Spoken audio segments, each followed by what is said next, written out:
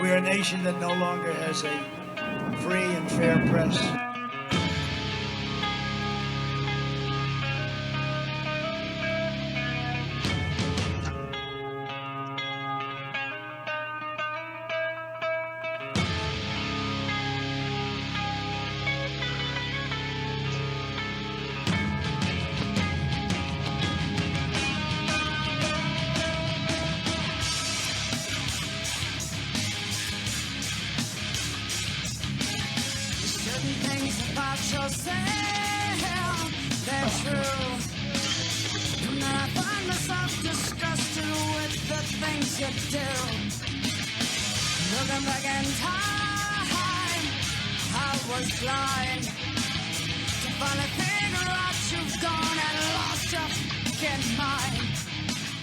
Hey, all right. Thank you for joining. You got Beware Mouse, and otherwise known as Alan, with WBOU 106.9 Chicago, home of certified and verified news only. And we have a very special guest today, somebody I've followed since they've actually first published.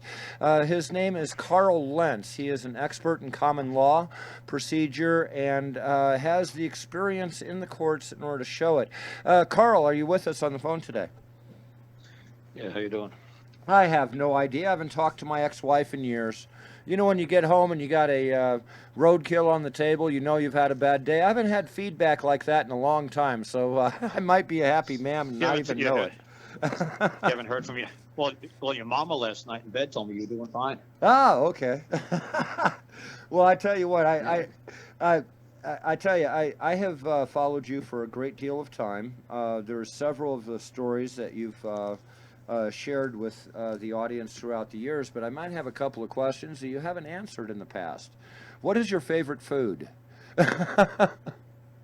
You have done so many interviews. How many interviews do you think that you've done in your career?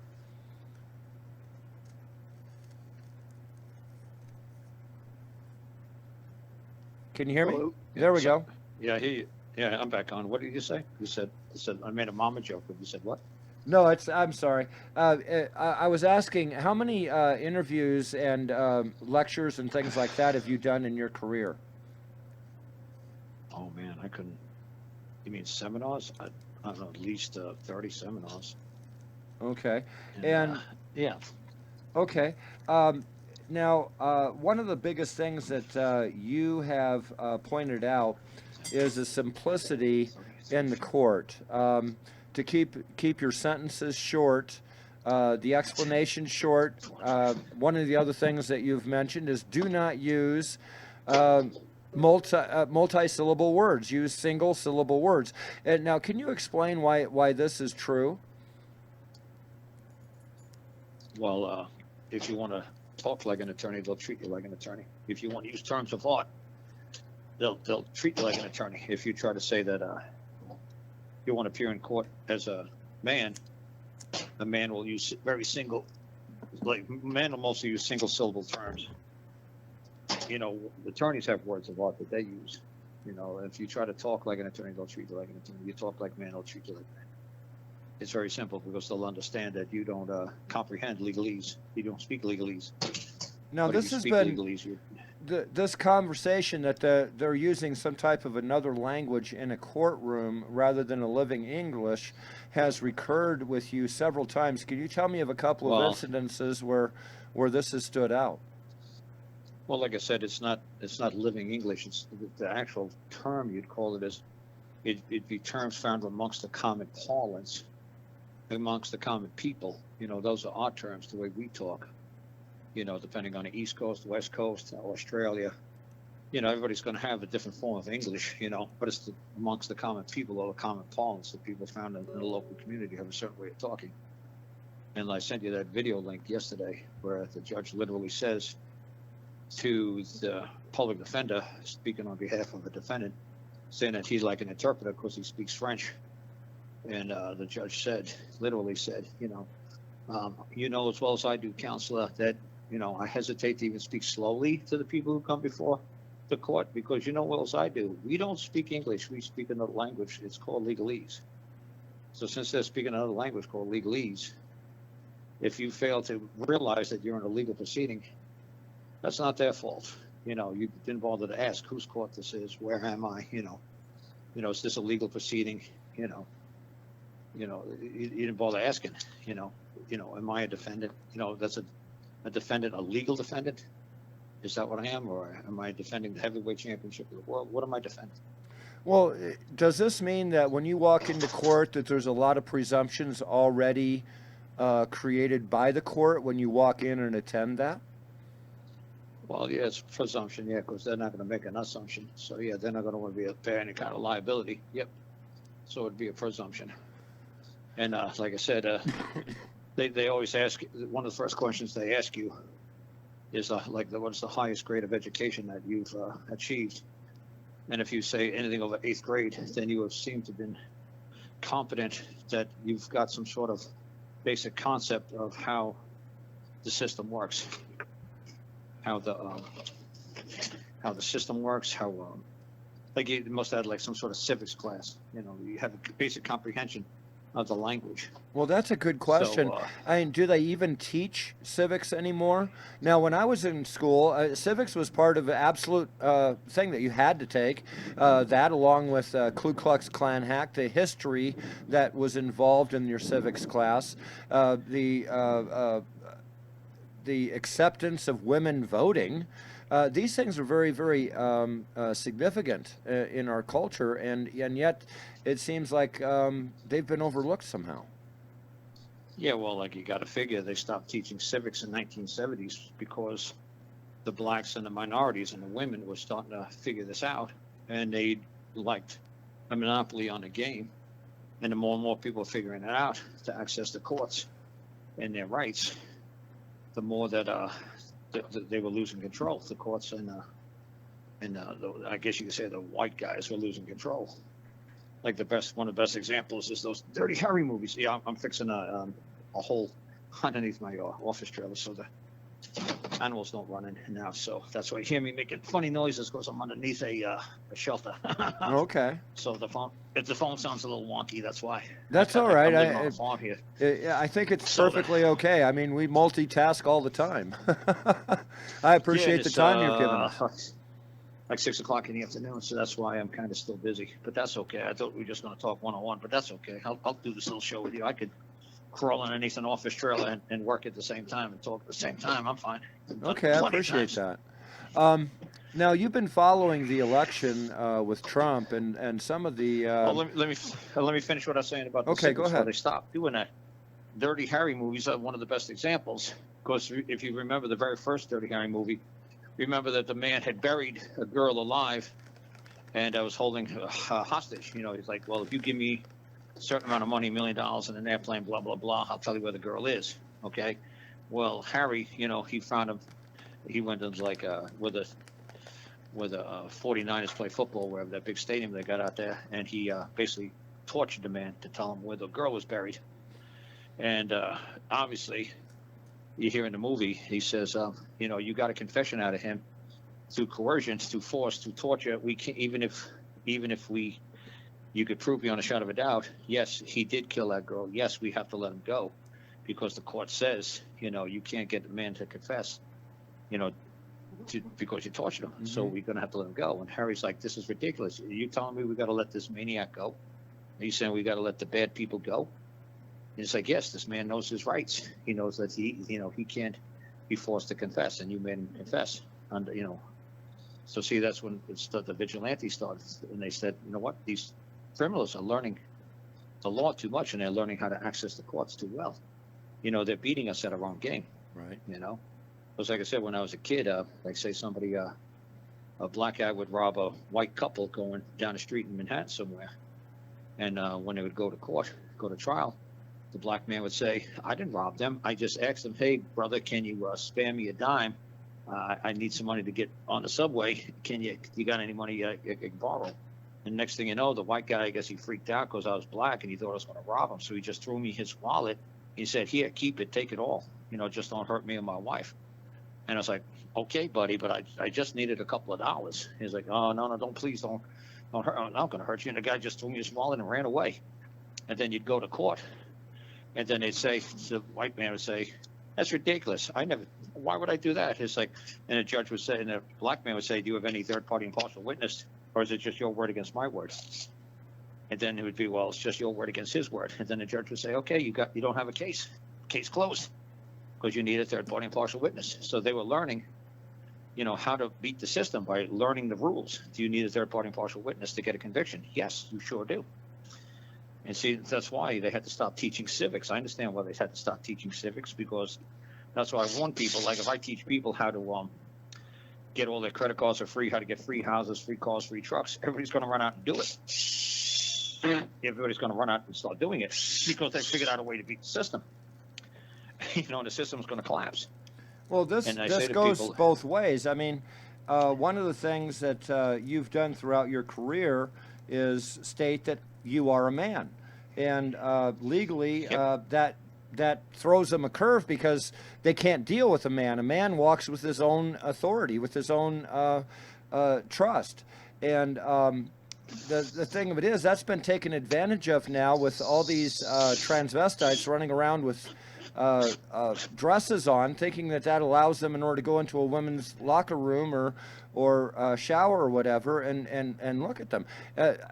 Where does this ridiculous interpretation of law stop, and is it because of the law that these things are occurring? Well, like I said, now you went off into a whole different subject, which is fine. Because like I could say to people, if you don't believe me that this could happen, when everybody learns how easy it is to pay off the debt or not pay the debt, or how easy it is just to set it off. You could take a look at Cuba. Cuba was the second richest country in the Western Hemisphere. Now it's still the poorest country in the world, because Castro figured it out. I said to myself when I figured it out, I said, there must be some place in history that some man has figured this out before. And then I looked at Cuba and Castro. He eliminated all the debt. There was no more usury fee. They weren't allowed to collect, if you just say, I'll pay you whatever I can pay you when I can pay you. And there was nothing you could do about it. There's nothing that you could say like the bankers could do about it. So the bankers left Cuba. And they said, well, we're not going to make any money here, and nobody's going to pay on their loans. Oh, well, you're going to pay me a penny for the next 1,000 years? No, that's ridiculous. So they left. They just closed up shop and they left. And everybody thought he was a hero for the first couple of years. Castro was awesome because he eliminated all the debt. He got rid of all the loans. He got rid of all the mortgages. And then when the people realized a year or two after that they couldn't get a new car, they couldn't get parts coming in from another part of the world, they couldn't get loans, they couldn't get money. Nobody wanted Cuban money. They wanted U.S. dollars, and they realized they didn't have access to the dollars anymore. The country collapsed, and everybody then wanted to kill Castro, and then Castro had to wind up killing the people who wanted to kill him. I mean, so like I said, if people start learning how to get everything for free and not having to pay on debts or pay their bills, eventually the banks will just say, you know what, we don't need this anymore. You know what, we'll just go over and deal with India and China. There's 4 billion people over there. We'll go over there. We don't need 300 million people. We'll go someplace else. We won't deal with normal people anymore. We'll just deal with business corporations. Like when credit cards first came out in the 70s, you had to be a corporation to get a credit card. They didn't hand it out to private individuals. Well, I remember that. Yeah. I remember the credit card thing. If you worked for a corporation, it was such a big thing in order to be able to put on your gas. Yeah. But boy, I tell you, I was actually cleaning up as a teenager at these gas stations and stuff. And when someone first started coming in with those credit cards, it caused chaos. If you think, your credit card not sliding at the cashier today is a big issue. Oh my God. I mean, there's people that was getting, $150 worth of gas going to pay for it, and they didn't even have a machine in order to use it. Yeah, exactly. I don't remember what you're talking about with those swiping a piece of plastic, a piece of paper.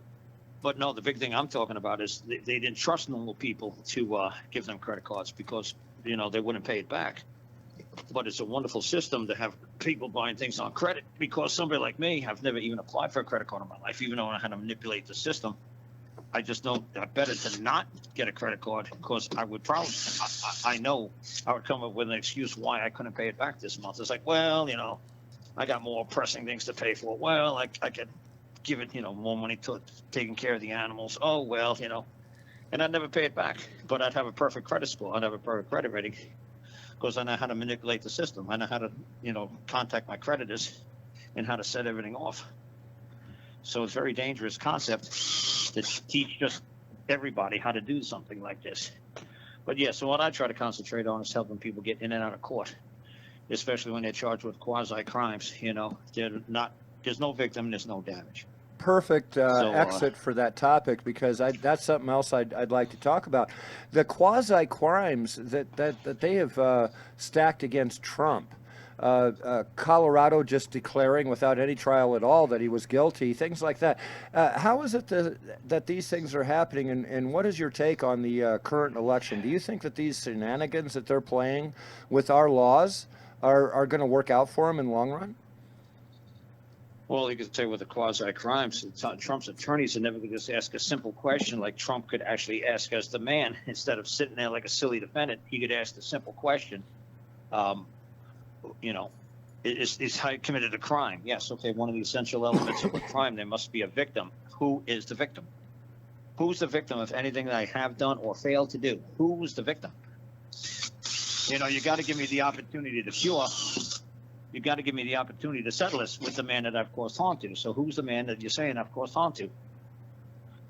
And then the man who says he's the victim, he has to explain how he is a victim of what I did or failed to do. What did I do? So even if in the scenario that, let's say, he was responsible for some part of that insurrection, they still have to show a connection between the damage done by that insurrection and directly attach that to Trump. I don't think there is any. They'd have to say there was $10 million worth of damage, and then who would make the claim that there was $10 million worth of damage? Say the United States. How would you determine the amount? Well, like I say the Department of Interior is in charge of those buildings, and they said overall it was $10 million worth of glass. Okay, I got you. We had to, right?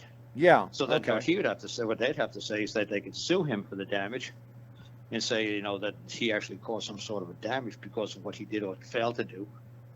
And so, like I said, so when you make a claim for the damages like that, then they'd have to say it was somebody else other than the Department of Interior. Say it was a bank, and you threw a rock through the window. Some of these insurrection kids would throw rocks through the windows. And just the bank would say that, okay, this kid caused $500 worth of damage. And it's like, okay, so I caused $500 worth of damage. So that's how much it costs to replace the glass? Yes. Did you pay the $500, or did you have an insurance company come here and pay for the damage? Oh, the insurance company came and paid for the damage. Oh, okay. So you have no standing. The insurance company would have the loss. You didn't have the loss. You paid for insurance, don't you? Yes. Okay. So the insurance company has the right to stand in court and make a claim for the compensation. So where's the insurance company? The bank would have no standing just because you threw a rock through the window. Did they take it out of their pocket and pay for the damage? No. So like I said, it would have to be Trump with somebody from the Department of the Interior, whoever maintains those buildings. So as far as I know, those buildings should be rented out. They could be leased, to some holding company for all we know nowadays. Almost every government building is a rental building. Almost every government building is owned by a private entity, and they just lease it out because it's cheaper. It's cheaper for the governmental entities just to rent out to lease these buildings and let somebody else do the security, the maintenance, the maintenance there's killer. I'll admit that. Maintenance. I admit Yeah, that. so I've let been in somebody else maintenance worry all about my it. life. Yeah, because I mean that's what's going to take away from your profit. Period. It doesn't matter how big the building is or how much rent you're getting. The fact is, it's multiplied by that many times maintenance as well. Right, because when I was down in Alabama, I was going to go after the Department of Human Resources down there, so I wanted to find out what their assets were. So they have like the biggest building in the state down there. It's like 7-story tall building. But it was actually owned by like Myron and Sheila Berkowitz, and they just leased it out to the state of Alabama, the Department of Human Resources. So I actually said, okay, well, where is the actual headquarters? So it's funny, if you Google Earth it was like a little mom and pop gas station from the 1940s, 1950s that's been abandoned, like in a cotton field down there in Alabama somewhere. That's the actual physical headquarters. It's like an abandoned gas station. It's like that's what they literally own. So I went to sue them for what they had on the books. They only were worth a couple of $1,000s because they only had pencils, pens, staples. They leased out, they rented out the staplers.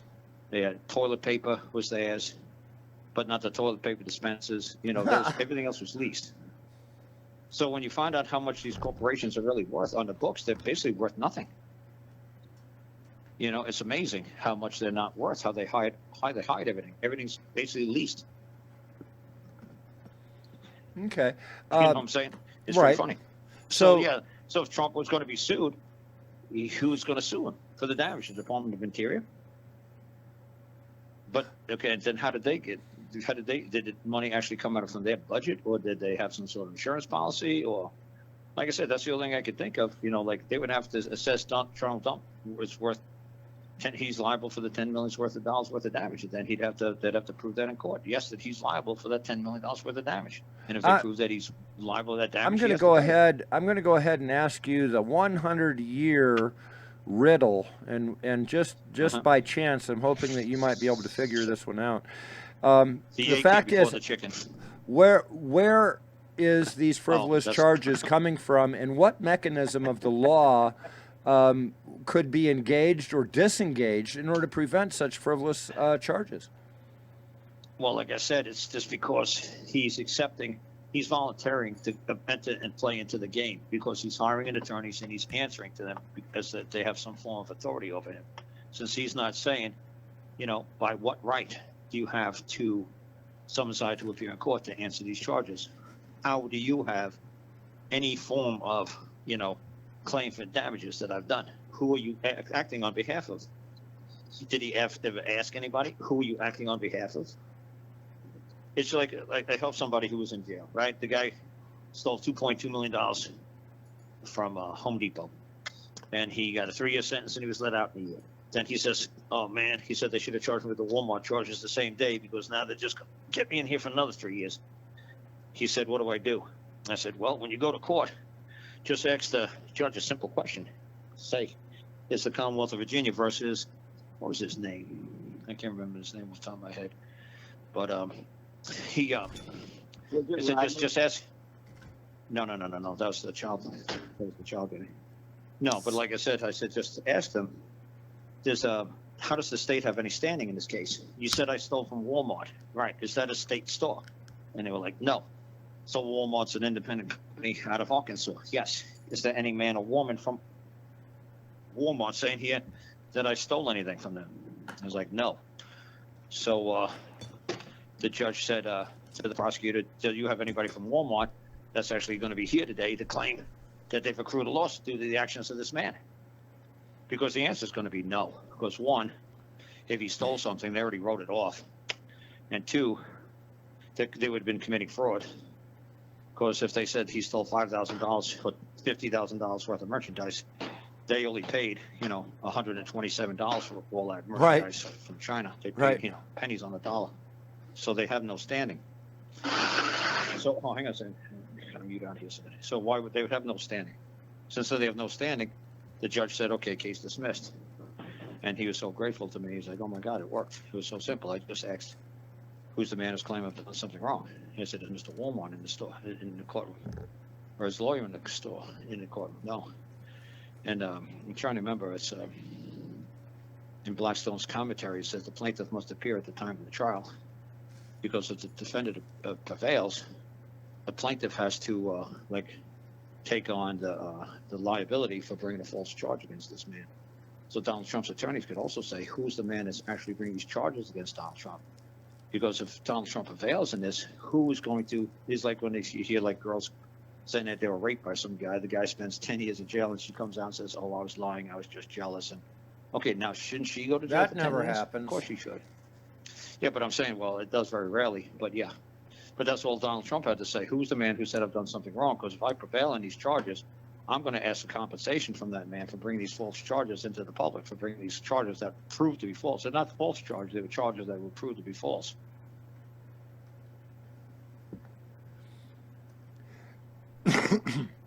I have a question I ask most of the guests on my show. What is the strangest, most bizarre situation that has ever happened in the line of your activism?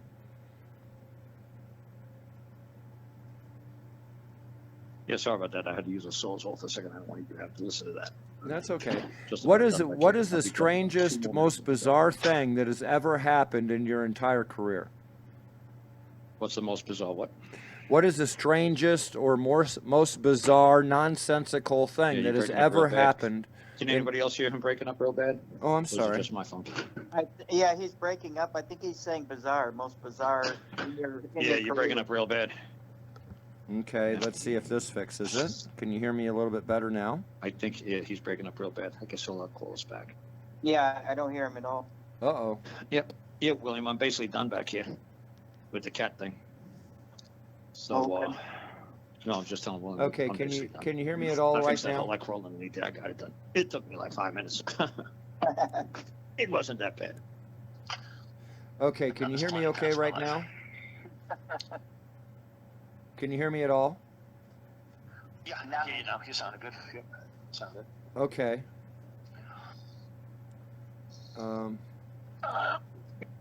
All right, how about now? Oh, wait a minute, wrong one. There we go. Now we're back. Yeah, see, like I said, either Donald Trump is just like every Joe normal person in this country, just stupid, or he's playing the game. You know? Is he just I not honestly knowledgeable? think he's playing a game because the Democrats have been making such bold errors. I mean, these things are not errors. These things are deliberate idiocies. And it's almost like Yeah, your they're phone's breaking driving up really, the... really bad. Billy, if his phone's breaking up, tell him. Okay, I'm not sure how to Billy, fix was that. his phone breaking up real bad? Yeah, his phone is breaking up really bad. Okay, Billy, I'm underneath it. All All right, right, I'm gonna call Billy back. Is that okay? I'm gonna call Billy back. And then how you gonna try? Then Billy's gonna. No, you have to call me Okay. so I can merge you. Yeah. All right. That's how it works. You All gotta right. merge everybody on one You phone. bet. No problem. I'll call you right back.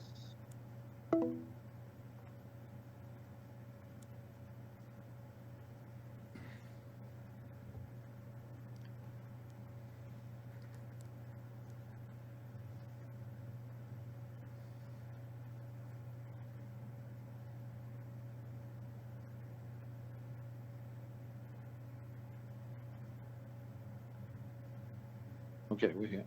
All right. Okay, can you hear me okay now? Yeah, like I said, it's just your phone for some reason. It's just. Yeah, Okay, no, well, it's a bad internet area and cell phone area as well. Oh. I live 20 miles from town in Colorado in the foothills, so. Yeah, just. Yeah, Billy, just tell him. Billy, just tell him when his phone sounded wonky. Oh, Because I okay. can't tell. Like I'm behind a metal building, so I'm underneath an office trailer. So All right. you know what I'm saying. I don't want to. I don't know if it's me. You know, like I said, because obviously I'm surrounded by metal. So. Yeah, no, oddly enough, you're coming in clear today. That's funny. Like I said, I'm right underneath the building right here. So. Well, I'm going to go ahead and Just have ask to put that a 2 question foot by 3 again. foot piece of plywood up against the building. What is the most bizarre, nonsensical, weirdest thing that has ever happened in your career? Oh, in court? Whether it be in court, in person, scenario that involved court later. In general, he's saying. Yeah, the top number one strangest, you'll never be able to forget that or figure it out. Even if you were Houdini, you'll never figure that trick out, whatever happened. Well, like I said, the best thing I could think of was in court. It was Farmer Charlie chasing the prosecutor around the courtroom, and then the man that I was helping, I punched him in the face. I backhanded him. He went flying off his chair, and I picked up his brother and body slammed him in court. And that was in England. Well, how did that arrive? Sport. How did you ever get to that point? What happened?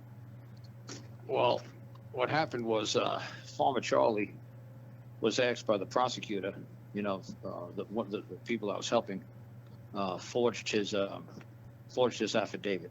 He wrote half a page of affidavit, and then another quarter of the page was written by the defendants. And the prosecutor said to Farmer Charlie, "Do you know who wrote? Obviously you didn't write this. Who wrote this?" And Farmer Charlie says, "I don't know. I didn't see anybody who wrote this." He says, "I think you know who wrote this, and you're just trying to protect them." He said, "Unless I actually saw the man write it," Farmer Charlie said, "I can't tell you who wrote this." He said, "I'm not going to bear false witness." He says, "Well, I think you know who wrote it." And Farmer Charlie said, "As far as I know, you wrote it to try to frame the defendant. How do I know who wrote it?" He said, "I'm not going to give you my opinion." He said, "Well, I think you're lying. I think you know exactly who wrote it." And Farmer Charlie said, Nobody calls Farmer Charlie a liar. Even the judge, when the judge called him to the witness stand, the judge said, Farmer Charlie, take the stand. He didn't call him like Charles Smith or Charles Jones. Everybody in that community knew was Farmer Charlie. So the judge said, Farmer Charlie, take the stand. So when Farmer Charlie took the stand, he said, the prosecutor said, I believe you're lying. He says, nobody calls Farmer Charlie a liar. He says, because my word is as good as the day is long. And the prosecutor said, well, I believe you're lying. And Charlie said, he said, Sonny boy, you better take that back, or I'm going to give you a throttling. And I said, throttling don't sound good. I found out later it means I'm going to choke you. And I said, oh, that don't sound good, but this is going to get interesting. And he says, look, sir, I'm just doing my job. And Farmer Charlie got off the witness stand and rolled up his sleeves. And this is a 70-year-old man who's got a catheter tube and a colostrophe bag. Oh, my And God. nobody else realizes in the courtroom, but I do. I realized how just ill Farmer Charlie was with pancreatic cancer. And he still wasn't going to put up with this. So Farmer Charlie came after the prosecutor, and he actually chased the prosecutor around the prosecutor table 3 times before the prosecutor said, okay, I apologize. You're not a liar. I withdraw the question. So then Farmer Charlie got back on the witness stand, and he said, the judge asked the prosecutor, do you have any more questions for this witness? And he says, no, I'm good. So then Farmer Charlie came off the witness stand. He sat right next to me, which was great. And man, I felt the old man's wrist. I said, that was the most impressive thing I ever seen in court, because what Farmer Charlie did is that he called the man out. And what it is like a trial by combat. And the judge actually permitted it in England. He actually called the prosecutor out. He says, if you don't take that back, I'm going to seek satisfaction, and I'm going to give you a throttling. So you got to take that It's back. quite amazing that these things have survived. These are very basic fundamentals of the rules as well, isn't it? Yeah, and he did it in England, which was amazing, because then when I told my people, I was like, look, if you acknowledge that the other side exists, if the crown exists, if you bring them to life, you're going to bring them to life by answering to them, by looking at them, by reacting to what they're saying, you are going to lose this case. Right now, we don't acknowledge that the crown even exists. We don't even acknowledge, because there's no man over there. There's no man.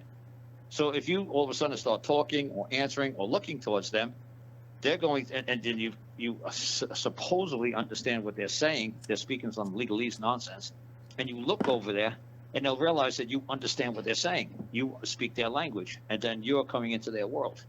I said, whatever we do, we don't look at them, we don't talk to them, we don't acknowledge anything that they're saying. We totally just look the other way, like they're ghosts, like they're not even there. Like they exist in the 2nd dimension, we exist in the 3rd dimension. We're 3rd dimensional, they exist only on paper, but we're not going to bring them to life. We're not going to show that it's recognizing a ghost in the courtroom, because it's an entity, not a person that's actually charging you with this.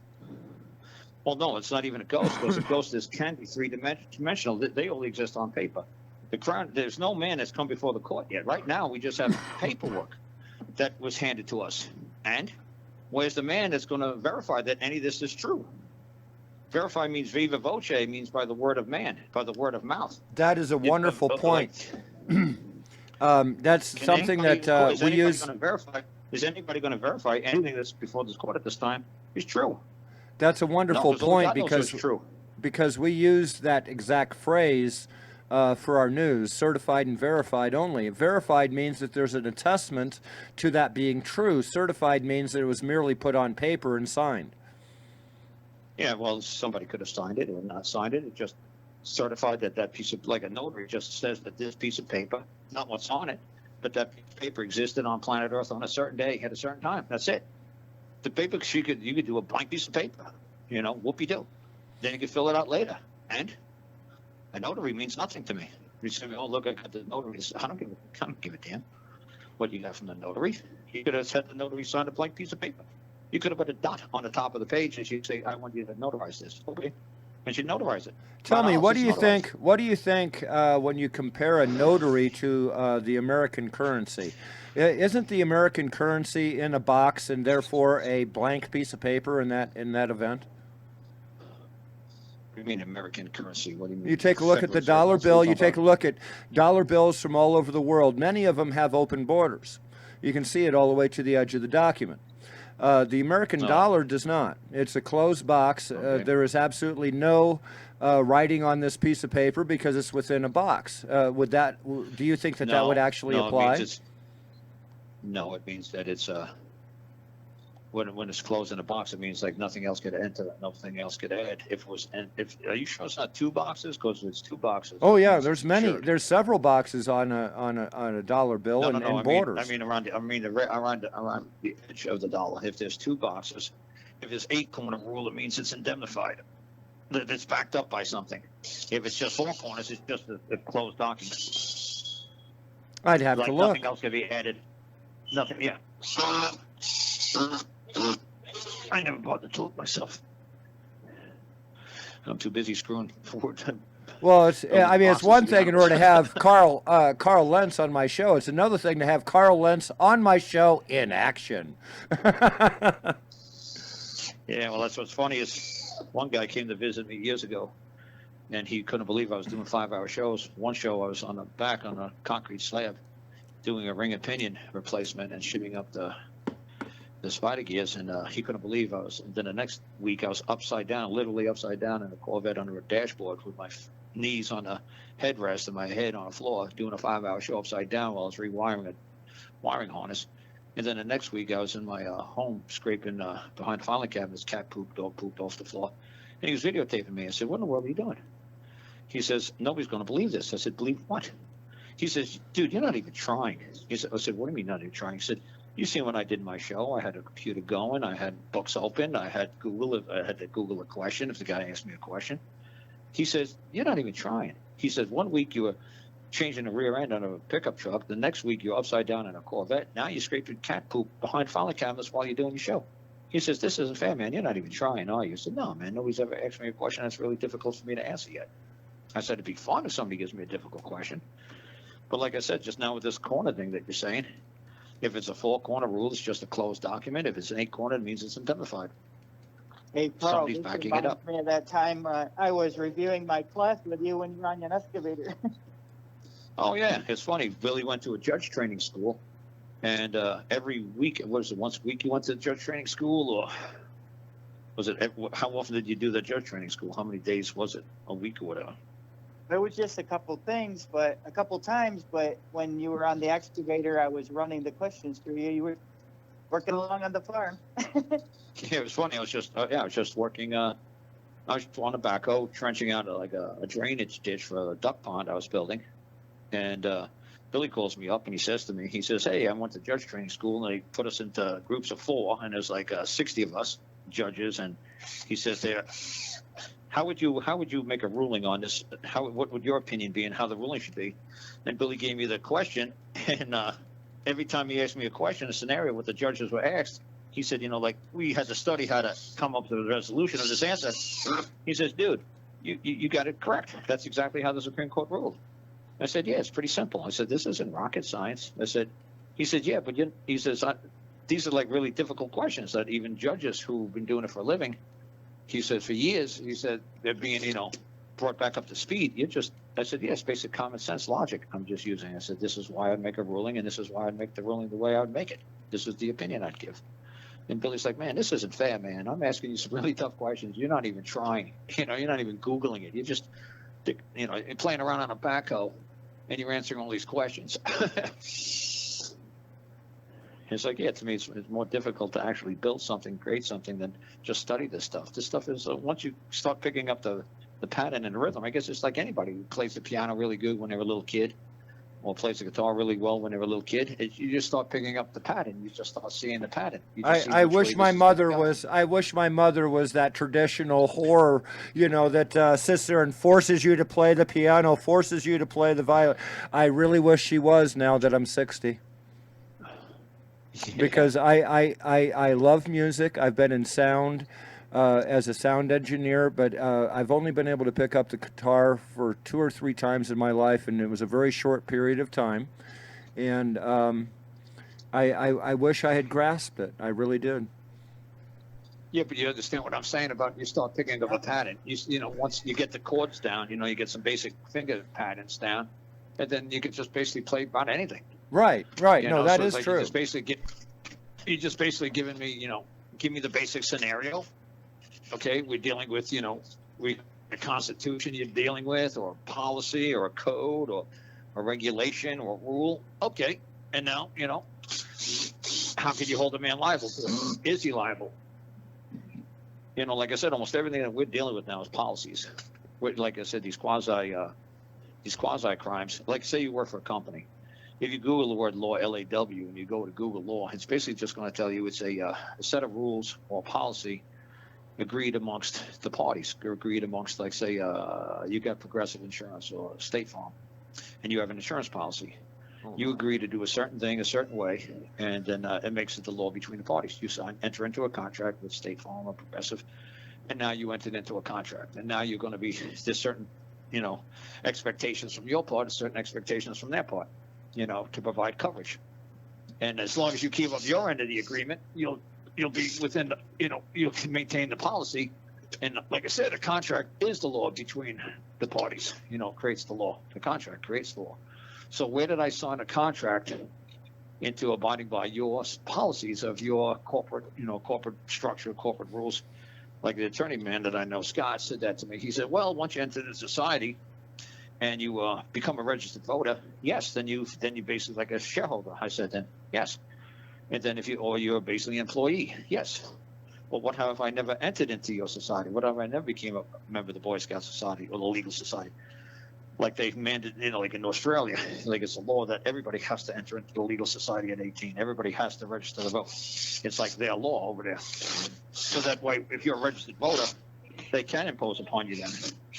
They can make you abide by a certain set of rules and obligations, because now you agree to be bound by that set of rules or that policy or that law. You agree to it. But I said, I'm not a registered voter. I don't have to abide by any set of code or conduct or policies. I said, so unfortunately, I'm not going to I can't be held liable to abide by your rules and regulations. So you could just basically say, bring the contract forward and show me where I've submitted myself to your control, your jurisdiction. Show me where I agreed to be bound by your policies, your rules, your regulations. Show me. Because like I said, they were asking us to get a kennel license. And I said, guys got to be kidding. If we get a kennel license, then you could come here 24 hours, 7 days a week. And you could say, we can do this, this, and this with the animals. We could only have 2 animals here, 1 animal here, no animals here. You're going to make all kinds of ridiculous rules. It's going to cost us a fortune to be in compliance. But if we're not in compliance, then you can impose upon us. You can imposition us, take us out of our position of that of man, or the person who has right to these property, because we're acquiescing. We're saying, no, we need you to govern us. We need you to give us a certain set of rules, regulations to maintain some sort of stability. And obviously, I don't need your help at this time. I don't require it. You're going to try to force me or threaten me. Good luck with that. Well, go ahead. You could ask me another kind of question. Well, let's see. What else? Done back here. What else haven't we covered? There has been quite a bit of question on how to approach the court. Okay, it doesn't matter as long as it's an administrative ticket and you know that you've harmed no person. What is the best thing that you would approach the judge with? Very first words out of your mouth should be. You're breaking up really, really bad. Billy, Michigan, you got to tell the man he's breaking up really bad. Don't let him just flounder around. Yeah, Alan, we can barely hear you. Okay, how about now? Yeah, that's a lot better. Crystal clear. Okay. But Billy, you have to interrupt. Don't be afraid to interrupt. I will. Okay. All right. Now, I do have a He'll really fix it on good the mixing connection board. with you.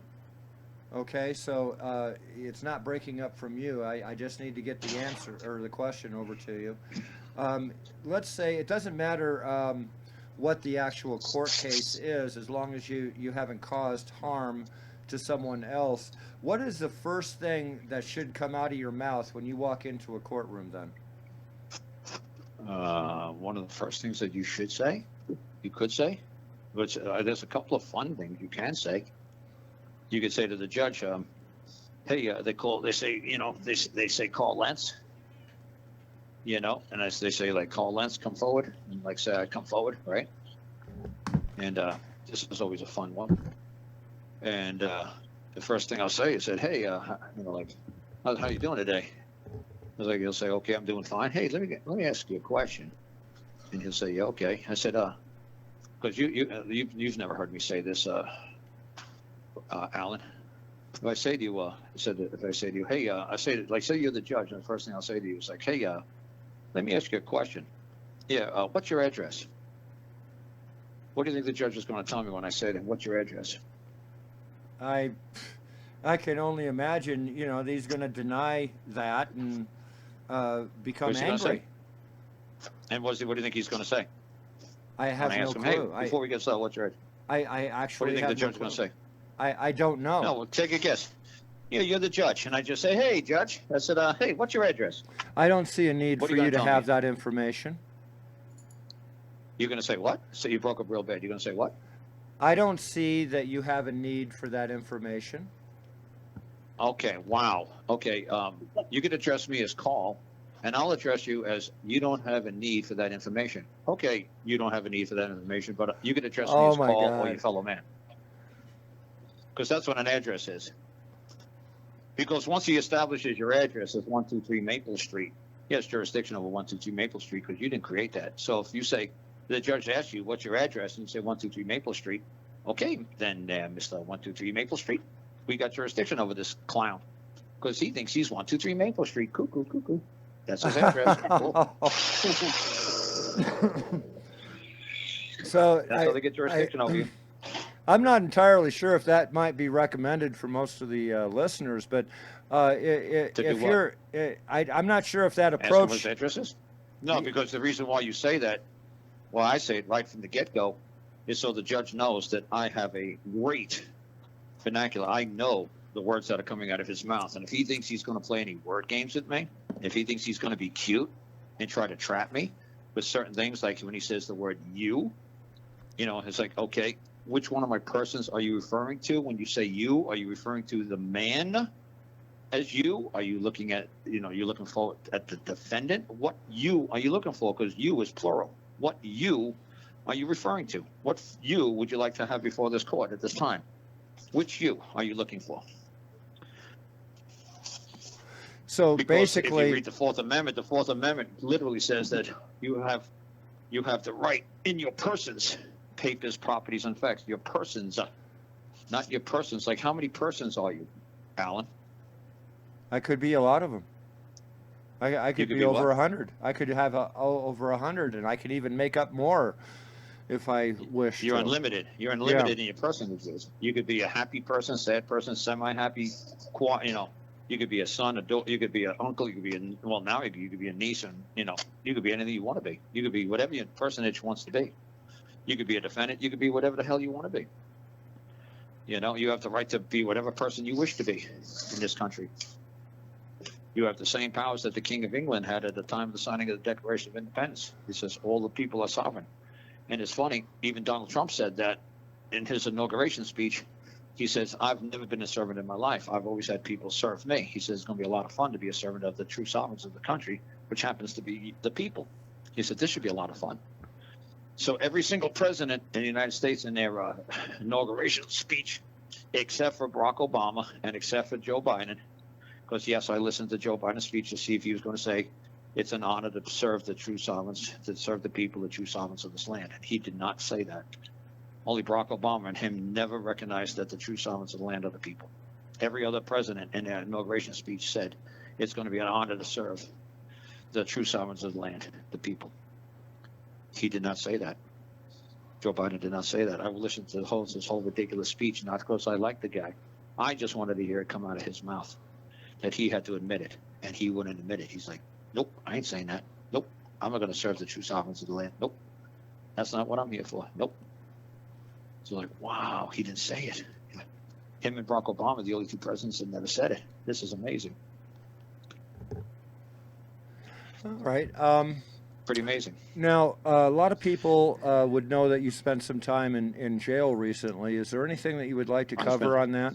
I spent in jail plenty of times, a lot of times. Okay, well, the most recent bout that you had, a lot of people sit there and says, "Oh, well, he deserved it," or the fact that it was Well, there was your three- resistance to the court. just came to a head. There was three people that lived here, and if there was actually any kind of animal cruelty that was going on, I mean, you can watch the YouTube video. The trial lasted less than 4 minutes. The state dropped the charges and they're tired. They totally abandoned the case because they knew it was ridiculous. And I said, I didn't get upset that they did what they did because I knew they were trying to figure out what in the world does this man do. I've been in this farm since 2014, 2015, the window of 2014, 2015. Okay, I'm not going to work every day, like literally going down the street. I mean, I do work. I get my hands dirty every day. And to me, I think they just were hoping that there was some crazy sovereign citizen stuff going on, like Donald Trump banners or Proud Boy kind of stuff, or paintball stuff, or guns, and we're doing some sort of malicious stuff. When they came on his property, they searched his property for 8 hours. Their warrant says to seize the animals, and they had the animals all seized within 20 minutes, and they had all the animals off his property. Yeah, I heard one of the dogs screaming in the background as they were trying to grab him and stuff during that video. That dog was terrified. Like I said, I'm not. Yeah, like I said, I'm not too worried about the actual drama of what actually literally happened. I'm just explaining why they did what they did. They wanted to search this property, and hopefully I was making crystal meth, or I was growing marijuana, or some sort of drug dealer, or some sort of sovereign citizen who was promoting violence. They were hoping for, the dogs was a reason to come on the property. It was just an excuse for them to come here. Then once they came here, they were hoping like I said, the first thing they arrested me for was obstruction. And the man pointed a shotgun on my head and told me to get on the ground. And it was funny because he wanted to hand me some paperwork. He said, we got a warrant to search to seize the animals on the farm. I said, do as you wish. I said, is you got a warrant? Yep. I said, is my name on a warrant? He said, nope. I said, then do as you wish. If you wish to take all the animals, take all the animals. I'm not going to interfere. I'm not going to get involved. I said, do I have any legal obligation to speak to you any further? He said, nope, because I was on a cell phone with him. I said, do I have any legal obligation to speak to you any further? He said, nope. I said, then any other paperwork you have, hand it to my attorney. I'm done talking, so do as you wish. He says, I want to hand you the paperwork. I said, that's lovely. I said, unfortunately, I have no legal obligation to accept any paperwork from you. My name's not on it, so do as you wish. So I went on the other side of the field and I sat down by the hay wagon, and then eventually he saw me over the hay wagon and he pointed a shotgun on my head. Him and 6 other police officers pointed pistols at me, and he pointed a shotgun at me. And he told me to get on the ground and, all sorts of stuff, crawl over to him, all sorts of stuff.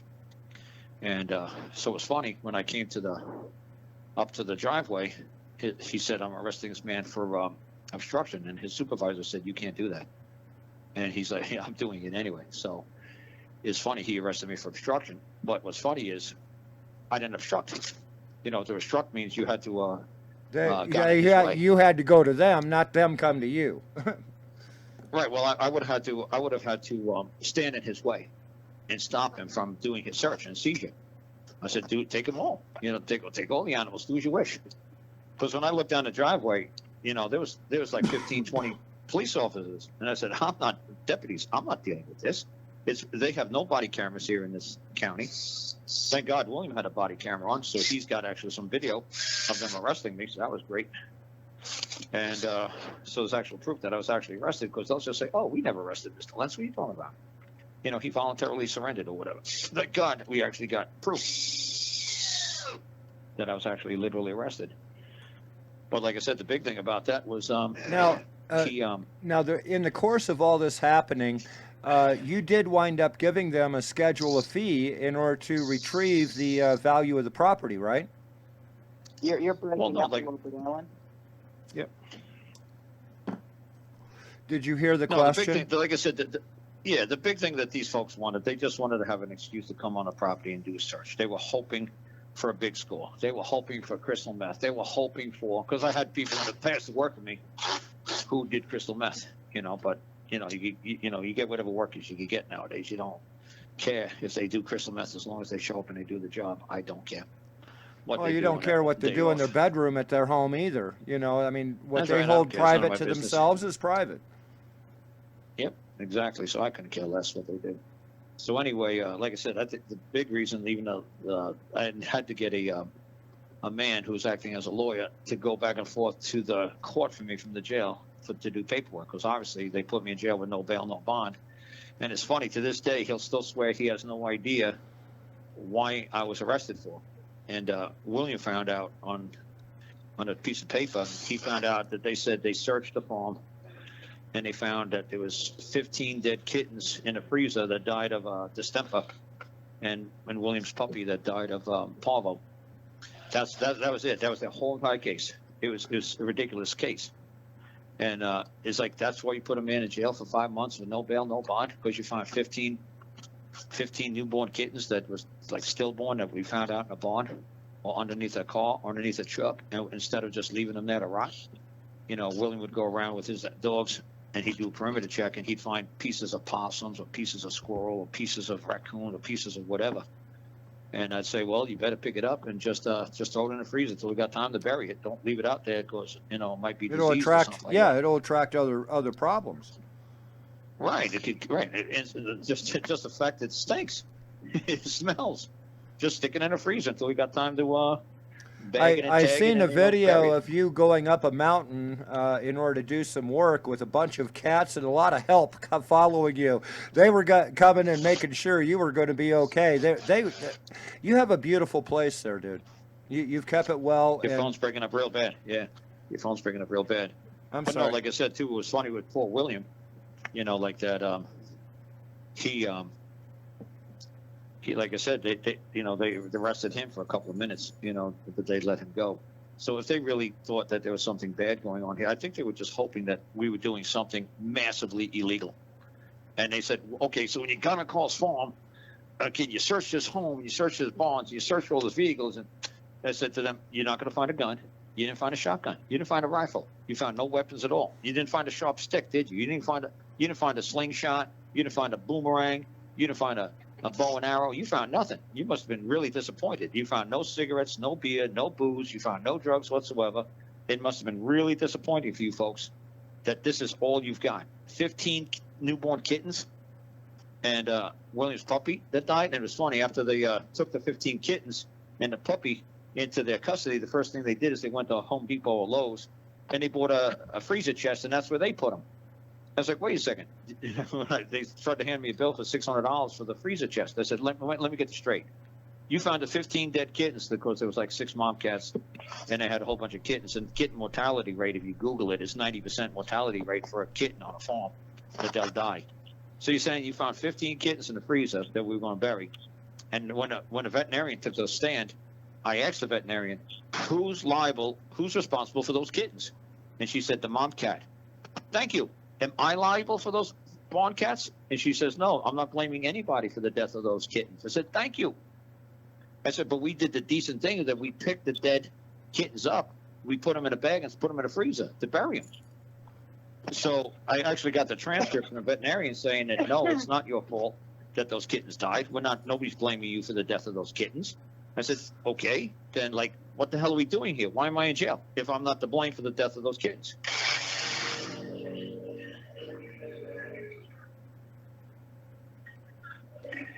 And it's funny, the director of the animal shelter, he said to the newspaper and he said to the media, he said one dog had a broken leg that we were fixing, that we have hospital bills to prove that we took him to the veterinarian. We took her to the veterinarian. We got proof that, we got a pin set in her leg and all this other good stuff. And he said, but other than the one dog having a broken leg, he said, overall, the dogs are very healthy.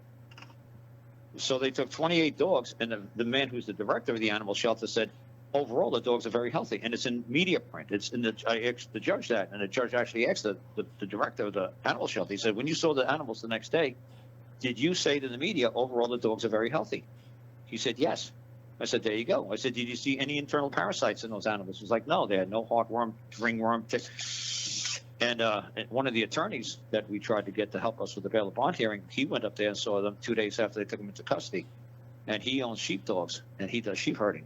And he said to the judge, he says, I do sheepdogs. He says, I know what a working dog looks like. This man has border collies, and I know what a working border collie looks like. He does not have working border collies. He's got show dogs. These are show dog quality border collies. He doesn't have working dog border collies. So everybody knew my animals were beautiful and they were gorgeous. And it's funny, the veterinarian literally lied on the witness stand, and she said she didn't weigh any of the animals. The only problem is I had the veterinarian reports in my hand, and she weighed every single animal. Like one of the cats weighed 6.65 pounds. And I kept asking her, how much does dog number 1 weigh? She said, I didn't weigh any of them. Oh, really? Huh, that's interesting. How much? And then when we got to the second dog, how much did the second dog weigh? And she said, I didn't weigh them. Oh, so neither you, the lead investigator, nor you, the lead veterinarian, weighed the animals? No. The animal control agent lady didn't weigh them either? No. Huh. How about the third dog? And then the judge started getting mad at me. He said, sir, he said, she already told you nobody weighed any of the animals. They took the animals in and nobody weighed them. I said, oh, that's very interesting. I said, she said, stop asking that question. So she went to like dog number 4. And I asked her, how much did that dog weigh? And the judge was like, really? Do I have to tell you again? Nobody weighed the animals. Stop asking that question. And I'm looking at the vet report, and it said 45 pounds that dog weighed. 37 pounds, 40 pounds, 50 pounds, 55 pounds. So I was looking at the veterinarian report, and I just let the lead investigator and animal control lady and the lead veterinarian keep swearing up and down they never weighed any of the animals. But I'm looking at the stupid vet report. Lady, you signed it in 912 font. You wrote it like John Hancock. You could see it across the pond from England. You could see her signature. But she's swearing on a stack of Bibles she didn't weigh any of the animals. And the judge started getting mad at me, like by the time animal 14, animal 15. He said, Mr. Lentz, will you stop asking them if they weighed the animals? The answer is no. I said, oh, okay. Animal 15. Yeah, how much did that animal weigh? I had them lying every time. Every time that I asked them how much did the animal weigh, they kept saying they didn't weigh any of the animals. Yet I'm looking at the vet report right there. And then when the man who was running the paperwork back and forth, the lawyer, came to visit me one time at jail, he said, what makes you think they weighed the animals? I said, look at line number 4 on the veterinarian report. He says, yeah, and? I said, you see 45? Yeah. He said, what do you see next to it? He said, the pound sign. I said, thank you. What's the next one you see? The next animal? 50 and the pound sign. Yeah. He said, well, what do you mean? What makes you think that's how much the dog weighed? Let's look at the cats. 6.65 pounds. That's about how much a cat would weigh, 6.65 pounds. There you go. How much would the dogs weigh?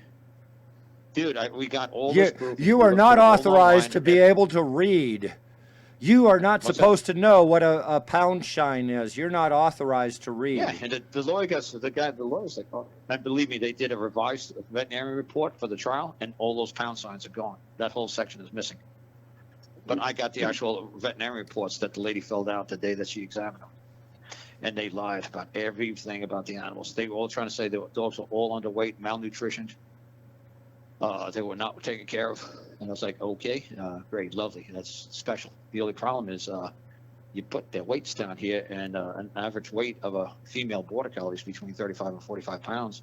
And the only female border collie that was 35 pounds was the puppy that was 7 months old. Other than that, everybody else was 45 to 55 pounds. So all my border collies were a little overweight. They were solid like a rock. They were muscular. Right. They were really healthy girls.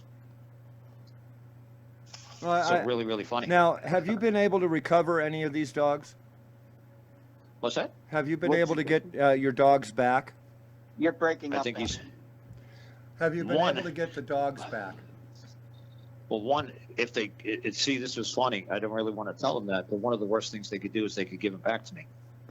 Because if they give them back to me, I've got to stop doing whatever I'm doing and start dedicating my whole life again to maintaining. Like right now, I'm underneath a building fixing the holes in a trailer so the mom cats that had kittens could come back here and have a place where their kittens aren't going to die.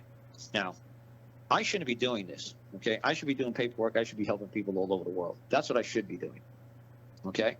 So now if they dump a whole bunch of animals on my lap, guess what? I got to take care of those animals until 11, 12, 1 o'clock in the morning like I used to do, and I'd eat breakfast at 12, 1 o'clock in the morning. I give a cup of coffee all during the day. I'd drink coffee all day, but I would wait till the very end of the day to actually eat food.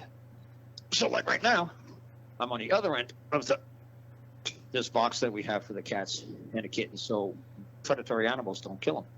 So again, I got to find something that's 4 feet long and 2 feet high and screw it into this wall to keep the animals from being attacked. So the kittens have a fighting chance. Because normal barn cats, if you Google what's the life expectancy of a barn kitten, he'll say 90% death rate between 1 year old. Like last year, I think we had like I don't know, say it was 10 female cats here, and they had 100 kittens. Only 2 survived to make it to a year old. The other 98 died. That's why they could have kittens 6 times a year, like 6 kittens, like 6 times a year. They could just keep pumping them out like rabbits because the mortality rate is so ridiculously high. That, hey, they're curious. well, that's what I'm saying. That the mortality rate is so high. That's why they pump out so many, because they have they don't really have much of a fighting chance to survive. Like, look at the poor kittens that were born this February. It's ice cold here. If they weren't have some sort of heating, if we don't provide some sort of a box for them to lay in, straw for them to lay on, they'd all die. It'd be too cold. Every single one of those kittens would have been dead by now. But Right. you throw them you give them a box, you give them some straw, you say, good luck, Mom. Take good care of your kittens. Have a nice day. At least you give them a fighting chance. Right, definitely. But right. So that's what I'm saying. So you're saying, to me, that's ridiculous. That like I said, this area where they live is outside. Now, So we just try to make it so they can't be they'll become nobody's going to eat them to give them a fighting chance. you gave these people notice of compensation. They took your property, and even though it was with a warrant, you're still entitled to Yeah, compensation. but that's what I'm Is that saying. correct? But I'm saying, say they took the animals, okay? One of the worst things they could do is say, here you go, Mr. Lentz, here's your 28 dogs back. Do you understand how hard it would be for me to take care of 28 dogs? I ran into some lady I'm sorry, Home that Depot Lowe's wasn't the question. The question was, you have filed for compensation, though. Is that right? Well, I gave him notice that if you want me to carry out your order, I'm going to require compensation of $4,000 a day. Yes, because they gave me a bill for like $4,000 a day for the care of the animals. So I just flipped it around and said, oh, if you want me to carry out your order, I'm also going to require compensation of $4,000 a day while you use and enjoy my property.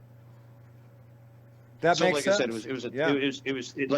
was just overall it was ridiculous because it was a civil case. Okay, it's civil. It's not criminal. It was a civil case. It's quasi criminal. It's civil with criminal attributes. So what makes this thing so silly? It said it was the Commonwealth of Virginia versus Karl Lentz. The only problem in a civil case, the plaintiff is the one who owns the property, who has the right to the property. Like if I smash your car, it's going to be Alan versus Karl Lentz, okay? Because I damaged or destroyed your property, or I won't give you back your property, or I owe you something. How in the world did the Commonwealth of Virginia act on behalf of my property? Because even the judge said that's his property. It's been ruled many, many times in Virginia, the judge said, that the people are the rightful owners of that property. That's their property. So to me, it's like, yes, this is very simple. So if that's my property, how could you come after me in a civil suit? I could come after you for taking my animals, but how could you come after me for doing something to my property in the private? Now, I'm in the private sector, right? I'm not a kennel. I'm not a groomer. I'm not a dog trainer. I'm not teaching them how to hunt or anything, right? Okay. How could you come after me as the man who owns that property? How could you stand there with a straight face and say that, I'm going to sue you on behalf of your property? You mean if I take a ball peen hammer to my car and I beat the crap out of my car, you're going to sue me because I beat the crap out of my car? Or look at what Rihanna did. Rihanna burnt her house down to the ground in Beverly Hills somewhere. And everybody said, is she going to be charged with a crime? They said, no, she's not going to be charged with a crime because it's her property. If she wants to burn it down to the ground, she can burn it down to the ground.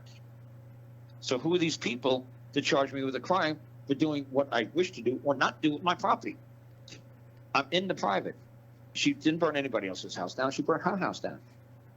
So how could you hold her responsible or liable for burning down somebody's house? It's her house. If she wants to burn it down, burn it down.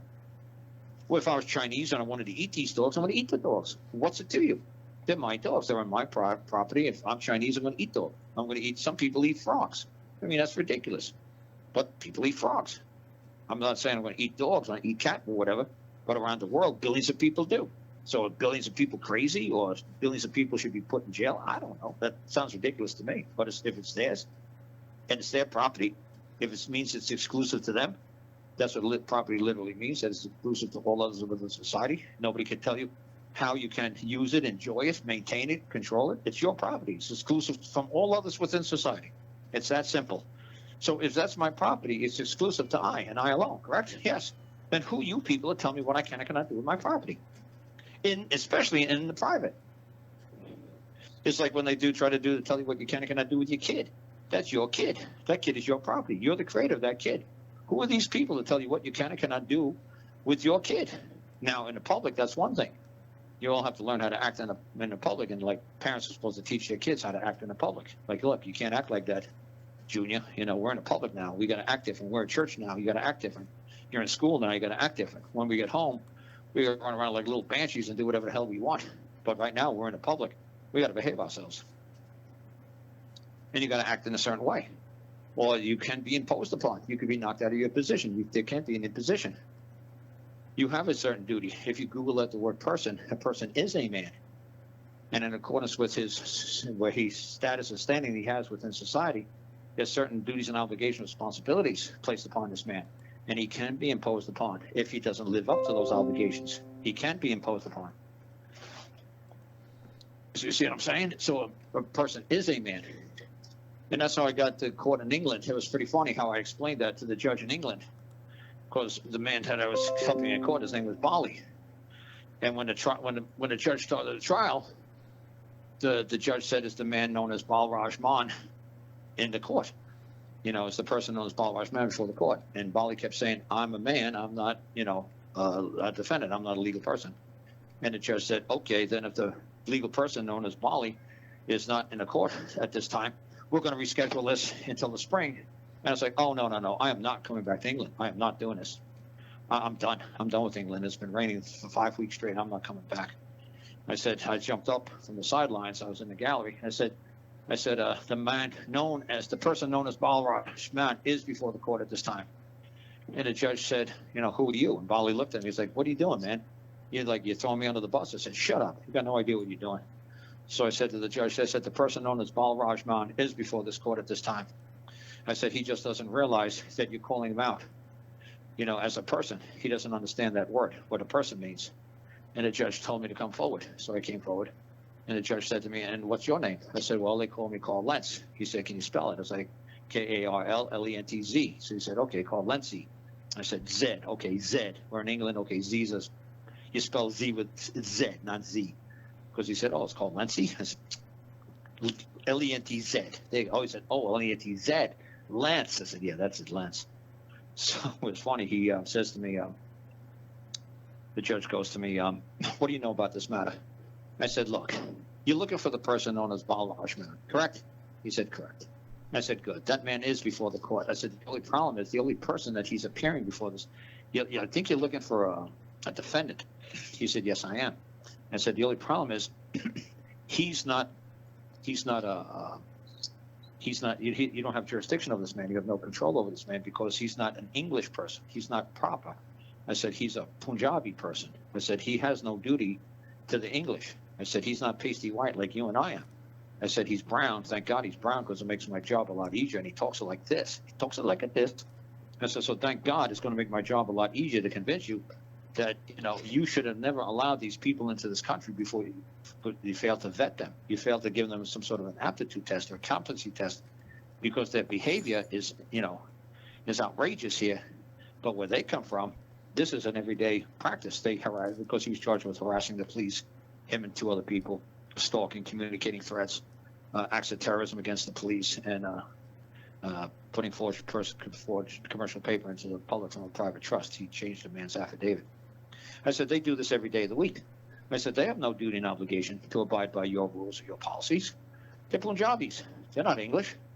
They don't. They can do whatever they wish to do. I said, they're not properly vetted. They don't have no competency in what's required of them when they enter into the public or when they intercourse with these police officers. They have no clue what to do. This is what they do their whole lives. They're very violent people. I said that in court. I said, Alexander the Great couldn't beat these people. He ran into these people and he made a U-turn and went home. I said, they had enough. And it was funny. He asked the other 2 defendant's attorney, who's also Punjabi, he says, "Is Mr. Lentz telling us the truth?" He said, "Oh yes, they're very violent people."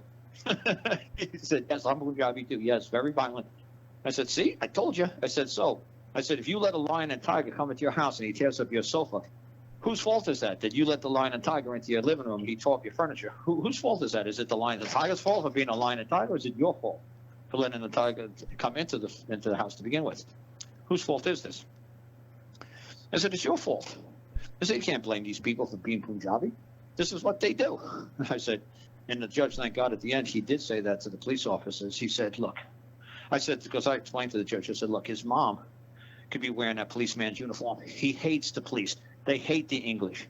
They hate you people. You conquered their country and they hate you. They want every single white person to die, including me." I said, "They just tolerate me because I'm helping them. But they already told me if I turn on them, they're going to slit my throat and throw me on the street like a dog, like every other white dog should just die."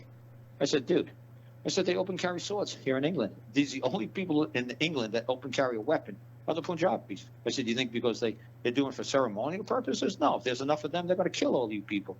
And I said, "I'm going to be watching from the States, and I'm going to be laughing when I watch this on CNN. I'm going to sit back with a bag of popcorn saying, 'Oh, well, I warned them, but you guys want to listen to me. Oh, well, you let all these brown folks in your country. Now you ain't got a country. Don't tell you, Karl Lentz didn't warn you. I warned you." It's funny. I did all this in court. And I think that's when that Brexit thing really kicked into gear, when I started mentioning, these people are going to make you people disappear. These people hate you. So it was really funny when I said that to the judge. Look, his mom could be wearing a policeman's uniform. I could be wearing a policeman's uniform. He's not attacking the man in the costume. He's attacking what that costume symbolizes. Symbolizes oppression of his people, killing his fucking people. 30 years ago, the English and the Hindis went to their royal temple and killed all their priests, killed all their clerics. You guys killed everything. You burnt like the Vatican City down to the ground 30 years ago. I said, they hate you people. You supplied the weapons to the Hindis, and the Hindis went there and burnt them down to the ground. They hate you people. I said, so why are you going to blame these people for showing, anger towards you people? I said, why don't they burn the Vatican City down? All the Catholics would hate the Jews or whoever burnt the Vatican City down to the ground. I said, what do you expect from these people? You think they're going to hug you? You think they're going to love you? They hate you, okay? They hate you. Get over it or get them out of the country. I said, deal with it. I said, you let them come in. Well, it's your problem now. I said, you let a lion and tiger in your living room. It's your problem now. You shouldn't have let them in. Now you let them in. Oh, well, now what are you going to do with it? I said, you can't hold them responsible. I said, look, I said, if this white man, one of the cops' name was Barry Rose. I said, if Barry Rose was selling lollies at the sweet shop to their children, they'd love him. But since he's wearing a uniform, they hate him, and they want to see him die. I said, his mama could be wearing the uniform, and he's going to want to kill his mama. He's attacking whoever symbolizes England, the police, authority. That's what they're going after. That's what they hate. They don't hate Barry Rose, the man. There's no man that they've ever caused any harm to. I said, now the police, that's another story. I said, but you can never bring a man forward to say the man is, these people ever caused harm, injury, or loss to any man. It's never happened. To the police man, that's fine, but it's not a man. It's a policeman. He's not a man. You put the word police in front of man, it diminishes the capacity of the noun. It's an adjective. He's not a man. I don't know what he is, but he's not a man. You could have a robot acting as a policeman, and it's not a man. You could have a dog is considered a police dog. This is like a police officer, and you can't hold these people liable because they did not cause any harm, injury, or loss to any man. No man is going to come forth and say they've been done wrong by these people. Now, there was a time that you had to walk into a courthouse at 3 o'clock in the morning. Well, let's put it this way. On the legal side, they were guilty on all 5 charges. They were guilty. Can you hear me okay? The judge read out the ruling for about 40 minutes. Can and you he hear said, me? count 1, harassment, guilty. Then the judge read 3 cases of the past, like Crown versus Smith, 1972. And Can you hear me now? That was about. Then he said Crown versus Jones, 1992. Then, Crown versus Upcake, 2002, and he gave 10, 15 minutes of each case. And then the second charge, guilty. And the Punjabis looked at me, he's like, is this how this is supposed to work out? I said, just chill out, man. Wait till he gets to the common law side of the court. Just chill out, man. I said, everything's going to be fine. So then as soon as he said, now for the common law side of the court, it's funny, the barristers, there was 9 of them. They all pushed their wigs back. They took their pencils. I hate writing with pencils, but I remember they all had pencils. and they stopped writing. Everything the judge was saying on the legal side, they were writing like crazy. But when now the judge said, now for the common law side of the court, they took their pencils, threw them on the desk, kicked their chairs back, pushed their wigs back, and they said, now for the common law side of the court. This is the most idiotic case I've ever sat before. The charges are discharged in their entirety. And the Punjabis obviously started to cheer, and I said, hey, little decorum in the court. Knock it off. I said, I think the judge said, case is discharged. I think he might have said guilty as charged. I think you better just calm down and wait till you go outside to celebrate. He said, you know what? Wait till you go home to celebrate, okay? We're not done here. We're not done by a long shot. I said, just sit down and knock it off. Little decorum. I said, you see those people on the other side cheering up and down? No. When the verdict was in that you're all guilty on the legal side, you didn't see these people high-fiving and going crazy, did you? I said, just chill out, okay? Just relax, guys. This isn't done. So then everybody was just sitting there. And Bali looks at me and he says to me, why are we all just sitting here? Why is the judge and everybody still sitting here? I said, you prevailed. What? You beat the Crown, right? You beat Crown. He says, what does that mean? I said, what do you mean, what does that mean? You prevailed. They brought a claim, they brought charges that were proved to be not true, false charges. I said, so what did you wish? What do you wish of the Crown? You won, they lost, they were going to throw your asses in jail for years. They were going to take $400,000 or 350,000 quid. It was like 400,000 US dollars. They wanted 350,000 pounds off you people for fines. I said, so what you wish? Do you wish to get equal compensation? What do you wish for? I said, do you wish for the Crown? Do you wish to, control, like the NSA control Crown? Do you wish of Crown? Do you wish for the Crown? I just basically said, do you wish of Crown? Do you wish for Crown? He says, what's the Crown? I said, good question. And I rolled up a ball and I bounced it off his head, paper ball. And I said, whatever the judge says, that's Crown. Enjoy it. Goodbye. You don't even know what you're asking for. I said, look, man, it cost you 6,000 quid, about 10,000 US dollars, to get me over here and pay for my room and board. They gave me $0 for helping me. They never paid me a penny. I just did it for kicks, just to see if I could do something like this in England. I didn't get a dime from these people, even though they owned a village in India. They own farms in North America, Europe, and Asia. I never asked these folks for a dime. I just was doing it to see if it could be done, if it really works. And the judge warned the Crown prosecutor not to do this, because this man is going to bring us before, the people. And the Crown has never prevailed before the people. It's never happened. A legal fictional entity has never beaten man. It's never happened. And the judge actually warned the prosecutor. He said, how many times has this happened in English history in 900 years? He said, Your Honor, I don't know. He said, 5. This will make number 6. How many times have we won? Out of the last 5 times we've been dragged before the people, before Queen and country. When was the last time we won? He says, we've never won. He said, so we're going to win this time? He said, yes. And he said, how do you think you're going to do that? He said, the judge said, do you have any witnesses? And the prosecutor said, yes, I got the police officers. And the judge did the old stop sign hand thing, said, stop right there. Not another word. He said, you don't think that man over there that I've never seen before in this courtroom, that white man amongst all these Punjabis, you don't think he knows what a man is? No. There's no man that's going to appear for the Crown. He said, you better go out in the hallway and you better talk to that man and you better make some sort of settlement, because he said, we will not prevail. We haven't done it 5 times before, but this will not be the time we will prevail. We will not prevail. And thank God the English fucking judges actually abide by a certain set of rules and conducts. I mean, we could very easily have lost. He could have just said, screw the rules. You know what? Screw these Punjabis. Screw all of this, man. Screw the rules. We're going to win. Why? Because we could cheat. Because what are you people going to do about it? But at least they're honorable people. And they understand that if you know the rules, you're going to have a hell of a shot in court. But if you don't know the rules, well, they're going to kick the crap out of you. So you got to know the rules before you enter into the court. Hey, you in here, Will? Oh, okay. Yeah. So we can start, I guess, move those soon. We'll do it tomorrow, though, man. I just got to finish up the bottom of that. I wanted to ask. The bottom. I already did the one side, and I didn't realize it.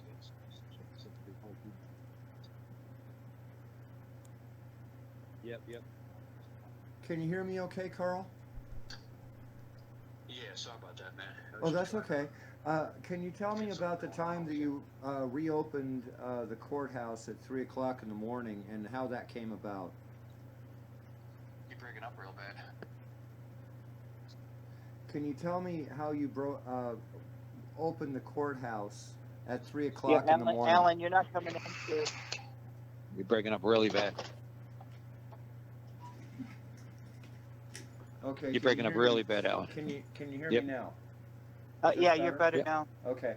Yep. Can you tell me about the time that you woke everyone up in order to come to court at 3 o'clock in the morning? How that Oh. came about, and how you wound up getting them to actually open the court? Yeah, well, it was two funny things about that opening the court nonsense. One was we finally had a decent judge, Judge William Owings, from he was a Supreme Court justice at one time, and he had to come down to Birmingham from Bibb County, and he knew the rules. He knew the rules of court, and the poor bastards I was dealing with, state prosecutors and the attorneys and social service workers, they didn't have an understanding of the rules of court. So I'd ask every single judge that I'd run into when they wanted to hear the case, I'd ask them a simple question. I'd say to the judge, I said, I said, oh, I see that you've been assigned this case. You've been given this case. Yeah. He said, yes, I have. I said, is the court in session the time that at the moment that you received, that you have? I said, can you hear me right? Yeah, I got you. I can Okay, hear I you. said, yeah, I said to the judge, I said, okay, is this court in session the moment that you received the position to act as the judge, or is court in session now that you took the bench? He said, the court's in session the moment I took the bench. I said, okay, good. And I knew the answer for the second question. The term of the court is a year, but I gave him a funny question. I said, so, and the term of this court is 6 months? He said, no, it's a year. I said, I know it's a year. You know it's a year. I said, I just asked you, because I wanted to hear you going to placate to me and just say, yeah, it's 6 months. Yeah, it's 6 months. Because the first time I asked the first question, I remember that now. When I asked the first question, I said to him, when is this court in session? The court in session when you take the bench or when you assign the case? He says, and then the prosecutor on the other side started laughing. He said, there goes Karl Lentz with his crazy questions again. Here he goes with his silly questions.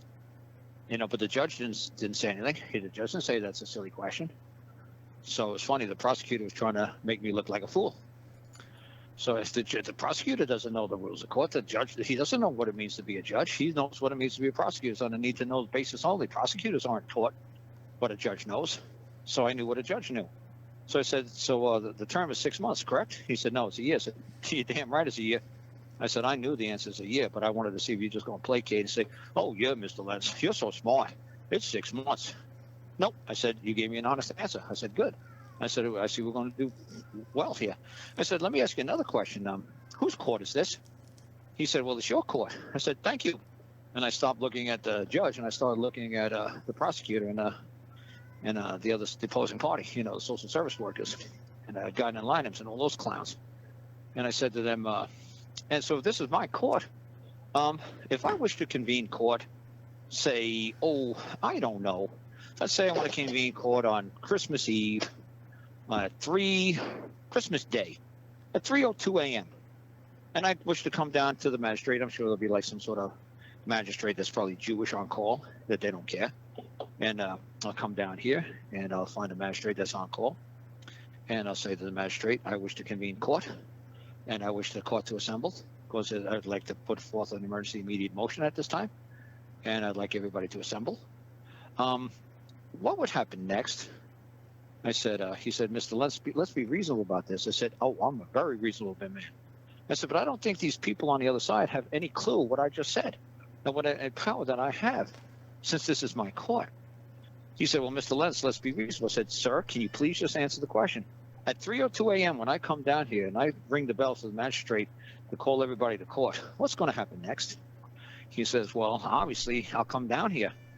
Yeah, they'll probably call you up at like 3:05 and you'll start driving to Bibb County all the way up here. I said, yeah, it's 100 miles away, but yes, of course, I'll be here. I said, thank you. And I said, what about all these fine folks? He said, they'll be here too. I said, no, they won't. I'm silly old Karl Lentz. I ask silly questions. Why should they show up for Karl Lentz's court at 3:02 a.m. on Christmas Day? Why should they? I said, yes, the sheriff's department's going to call them up. The deputy's going to say, You folks have to appear before the court at this time. Karl Lentz is convening court. You all have to arrive and you all have to appear. They're going to laugh. I was like, Karl Lentz? I'm not coming to Karl Lentz's court. He's crazy. I'm not coming to his court. This is nuts. I'm not doing this. What's going to happen next? He says, oh, they'll appear. I said, well, what if they don't wish to appear? And I'm looking at him, and everybody's just like looking down at the table. Nobody's looking at me anymore. Nobody's thinking this is a joke. He says, oh, they'll appear. He said, if you wish to hold court at 3:02 a.m. on Christmas, but let's be reasonable about this, Mr. Lentz. I said, I'm very reasonable. I said, I'm just asking the questions here to get everybody to understand just what is going on here. I said, these people think I'm a joke. They think this whole process is a joke. They don't realize that this is my court. I'm the man. I'm here. I'm the one who moved the court. I'm the one who's in control of this court. It's my court. It's my case. He said, but let's be reasonable about this, Mr. Lentz. I said, what would you consider to be reasonable? And he says, I live 100 miles away, and I got my own docket. I got my own court now, my own courthouse I got to maintain.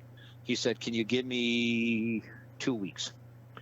I said, you know what, Your Honor? I said, that was a very interesting answer. I said, it was a good answer and a bad answer.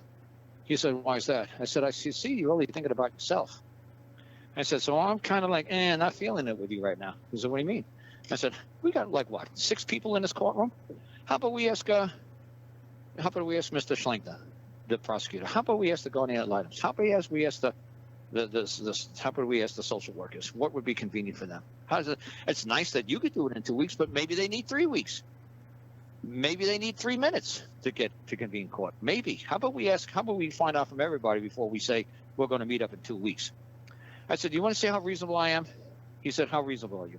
I said, there's a 65 head of cattle that I got to maintain, that I'm in custody of, that I take care of for some 80-year-old people that live in town.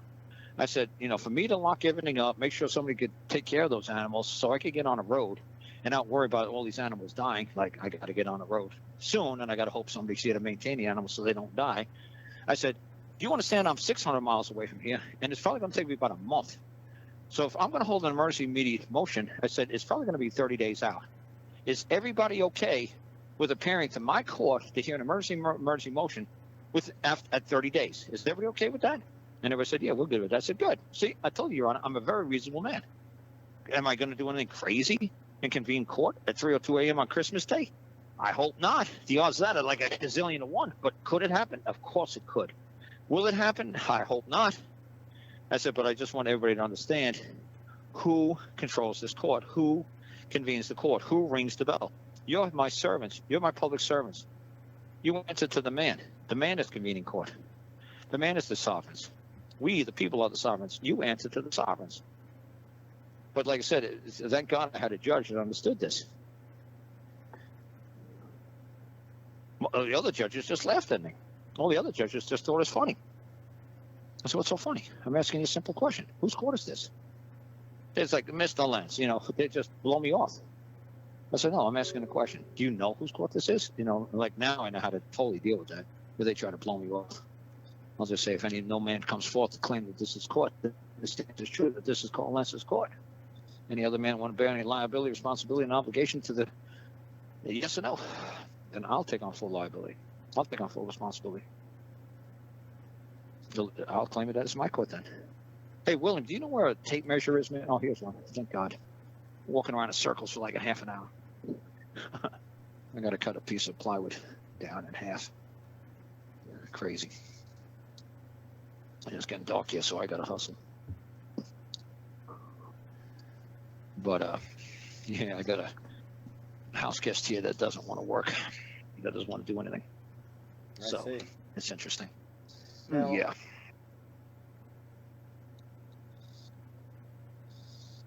After your short vacation from broadcasting and stuff, what are you hoping in order to accomplish in the next few months? Accomplish in the next few months? I don't know, man. It depends, I guess, on what you folks, like I said, I was just waiting for you folks to try to catch up a little bit. Like I said, when I did this stuff years ago, I realized I was the only one that even spoke like this. I was the only one that even thought like this. And everybody who was doing these radio guru law shows were laughing at me. They're like, this is the most ridiculous thing. They said, no, Article 1, Section 2 of the United States Constitution reads. I said, oh, dude, come on. I'm not going down that crazy path with you. Are you going to have the people who wrote the Constitution appear in court and testify that that's their interpretation, or this is your interpretation of a 270-year-old man's belief? You're going to tell me what some man, who would be 270-something years old now, that's what you think that he meant when he said that?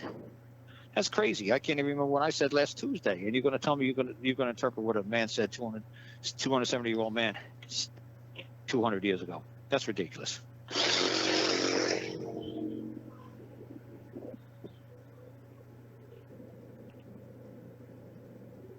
That's the most ridiculous thing I've ever heard. I said, how could we interpret what some other man believed in back then? And I said, you realize, I did that too when I wrote my dictionary. I said, I just was obviously doing massive research about dictionaries. I was using I don't know, it was either 7 or 11 dictionaries back then. It was quite a few I had out in front of me all the time. I was at a law library. And people don't realize, man, the go-to dictionary of the United States Supreme Court is Noah Webster's 1828. So when I heard about that, I said, everybody thinks Noah Webster's so amazing. Let me go check out the London Time reviews of Noah Webster. And you can find it on Reddit or Scribd. Somebody actually did it. Somebody actually pulled the London Time review, because when I mentioned that, somebody was smart enough to say, hey, let's see what Karl Lentz said. So I looked for the 1828 London, the London Times, and I couldn't find a review on his dictionary. So I went to 1829. You see what I'm saying? That's how hardcore I was into research. I couldn't find the reviews, the book reviews of the London Time review of 1828. Well, let's try 1829. So I went to 1829. I said, there you go. Lo and behold, Noah Webster's review of his dictionary. And contemporaries back then said, like peer review people said, this is the most outrageous, ridiculous interpretation of the English language. We've had this language now for almost 900 years. Who gave this man the right to reinvent the English language? Who does this man think he is? This is the most ridiculous interpretation of the English language I've ever read. So what I'm saying is when you people are looking to interpret what the Second Amendment might be for gun rights, bear arms, and all this other nonsense, you guys are looking at dictionaries that were written 50 years after they signed it. So that's like you and I talking about something today in 2024, and then in 2074, 50 years later, somebody comes out with a dictionary that the words ain't nothing like you and I are using. They're totally convoluted our language. They totally rearranged our language for some oddball reason. We don't know why, but they did it. So then when they go to interpret it by using your words and my words 50 years after we said it, it's going to be ridiculous. That's not what I said. That's not what I meant by that. So what I found out is they used Samuel and J. Johnson's dictionary from the 1740s and the 1770s. They used Samuel and J. Johnson's dictionaries when they wrote the Constitution of the United States. Like when they say they have the right to pursue happiness, if you look at, you actually look at the Declaration of Independence, you see they had the right to life, liberty, and the right to property, because the King of England, you didn't have the right to property. The king was able to tax you. If you could be taxed, that's not your property. That's somebody else's property that they're allowing you to hold or maintain or control or have custody of. If they could tax you, it's not yours. If they could tax you, obviously it's their property. So we didn't have the right to property in England. So it was like the right to life, liberty, and the pursuit of property. But back then, another word for property was happiness. Happiness was the right to the acquisition, the acquiring of property. So they said, how about we have the right to acquire property? Not so much we have the right to property, but we have the right to acquire property, which back then meant happiness, meant the right to acquire property is another word for the right to acquire property is happiness. It doesn't mean joy. It doesn't mean let's get stoned and let's all walk around in a funky cloud and let's all have happy Oh, now spouses. I'm getting disappointed. That's not right. That's not happiness. You mean my trips down to the bar at that time wouldn't count? Well, you had the right to acquire property. So if acquiring property was to get a fucking fat one, that's it, a big rolled fat one. Yeah, sure. That's your right to acquire a big fat fatty. Great. You want to get a big fat fatty? Good. You want to fucking smoke some? That's fine. That's your right to acquiesce to acquire property. That's fine. If you want to acquire property by, getting, stoned, fine. That's your right to acquire property. You have the right to use and enjoy your body how you wish. It's your Now, property. You do what you wish. the matter of property is a lot more important than what a lot of people think. If they take something from you, you're entitled to compensation. I've heard of cases. You're breaking up, Alan. I've heard of cases that involve even cocaine, where they had to replace the property value to the original owner. Can you explain some of You're that? breaking up real bad. You're breaking up real bad, Alan. Like Billy said, you're breaking up real bad. You Okay, got let me every try like this. 3 or 4 words came in. Okay. Yeah, how about run that now? sentence back again. Just a second. Okay, can you hear me now? Yeah. Try that. When you said it's gonna hear you now, yeah, I heard that. Okay. Now, property seems to be a lot more important than what a lot of people can imagine. And I'm thinking that even cocaine, people have been arrested with cocaine, but the government has had to actually pay them back the value of that property. And law courts only deal with the question of property. That only in 2 manners: ownership and use. Those are the only 2 questions that are put before a law court.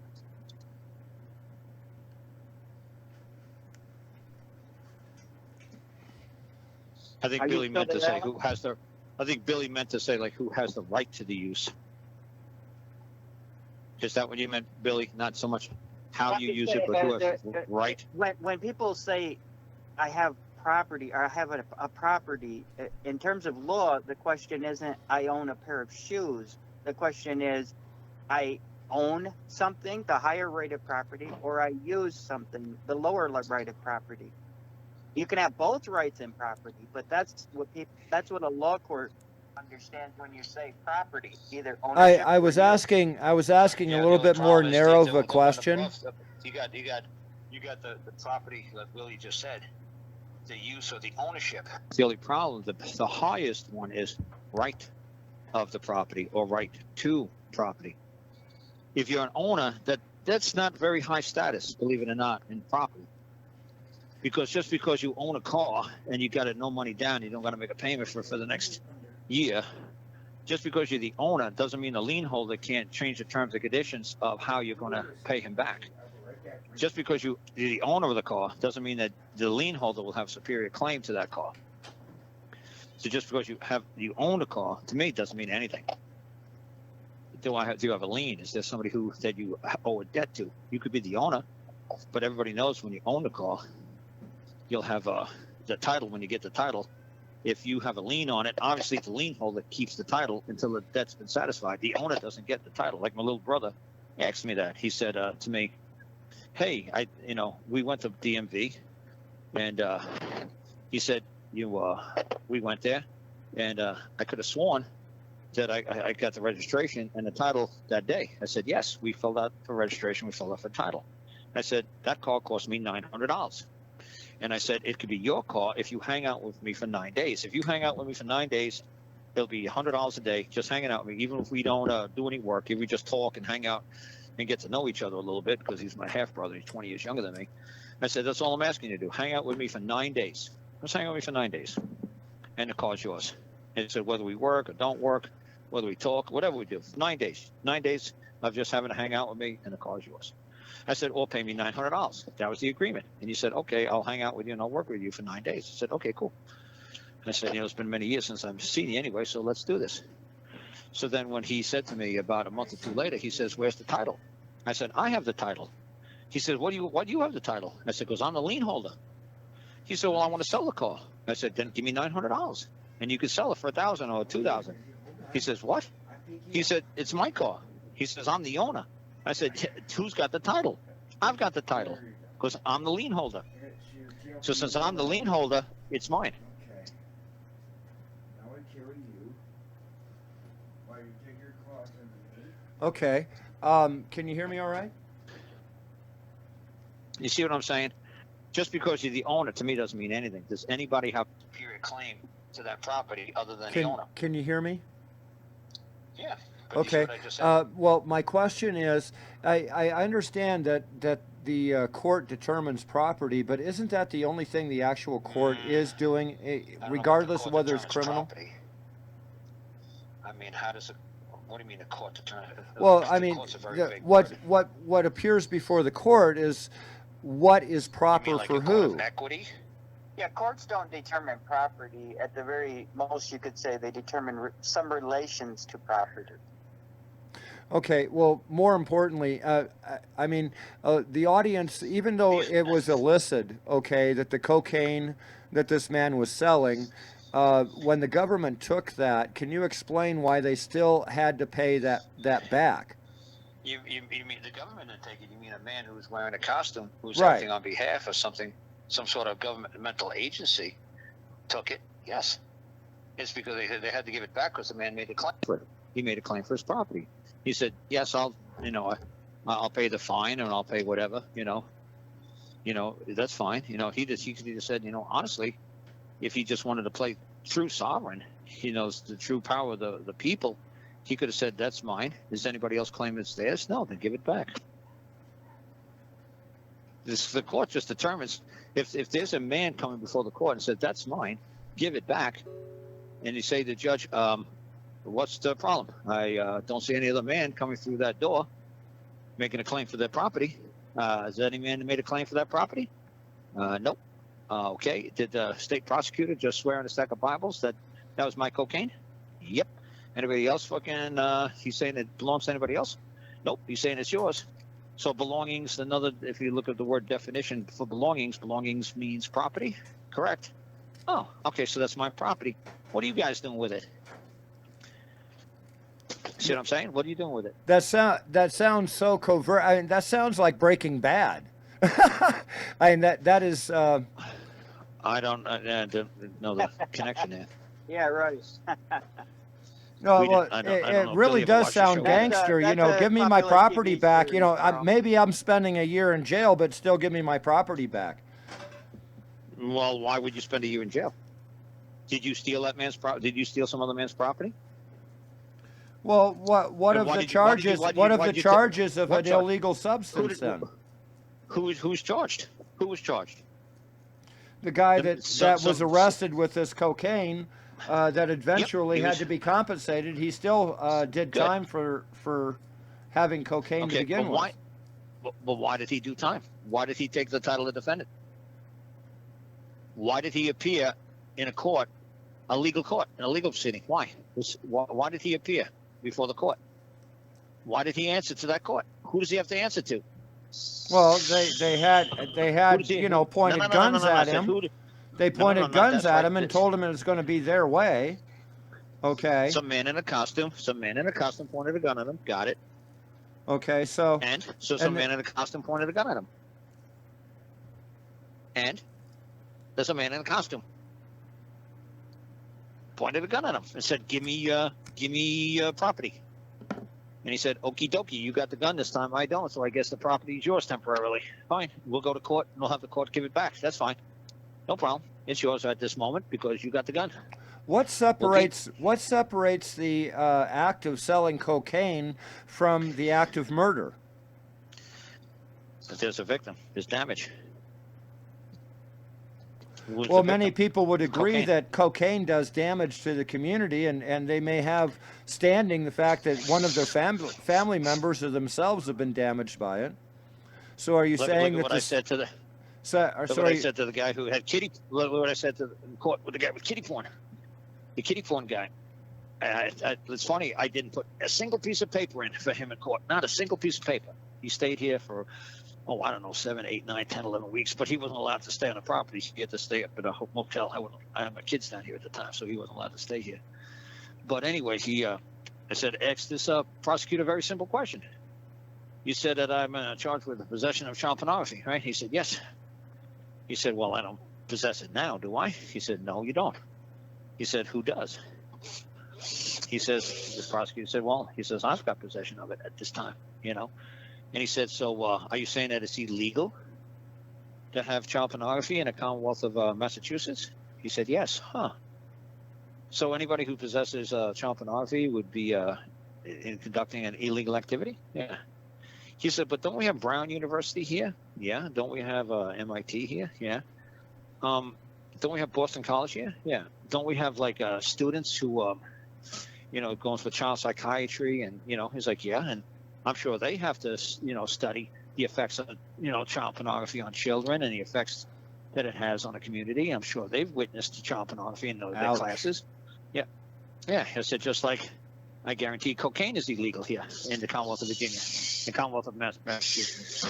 Yes, it is. But I said, I'm sure there's MIT and Brown and Boston College, and I'm sure you have science labs, and they test the effects on cocaine on mice and rats and monkeys and people, right?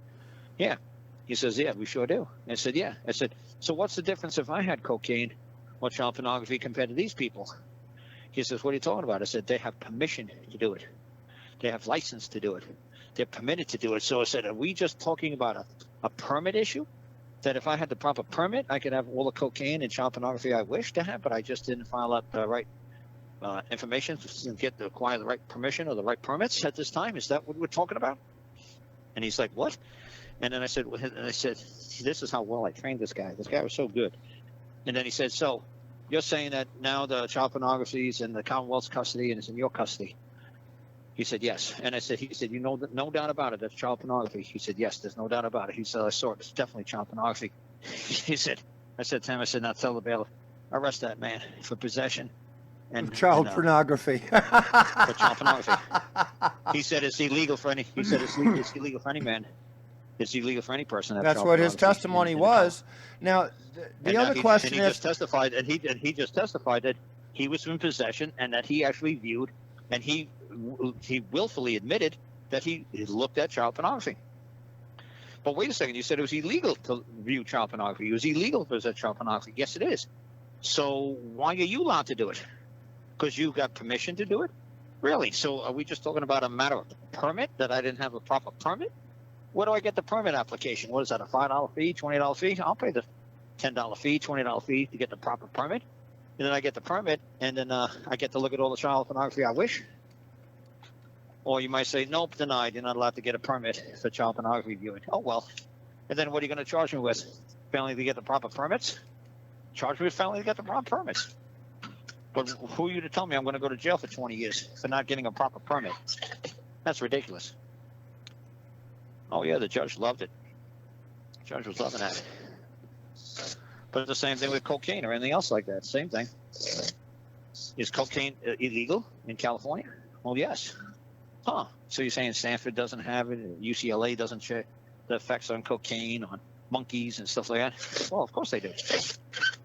So you're saying, why are they allowed to do it? Well, that's a school, or that's a doctors use it for, medication patients, or to, get people's hearts pumping again, whatever. Yeah, whatever, right? You got all kinds of medical reasons why, and scientific reasons why, experimental reasons why. I have my reasons why that I need cocaine or crystal meth or marijuana. I got my reasons why. You have real reasons, I have my reasons. And that kind of draws a line between commercial and private again, doesn't it?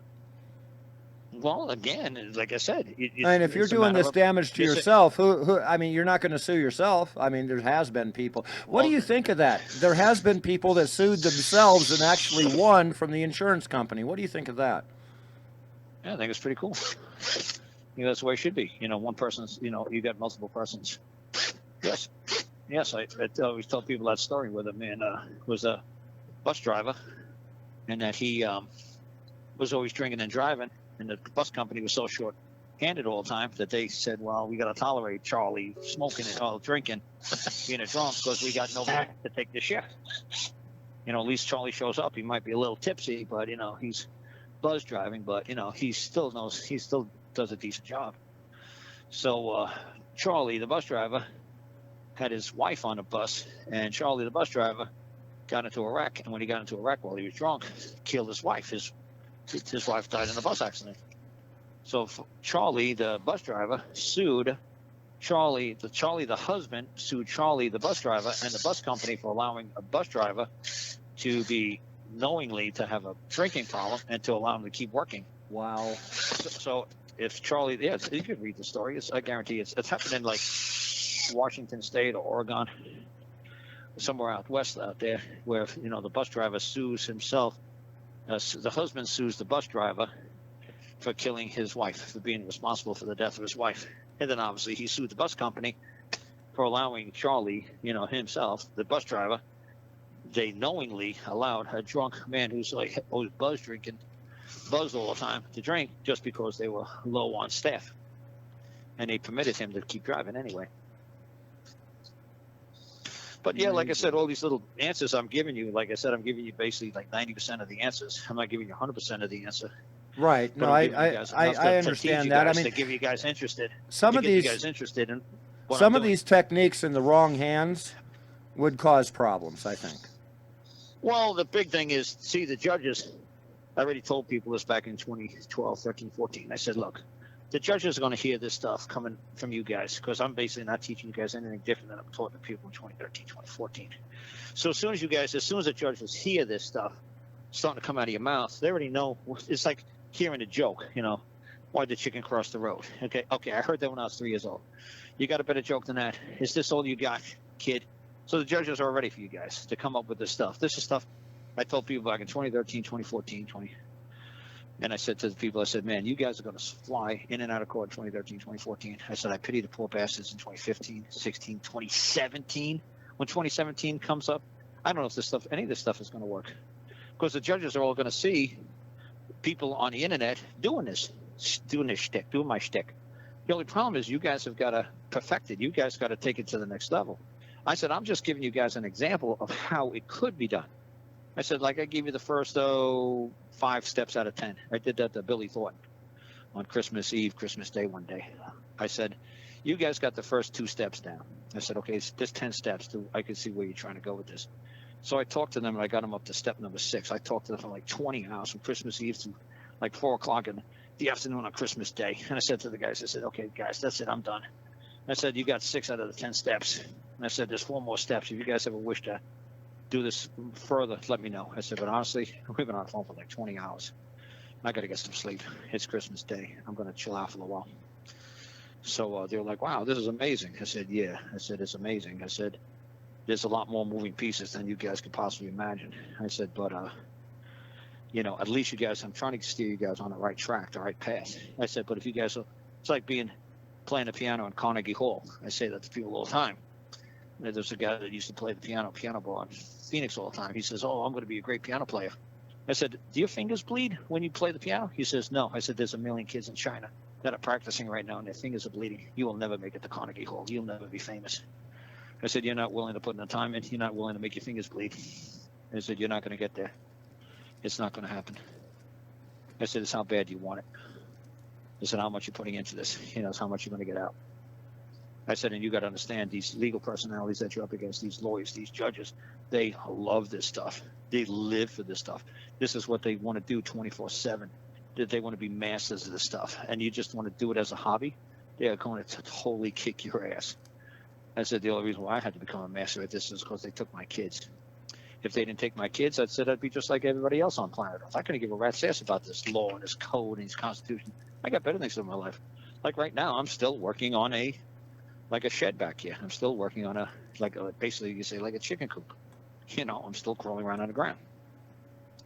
But I'd rather be doing this than doing any kind of legal documents, any law documents. But you got these nerds who love doing law documents, who love clean fingernails, who love, wearing Rolex watches and love wearing, Armani suits and ties. I can't stand this stuff. Rolex does have a attraction. You have to admit that.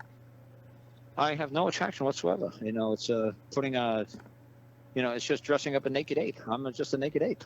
They used to have cartoons back in the 1970s.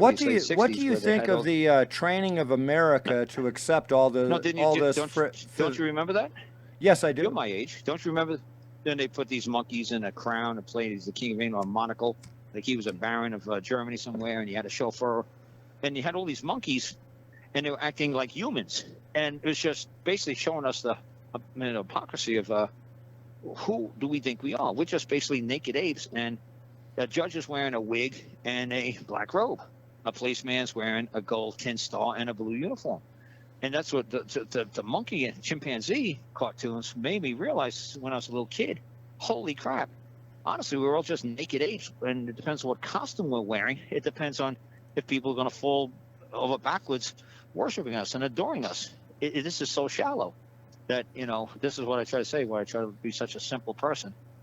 And like I said, when I dealt with the prosecutors up in Evansville, Indiana, helping me out with an IRS case, the prosecutor lady said to me, honestly, Mr. Lentz, I'd like to apologize to you. I said, no need to, ma'am.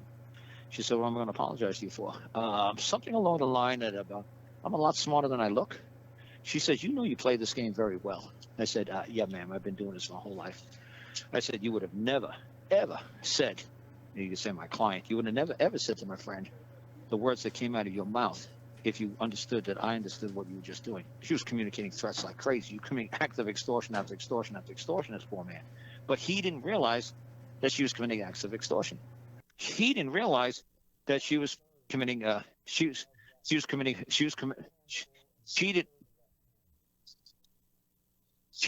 didn't realize that she, as the servant of man, is communicating threats to man. And he doesn't realize that, dude, that's acts of it. She's going Gambino on you. You know, she's committing acts of extortion on you. I said, he didn't realize that. He just thought a public servant's allowed to talk like that, allowed to threaten him, allowed to communicate threats, allowed to commit acts of extortion, allowed to threaten him. An innocent man. He wasn't found guilty of anything at that point in his life. Who the hell is this woman to come around and say, if you don't do this, if you don't pay this, you're going to go to jail. If you don't do this, you're never going to see your children again. If you don't do this, dude, how Gambino can you not be? I mean, that's as Gambino as it is.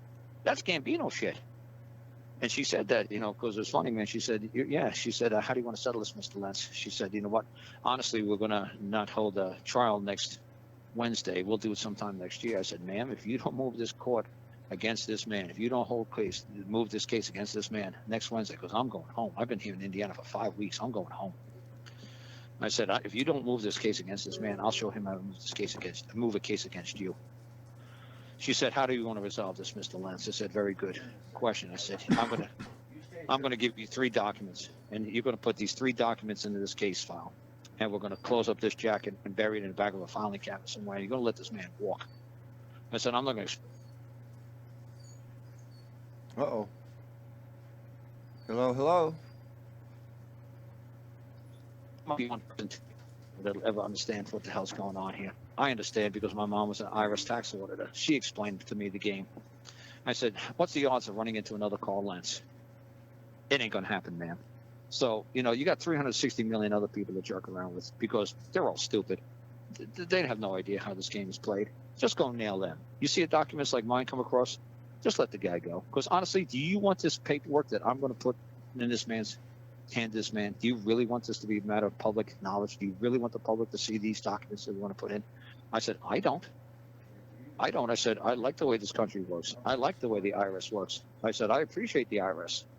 I said, the IRS made Donald Trump. The IRS made Bill Gates. The IRS made Warren Buffett. I said, you know, you got to be in debt to acquire property, to acquire stuff in this country. You got to be willing to go into debt. I said, look at Elon Musk. He's the most indebted man in the world. But they also say he's the richest man. This guy's lucky if he's got $2 in his back pocket. I'd be very surprised if he got $2 in his back pocket. So, like I said, because I have a good question. I want to ask you. Now, you've been doing this all your life, you said, but what actually? What was the day that triggered you? What was the day that triggered you and made all the difference and that started your journey? Yeah, but let me say that if you want to be a millionaire, you could be a millionaire. If you want to be a billionaire, you have to go to bed with the IRS. It's that simple. The IRS is the way to go. So, you know, to be a millionaire, you could probably do it on your own. To be a billionaire, you have to work with these people. You have to write off debt. You have to be able to have the capacity to write off your debt. What was the very first thing that was your trigger in order to be able to learn all of this? Something had to have happened that changed your path, changed your thoughts, and you had to react to it and started your quest. What actually triggered that? Oh yeah. Give me 2 seconds, man. And see Williams getting ready to get out of here. And I got to, hey, what's up, man? Hey, what's going on? Yeah, I'm good. Damn, I forgot to stop at Sheets, man, and get a breakfast burrito for you, man. I forgot all about it. Hang on 2 seconds.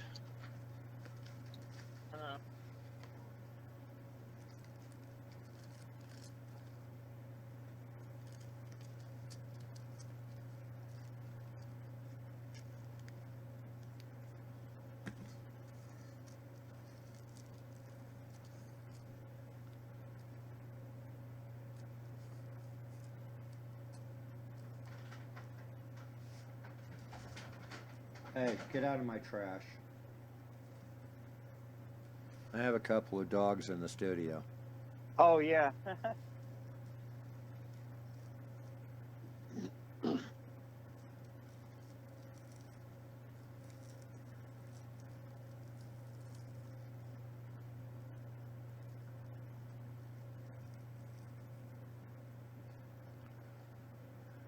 I think that might be the most important question I've asked so far is what actually was, the trigger that changed his life in order to pursue this. Yeah, that might be a good question. He has over 300 cases that he's been involved with personally. I'm sure all the people that he's helped it almost equal the same, and that's a strong dedication, Yeah, and absolutely. what built the man that we're talking about would be what changed his life in order to dedicate to in order to do that. I think that is really important. I don't think I've ever heard that part of the story before.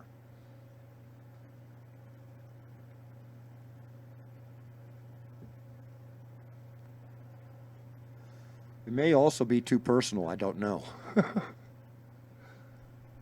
Yeah, I'm sure he'll be back in a second to elucidate that point. Well, I don't want to dive into something that'd be too personal, but there's events that happen that are critical events in people's lives that get them in order to think. Just basically just start thinking. And a lot of people wind up successfully reaching the same conclusion. I think that anybody that had the knowledge or wisdom or experience that he has, and how that began, had to have been,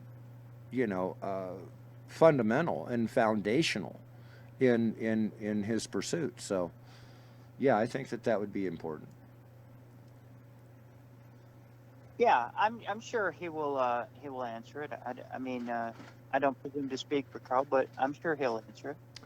And for anybody that might be listening to this is Raw from the studio. We're bringing back Karl Lentz. We'll be having 2 shows a week with Karl Lentz, and we're privileging anybody listening right now to the preview of what's to come. But yeah, I'd love to get some comparison thoughts from him as well. By the way, Billy, I sent you an email with a couple of videos in it. Okay. The first one is actually in the same week that Ferguson was. I think that that officer was deliberately sent in order to track me down to find out what involvement I had in Ferguson, because I was part of the legal teams and everything at that time. Interesting. That's in the video you sent me? The first video. The second video is an ordnance officer that is really out of his freaking mind. It was the second time he kicked me out of some place or harassed my landlord until I got kicked out.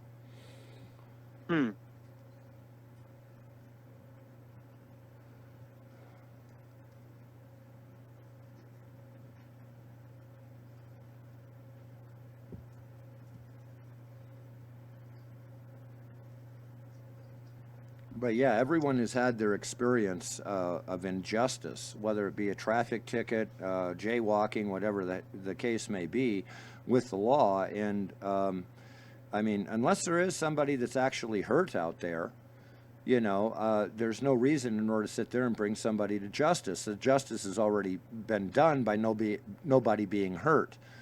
I think that Karl Lentz mixed with oh heck, what was his name? Another Karl at that. Comedian. Oh, are you thinking of Miller? No, I'm thinking of the definition of the word fuck.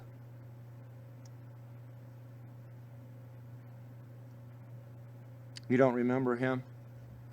Dang it, I'll find it. Oh, are you saying David Windmiller? No, not at all. But yes, I mean, there's elements from both David Wynn and Karl that coincide. And again, you can't talk about the truth without the embodiment of lie, because you can't give the entire truth. And then on the other side of it is you can't tell a lie, which there may have been a few of them in David Wynn's presentation, that that he felt obligated in order to make. But you can't tell that without the seed of the truth either. So you have to be objective in what you do. Right. Oh my God, I don't understand, because I've got George Carlin. That's it. Oh. Okay. Karl Lentz is a George Carlin of law. Okay, he boils it down so simply. It's like, why didn't I think of that? And the basis of any comedian is facts, the truth, the irony is what we find comical. And here is an entire society going along with laws that have no application to them whatsoever. Right. Exactly.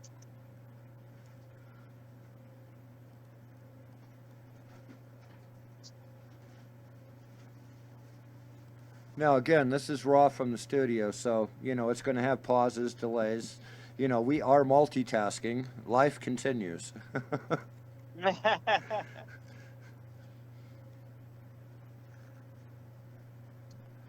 But anyway, I think that some of the common sense that he displays in his presentation of common law rivals George Carlin. It's just as simple as that. Yeah.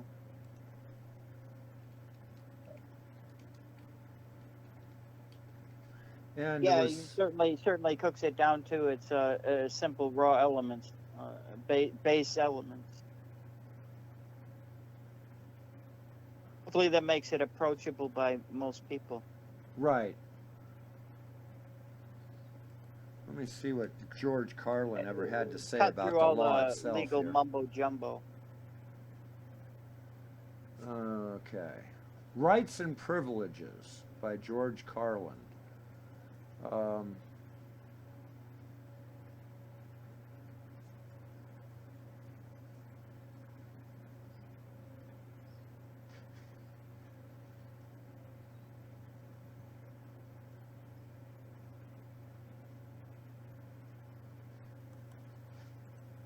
Here we go. We can play this And while we're waiting. in this country now, there are a lot of people who want to expand the death penalty to include drug dealers. This is really stupid. Drug dealers aren't afraid to die. They're already killing each other every day on the streets by the hundreds. Drive-bys, gang shootings, they're not afraid to die. Death penalty doesn't mean anything unless you use it on people who are afraid to die. Like the bankers who launder the drug money. The bankers who launder the drug money. Forget the dealers. You want to slow down that drug traffic, you got to start executing a few of these fucking bankers. White, middle-class Republican bankers. And I'm not talking about soft American executions like lethal injection. I'm talking about fucking crucifixion, folks. Let's bring back crucifixions, a form of capital punishment that Christians and Jews of America can really appreciate. And I'd go a little further. I'd crucify people upside down. Like St. Peter, feet up, head down, and naked. I'd have naked upside down crucifixions on TV once a week at halftime of the Monday night football game. There you go. Yeah, I don't know if you could hear that, Billy, but Yeah, I was listening. yeah, have executions during the football game. Everyone would watch. Heck, you can sit there and have a new game, too. You can sit there and have a naked person crucified on a cross carrying a ball down the field, and everyone has to tackle him, both teams, you know. You could have a lot of fun with that. Yeah, right.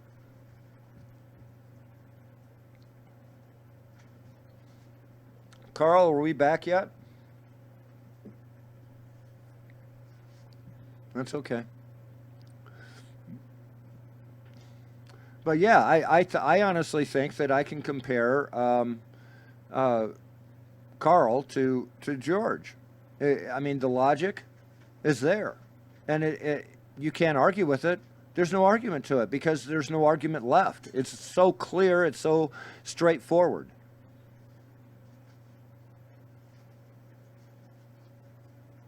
Billy? Yeah, I'm here. Okay. I'm sorry, I didn't hear your question. Well, it wasn't a question. I just thought you might want to follow up on that. The fact that the way that Carl has been able to explain common law throughout the years has been straightforward and straight from the hip, and it exposes a lot of the irony in our actions as a people. Yeah, it makes clear, it lays bare the obfuscations that the system places in front of us. Hey, I Makes it haven't. really simple for a common person to clearly see, the smoke through the smoke and mirrors, through the look left when you should be looking right, sort of game that's going on. Well, that's a defense that I haven't yet had the opportunity because I mean, having used Karl Lentz's techniques myself, okay, I haven't gotten to that point, but I have had in the past, before I'd learned this, prosecutors come out and describe everything that the police had done and things like that, and my answer is simple now. Explain to the court again how you obstructed and abrogated my rights. The only thing they did is, describe how they abrogated my rights. They didn't tell me anything that I've done wrong. Right. So I've been waiting for that statement for a while. But the thing of it is, like I said, I have never, since I have been using his technique, I have not had a need in order to be able to say that. I've never gotten to that point where the prosecutor would sit there and try to elaborate or justify their case because they've never had a case to begin with. Right. So I've been very lucky in that. But when I found Karl Lentz back, I think it was 2014, that I started reading a lot of his work or following some of his radio shows. And I was active literally in Ferguson at the time. And the first video that I had sent you was based a little bit on Karl Lentz and my own research in the fact that I had to mention these things in order to give notice to this police officer. If he wanted to violate my rights past that, it was completely up to him. What is not there, because my battery ran out just right at the end of that interaction, is me handing him 18 U.S.C. 241, 242, 245, and explaining exactly how he had violated that and the reason why I had responded the way I did. I had walked, and this was in a valley where you could see the road all the way to the other side of the hill. And I had walked all the way down to into the valley, and halfway up the hill, I looked back. He was still sitting there, and I could tell, because I had looked back several times, he was reading everything that I had given him. So, I mean, if you address the person, and you can make change, but you have to get, clarification on how you're communicating. That is something. I think that makes a lot of sense. Well, I was told a long time ago, but I swear to God, it took half my life for me to understand. The first judge is a police officer in front of you. And it's completely up to him how he's going to go. He can sit there and completely give up on the argument and say, well, this argument belongs in court. Everyone's under arrest. And within our confines of society, okay, for the police officer to do that would be appropriate for the police officer to do that. If you have an impasse, you cannot, de-escalate. But a lot of these police officers are escalating things that are not necessary. You know, I think sometimes the police officer has some discretion, sure. well, the police officer has 100% discretion, if not him, his supervisor, if he doesn't feel that he had discretion. But the ultimate fallback is to charge everybody. And that's unfortunate because of the liability that these guys are facing. You know, if they let everyone go after, you know, an embarrassment or something like that, that otherwise it would have been justified. Everyone's going to sue them, and they have no choice because why? They admitted to it with an apology. So they can't apologize. I think that the lawyers, in their infinite pressure in order to get compensation, has caused this, as well as the system itself. Yeah, you can't. An apology is always an admission. That's true. So you can't have any of these. So what is the end result? Regardless of how wrong the police officer may have been, it still results in charges to the person that has been victimized. Well, the prosecutor on behalf of the people generally has the sole power to charge, and they have to be very careful. Though, I mean, all charges are actionable. If you charge somebody and you don't win the underlying action, then a countersuit is always imminent. Oh, hey, that's something I need to ask him too, even if you write it down and ask him for one of the other episodes. The word charge, he has a wonderful explanation of the definition of the word charged. Are you going to charge me? You mean I'm going to be electrified? I remember that, but I don't remember everything from that. But that's something that we need to cover because when they charge you, his description is right on. And it's simplified. People can understand it. And regardless of how they may describe it in other ways in court, it still boils down to the same foundation. Yeah, right. But the bottom line is you in America, you cannot charge somebody unless you win. It doesn't matter the nature of the case. If you charge somebody and you do not win, that in itself is a crime, and it is actionable in a countersuit. Well, I mean, something that I've bumped into, and if I'm forced to give an affidavit, I include the phrase "at that time" because I didn't have the information that I have afterwards, which would justify me doing something completely else. But at that time, I did do the best in what I thought was honorable. So, you know, at that time is everyone deceives. Are you still there, Alan? Yes, I am. Can you hear me? Alan, are you still there? Sounds like I dropped off. You bet. No, he was just talking to me. Hi, Carl. Oh, he's there. He's still there. Yeah, you bet. Carl, there's a couple of questions that we wanted to ask. One, what triggered you? Yeah, hang on 2 seconds. Hang on 2 seconds. It's, Okay. It's going to rain here. It's real soon. So, hang on 2 seconds. And if you take a look at the radar map, you could say we're going to get pounded for at least a day. We're going to get nailed. So, yeah, buddy. You know, I got to try to get everything and everybody. I got to get the dogs in where they belong. You know, I got. Right. No, I understand. There's 4 little girls out there, and they're going to get pounded. Because they're going to be. I'm sorry. I have 5 cats and a dog, and I'm babysitting 2 other dogs. So yeah, I feel for you. I know the responsibility. I understand. Yeah. So like I said, they're going to get pounded. So, you know. You get everyone squared away over there, Carl?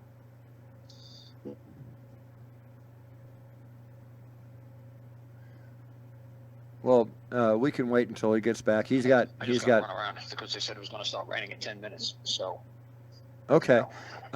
Did you hear my last question? Yeah, something about how I got started. Like Right. I said, What actually? Billy What knows the event story. in Billy your heard the life? story 100 times. I haven't heard it. yeah? I'll be honest. But what triggered you? The original? What was the original spark? Billy knows the story, don't you, Billy? What was the story, Billy? Well, it was when they took your children. No. They did the children in 2001. They took my kid. No, Okay. that's ridiculous. That was No, only you what, got 20. your start in like 2013. No, it's ridiculous. I Everybody knows don't how I got remember. started. I know I heard this story a million times. As soon as I start telling it, you're going like, oh, yeah, I heard this I a million know. times. I have the worst memory ever. Yeah, I said, when I was a kid, back in the 1970s, everybody got newspapers delivered to their home. Yeah. Okay? There was a paper boy, and he would deliver a newspaper to your home. Okay? You remember it now? Yeah. Okay. So on the front page of the newspaper, the New York newspaper, it said, corporate punishment is illegal to administrate to the student body. Okay? Now, in 1972, I'm 9 years old. So I'm 9 years old. I was 8 and 9 years old in 1972. So I could have read it when I was 8 years old, or I could have read it when I was 9 years old. And I didn't have a freaking clue what that meant. I kind of had an idea what that meant, because like I said, I got extremely lucky that my mom would, she was very intelligent woman. During the summertime, she worked for the IRS. Well, she worked for the IRS like during the year, but at the summertime, she didn't want to pay for a babysitter. So she was smart, and she threw us in the public library system. So she'd dump us off at, 8, 9 o'clock in the morning at the public library, and we'd stay there all damn day until she was done with work, and then she'd come and pick us up, 4, 5, 6 o'clock at night. So we were basically there, 8 hours a day. So my mom used the New York public library system as a babysitter. Brilliant. Didn't cost her a damn dime. So what's funny is I remember I was a crazy kid, ADHD kind of kid, Ritalin. I should have been a Ritalin poster boy. No doubt about it. And the librarians would get it up to here with my bullshit. So instead of getting mad at me, they would just do a very intelligent. They said to me, hey, would you like to see the story of the boy who turned into a wolf or a dragon or a lion or whatever? I said, oh, that's crazy. What are you talking about, you crazy lady? Blah, blah, blah. You're nuts. So she showed me like a picture book, and I was like, oh, wow, check this out. So she got me into reading, plus you dumped in a library for all those hours every day. What else are you going to do? Except for drive the poor librarians crazy climbing up the racks. So I got involved with reading at a very young age.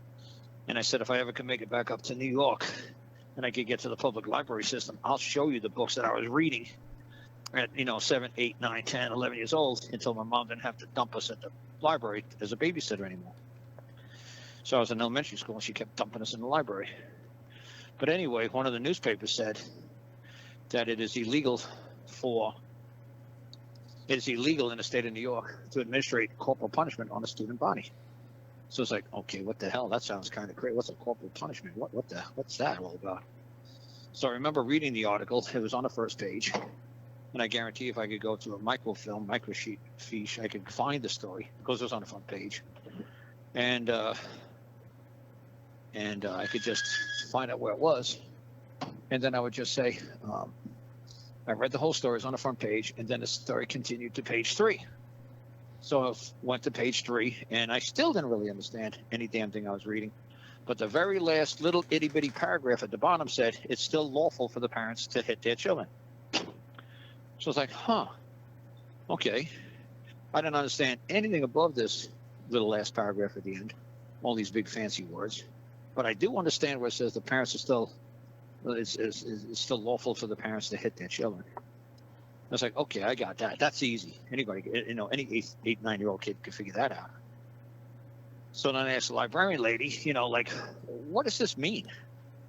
That it's illegal for the administrators, any member of the administration, the faculty members, or the members of the board to administrate corporal punishment upon a student body.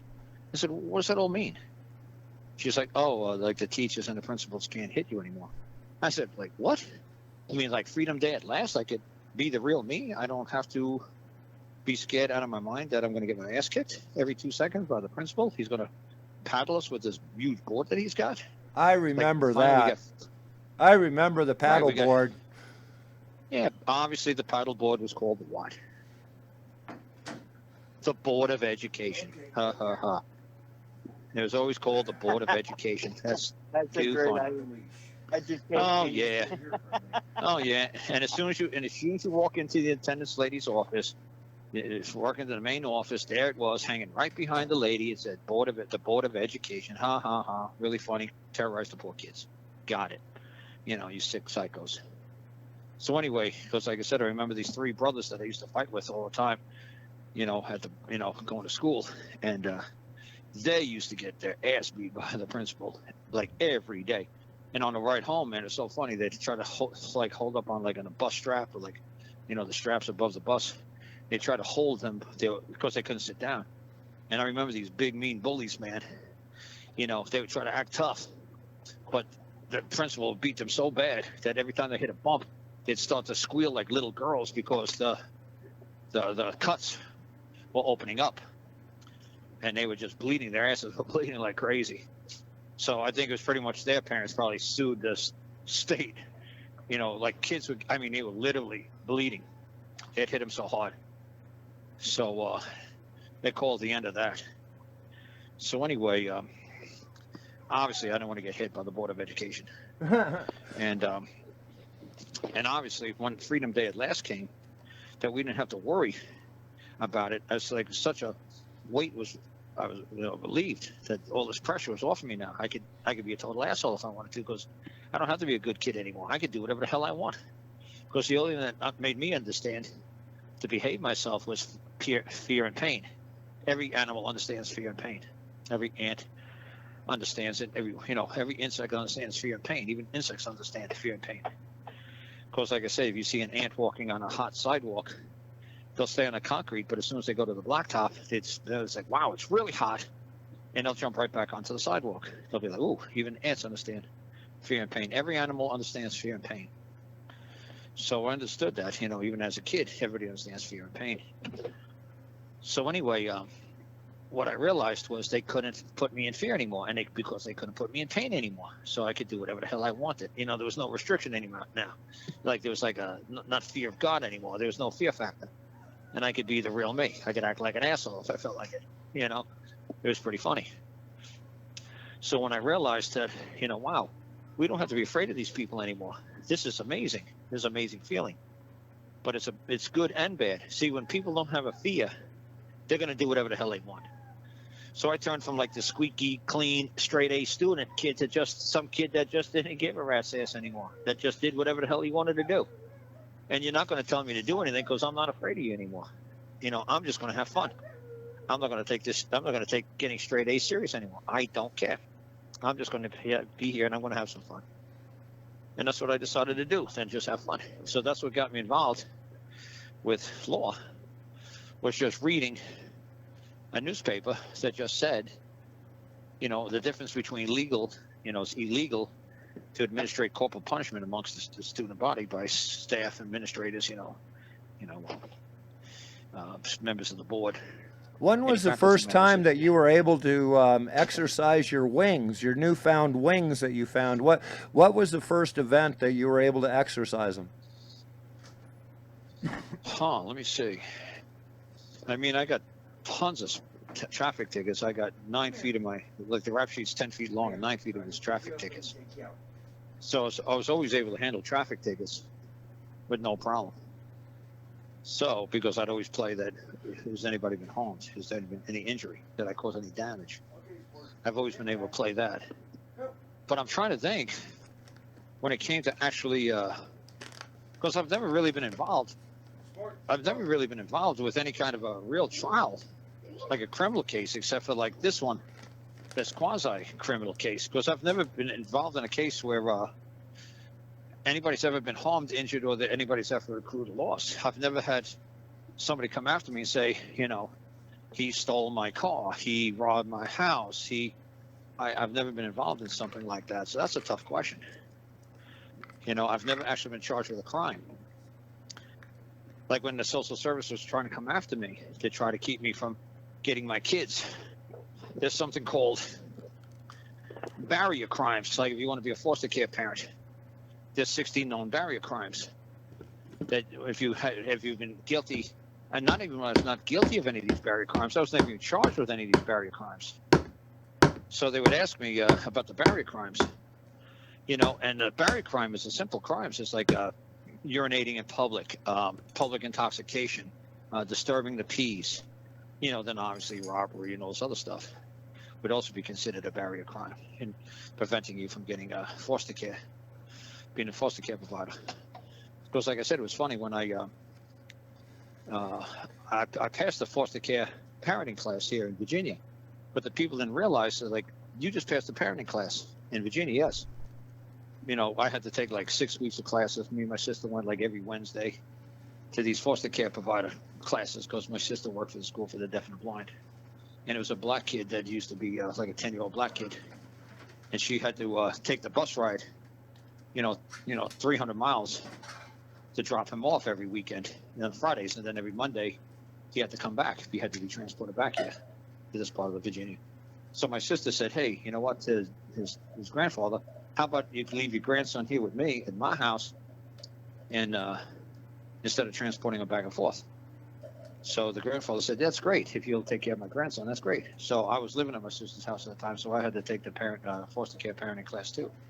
So it was funny, I took the foster care parent class too, and I passed. They did a background check on me, and I passed with flying colors. And then, of course, I had no barrier crimes in my past. So like I said, you're asking me, for myself personally, I've never had to deal with a crime. Like, I've never been charged with a crime. I've never had to go to court where I had to say, who's the man who's like, that man's claimed I've done something wrong. I haven't had to run into that yet. You know what I'm saying? Once everything else is basically quasi-criminal. Like traffic tickets, stuff like that. It's all quasi. This stuff with the dogs, it's quasi. It's not really a crime.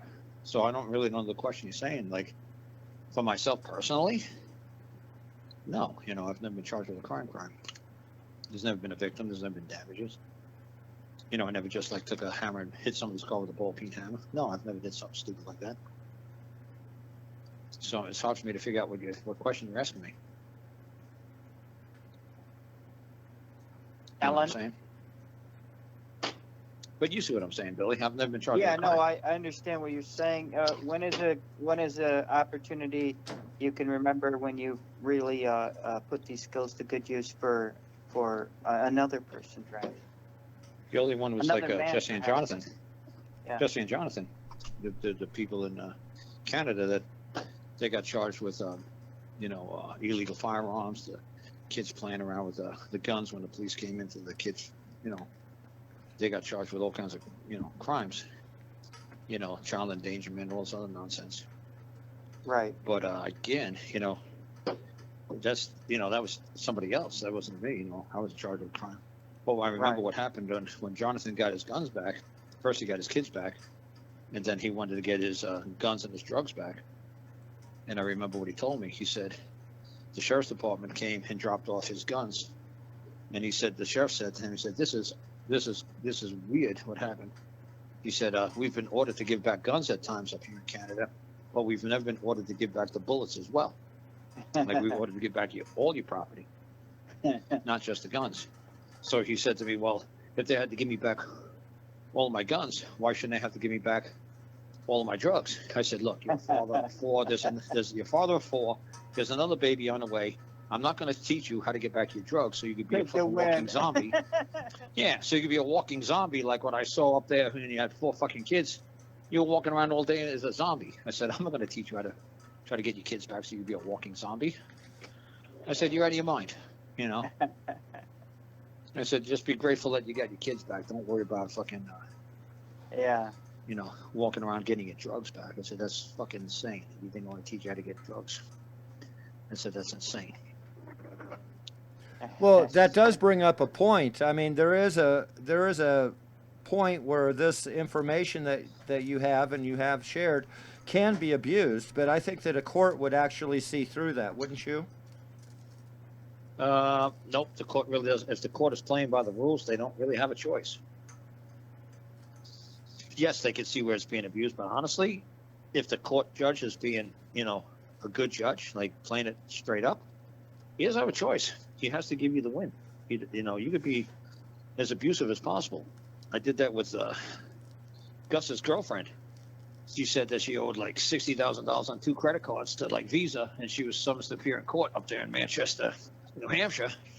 And they took me out to a Brazilian buffet. You know, they got different kinds of cuts of meat. Pretty cool.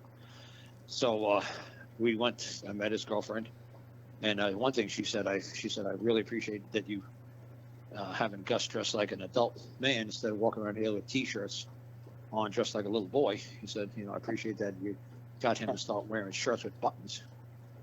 Of course, I've never gone out in public without, you know, in a T-shirt, like in my underwear. I don't wear my underwear in public. I wear a shirt that a man would wear.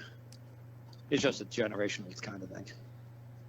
And what was funny is I went to leave, and she said, like, Gus, I think he's forgetting to help me. I think he's forgetting to do something. So it's like, what do you want me to do? She said, I want you to get rid of this credit card debt. So I said, Gus, do you really want me to do this? And he's like, she's been my girlfriend since high school, blah, blah, blah. I said, dude, I thought you said you broke up with her. He said, yeah, I did, but we're back together. I said, dude, she's going to leave you as soon as she gets the credit card debt gone. You know that, right? And I'm talking right into her face. And she's like, well, you say stuff like that. I said, dude, ma'am, I said, I know women. You know, I'm not stupid. I know what you want. So it's funny. She said, Gus, this isn't fair. You know, we got dressed up. Me and my son are down here, like 17-year-old kid. You know, he was going to teach us, you know, how to. I said, I didn't tell you. I tell you. Gus might have told you whatever the hell he told you. But I didn't tell you that. I wasn't going to tell you. No, I said, this is. So Gus was like, come on, Carl, give me a break, man. He's like, she's my girlfriend, you know. Yeah. I said, look, dude. I said, I'm telling you, man, this is going to be very dangerous. And he said, but come on, man. I said, okay, you want it? I'll give it to you. So they had these little like 4-inch by 4-inch napkins on the table. So I grabbed a 4-inch by 4-inch napkin. I wrote something down on the napkin, and I said, hand it to the bailiff. I said, when you go to court tomorrow, hand it to the attorney for a visa. See what he says. If he won't work with you, just hand it to the bailiff, and the bailiff will hand it to the judge, and it'll all be over. So she looked at the piece of paper like, this is a joke, right? You're joking, right? You just wrote scribble, scribble, scribble on a cocktail napkin, and that's going to make $60,000 of credit card debt disappear. I said, yeah. That's it. She said, what? I said, yeah, you basically walked into the store and you robbed the store with a credit card. Yeah, so be very grateful that you got away with armed robbery of a credit card. I said, you know, you're a crook and you're a thief. You're just as bad as a guy walking in there with a gun. You're stealing people's stuff and you have no intention of paying for it. So, you know, I don't want to hear, well, I used the credit card. I said, to me, it's no different than using a gun. I said, you have no intention of returning any of the stuff you stole. She said, I bought it. I said, you stole it. Larceny means you're taking and carrying off something with no intention on returning it or paying for it. That's what you people are doing with credit cards. You're stealing. You're committing larceny. I said, but here you go. You know, I said, she'll get out of her acts of larceny. And the only problem, Gus, is she's going to teach her friends and her family how to get out of all their acts of larceny. It's going to be a snowball effect. It's going to get ugly. So she handed it to the attorney for Visa when she got to court. And the Visa attorney said, not a chance, lady. Not a chance. So she said, okay. And then when the judge called the case, she handed it to the bailiff, who handed it to the judge, and said to the judge said to her, is this true? And she said, yes. And he said to the Visa attorney, so what do you say? He says, absolutely not. And the judge said, all right, ma'am, you're free to leave. And then her son walked over to the attorney for Visa and started laughing at him because the attorney put both his hands in his face in both his hands. And he said to the judge, do you have any idea what you just did? Do you have any idea what you just did? And the judge was like, yes, I know exactly what I did. You said no. So she goes home. We're done here. Have a nice day. And her 17-year-old son went over to the attorney for Visa, who had his hands in his face, facing his hand, said, I thought you said not a chance, not a prayer. Huh, look what happened now. I thought you said not a chance, not a prayer. Well, I guess it happened. I guess there was a chance. I guess there was a prayer. I said, see, Gus, you see what I'm saying? Her son couldn't take it. Like she doesn't have a boy. She didn't make this boy into a man. Now this kid's going to fucking think that he could do the same damn thing. Just get credit cards, you know, just commit acts of larceny and walk away. We're committing all these acts of larceny. How many acts of larceny do you think the credit card companies want to tolerate before they shut the system down? Before there is no more credit cards. before there was no more credit extended to the people. If the people are going to make a mockery of paying off their debt, why should the banks issue any more debt, credit to these people? Why should they? I wouldn't. If I was the banks, I'd say, nope, no more. You people really fucked up this time. Nope, no more credit to these people. We're done. And people have to go live the old-fashioned way. Just, if you don't got the money, you can't buy it until you got the cash. You ain't got the cash, you can't buy it. Like I tell people all the time, like Rex, like the house that I live in, right? I used to tell people this all the time. The house I live in, I said I paid cash. I tell people all the time who try to get free houses, so just get me to teach them how to get free houses. I say to them, how much money did you pay for your house? It's like, oh, I paid $150,000. I paid $300,000. I paid $400,000. I said, so what's your monthly mortgage? Let's say $1,000, $2,000, $3,000. I said, you know how much my house cost? Do you know how much my house cost, Rex? How much? $1,500. How much land came with that? No. I said like 15. You're supposed to say like $1,500 a month. No, I've seen some amazing real estate sales. No. I know that's what I'm saying. No, I'm saying you're supposed to say $1,500 a month. Go ahead. No, I said 1,500. You're supposed to say 1,500 what? Well, yeah, that would be a good question. What did you? 1,500 what? 1,500 what? Yeah, that's supposed to be like my mortgage, right, or my rent, or my whatever, right? 1,500 a month, right? Okay. That's what most people would presume. No, it's $1,500 total. I paid $1,500 for the place I live in. So people are asking me to help them get houses that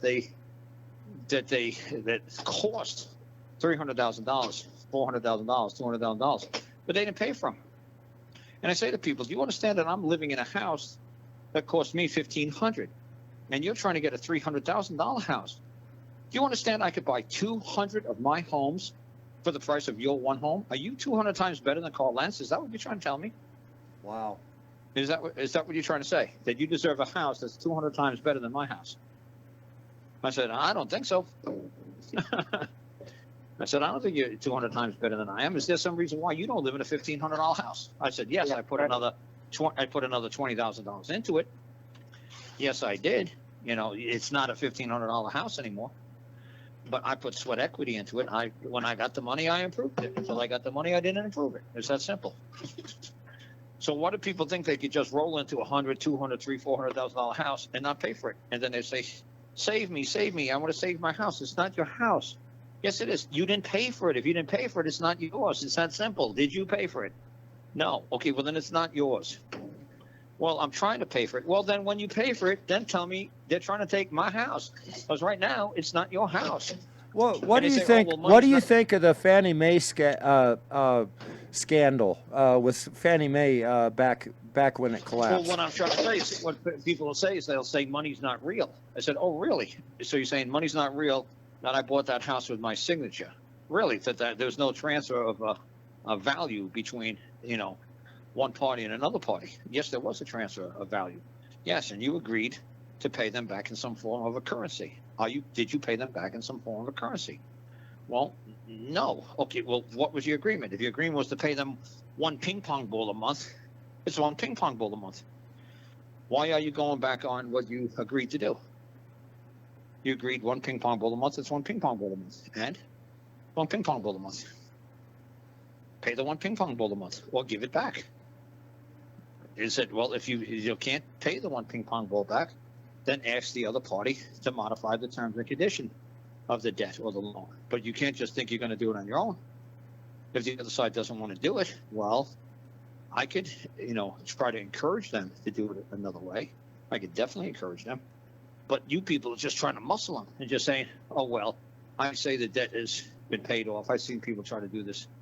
When I was accepted for value, they just say, well, here's $10, and since you didn't object, and I said this is the final payment, it belongs to I and I alone.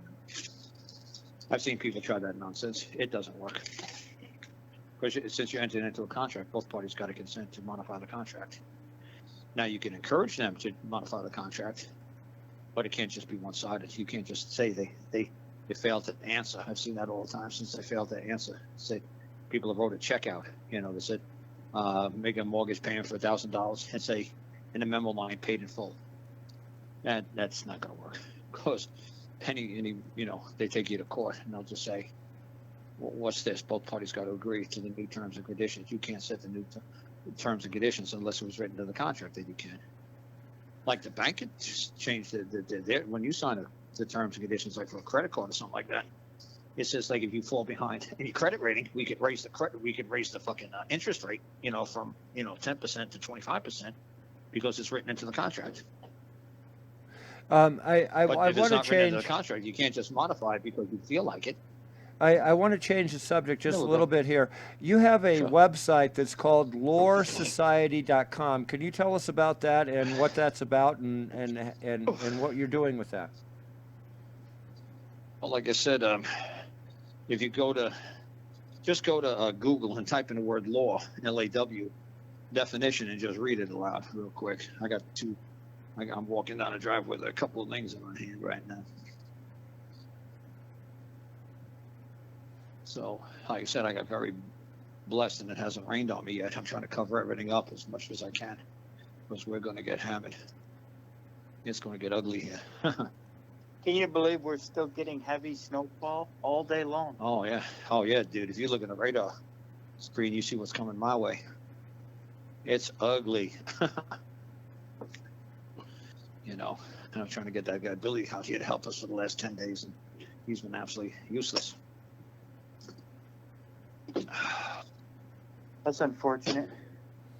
Yeah, first he said his kids were going to come out here and they're going to kick ass, help me clean. That was a total bust. They didn't do anything. Mm-hmm. You know, they were here for a week. They did absolutely zero. They said they were going to help me clean out the shop. Not one thing has been moved out of that shop. Not one thing. You know, and nothing's going to be moved out of that shop until I get in there and I start moving stuff out of the shop. I'm telling you, it ain't going to happen. Yeah. I don't care about all these silly promises. It ain't going to happen. So until I get my ass out there, until I do it, it ain't going to happen. So like I said, hopefully nothing happens on the 25th, and I'm just going to come back and I want to kick ass. Yeah, hopefully. Yep. And just say that's it. Fingers crossed. and all that. That's it. That's it. I'm going to say that's it. You know, say, hey man, you know, we got to get the shit together, man. You know, I want to fucking start doing paperwork. Yeah. I want to start doing shows. Yep. You know, I can't just keep digging around like this, you know. Well, that's what I'm here for, is to help that out. Now, the paperwork, that's up to you. Yeah, when you were off for a minute, I don't know if you could hear, but Alan was mentioning to his audience how we're going to do 2 shows a week at least. Yeah. Yep. Like I said, I got to make sure things don't get destroyed around here. Like I said, I asked that guy Billy if he wants to, you know, he said he could hang out with me. He wants to do some paperwork. I said, that's great, man. Come down and hang out with me. Mm-hmm. You know, I'm here, 24 hours a day. You know where I'm at. Yep. You know. Hey, He I said have a today, question. What if a person had a Yes. bill of sale from an original owner for a truck, but the truck was Yep. taken by the original finance company? Okay, then he's basically screwed. The guy. Why? Actually, What I the think I think we discussed that earlier in the show. How your obligations to that party would trump the ownership party. Yeah. So The finance company, the lien. Yep. So does that mean that the seller takes the responsibility of that lien, or does that mean that the buyer took the responsibility of the lien? So you're trying to say that somebody bought a vehicle or bought an object that had a lien on it. Right. He was that stupid to not make sure that the lien was satisfied before he actually paid for it. It was his dumb luck, right? You're saying? Basically, yeah. I mean, in that essence, but in the truth, what happened was the police took his vehicle, and after taking the vehicle, they charged him in order to have it returned. and then turned around and then gave it back to the finance company instead. Yep. They did both. Yeah, so somebody was a lien holder. Yep, got it. So they gave the money, they gave the vehicle, or they gave the property back to the lien holder. Okay, that's supposed to how it works. So you're saying somebody else was driving around in this lien to the person who, like the finance company's property. He was using a finance company's vehicle. Yep. Well, they Correct. had They had the right sold to prop- they had sold the Correct. vehicle back to the original owner, which had the finance, but he was never given the opportunity to negotiate that. And the What do you mean they city sold it sought. back? But it's just because you sell something to somebody doesn't mean there's not a debt still attached to that fucking item. I think the I correct- understand just that, but the correct city it. sought in order to deny him his property back by contacting the finance company, not the other way. Okay. I think the don't- correct answer is complicated. I think if the third party buyer was unknowing, then he still has a right to reclaim his investment into the vehicle, but the finance company has the higher title, so the vehicle has to go to the finance company. Yeah, he's not going to be able to get anything from the finance company. The finance company has nothing to do with what. No, he'd have to if he's- recover his investment to the owner, quote unquote owner. Right. From So the- that would right, be guy who- the person that assigned. So the person that originally gave him the title or bill of sale for that fraudulently had done that then. That would be Right, the yeah, well, original fault. Yeah, like I said, you could say he gave him the bill of sale, but he gave him the sale of something that wasn't his. He was just the owner. He didn't have clear title. He didn't have, absolute title without the man who gave him the title's consent, the title holder. He didn't get his consent to sell it. Now, he could have went to the finance company and said that this man's going to assume the debt. He's going to assume the obligation. He's going to assume the payments. And then the finance company to say yay or nay. But he was supposed to have gone to the finance company and told the finance company what was going to happen. That I'm going to, this man is willing to take on the rest of the debt. I pay $500 a month for this vehicle. I can't make the payments anymore. This man said he'll take the payments. So for that's me. what the sheriff should have done, is go and say that they were taking over the payments before they turned around and sold it. Well, I don't know. It's not the sheriff's duty or obligation to understand finance law. I mean, he just, no, you see what I'm saying? It's not the sheriff's job to let's tell everybody, if he didn't know, if the man who, who bought the vehicle, say he bought the vehicle, he said when he bought the vehicle, he got the bill of sale. Unless the guy's 12 years old, everybody Well, knows they if you sold do a him bill of his sale own nowadays, truck you back, get a is what title. I'm saying. They sold him his own truck back, and then after they had sold his truck back, they turned around and gave it up to the finance company instead of him. They did this all Well, what I'm saying is- in the wrong What I'm in saying, the wrong order, is unless what I'm he saying. does- Unless I'm saying, unless he's 12 years old, everybody knows when you sell a vehicle in this country, nobody gives a rat's ass what's on a written piece of paper. Everybody cares about the title. Where's the title? Who's got the title? See, when I was a kid, you just signed your registration over. You just signed your pink slip. You signed the registration over, and then there was the transfer of ownership was right there with the pink slip. Because the odds of getting loans for cars back then were almost zero. Everybody had to buy their car outright. Like I got a '61 Studebaker, and I was going through the titles, today, looking for my birth certificate, and I just have the registration card that was signed over to me. Nobody bought, So like, what cars liability through a does finance the company sheriff back then. have in order to satisfy the bill of sale? Does this The bill of buyer sale have means nothing. What I'm saying nowadays, any remedy? what I'm saying is everybody knows nowadays you have to have a title. When you buy a vehicle, you have to have a title. Now, if this man was stupid enough to just say, scribble, scribble, scribble, I sell my car to you for $500. Oh, cool, I got a car for $500. You say, okay, and you got the title? You're going to give me the title? It's like what I'm doing right now with Mark's trailer. I got Mark's trailer, and Mark's got my motorcycle. Okay, that's how it is right now. Some man named Mark drove off with my motorcycle. I've got his camper. It's not my camper. It's Mark's camper. It's not Mark's motorcycle. It's my motorcycle. You know why? Because I don't have He Is didn't there- give me the title yet. He did not give me the title yet. Is there any liability since he remaining didn't with give me the, the with the title, sheriff Since selling he him? didn't, no, Is there any no. remedy? I mean, There's no remedy in order to Mark- get any of his money back from the sheriff? Mark could have the sheriff's department come here right now and take that camper off this property. He could say, Carl's got my camper. I do. I have Mark's camper. I don't have clear title. Mark said that he's waiting for, the title to come through state of Georgia. He's waiting for the title. So right now, Mark's got my motorcycle and I have Mark's camper. Is it my camper? No. Is it anybody other than Mark's camper? No.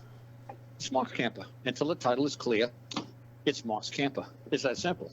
Anybody else could claim it all they want. You can claim it all you want. The other problem is, who's got the title? Mark's got the title. When's Mark going to give me the title? I don't know. When's he going to try to put my motorcycle on the street and put license plates on and drive down the road? I don't know. But when that day happens, he sends his title down to me. Well, I'll probably go get it from him. But we'll transfer titles. But he said I don't have the title. Well, when you get the title, I'll get your title, you get my title.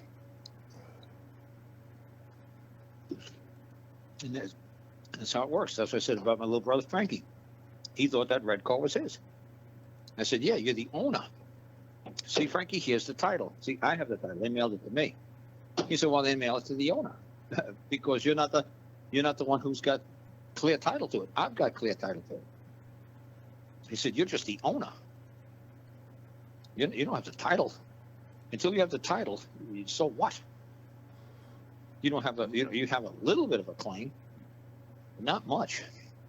All right. Well, I mean, the situation is a lot more The complicated lien than that. It's trumps the same. title. I had mentioned this to you before, where they had pulled him over and they'd killed his dog, took his truck and stuff like that. That's the tail end of what happened there.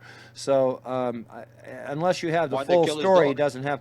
Well, because he didn't have a driver's license, and they wanted to pull him out and search his truck. They impounded his truck. Ultimately, there was never any charges, but they're trying to get him back into Texas for no other reason than to be jerks. They invented a case number. There is no such case number in the clerk's office, but they're still having. I guess. Well, why did the guy let it escalate to the point where the cops were doing all this crazy shit to him?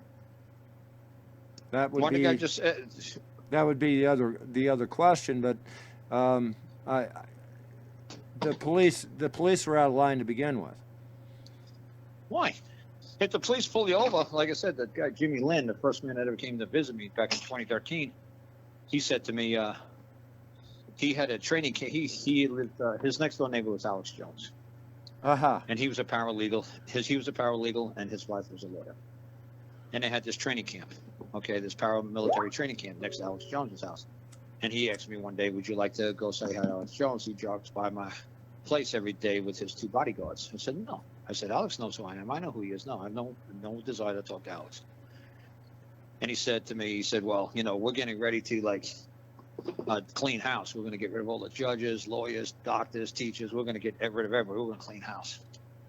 I said, hey, pal, before you think about going crazy and, cleaning house, I said, how about you just ask what seems to be a major problem? Why don't you, what do you guys not like what's going on? He's like, well, I don't like the fact that when we get pulled over by the police, we got the right to travel, all this other stuff. I said, just ask the police officer a simple question. When he pulls you over, I said, when he pulls you over, just ask him if it's not in order. And he was like, what? I said, just ask him if it's not in order. Well, first we did 2 other ways we did it first. The other one was the one who he said, you know what, I'm coming down here and I want to meet you. And he said, I'm going to come down here and work with you for a while to figure out what the hell you're doing. So when he came down here, it was funny. One of the first ones I asked is just said, when a police officer pulls you over, say, the police officer says license registration. And he says, just say to him, just say to the police officer, he said, do you realize you're talking to a man? Do you realize that there's a man sitting here in this vehicle? And the police officer said, what? He said, there's a man standing, I'm man. There's a man sitting here in this vehicle. You're my fellow man, correct? He said, yes.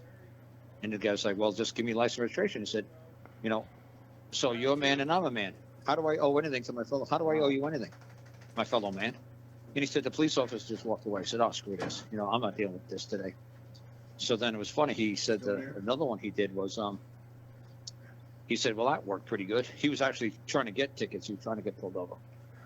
So then what happened next is he said that to him, the police officer.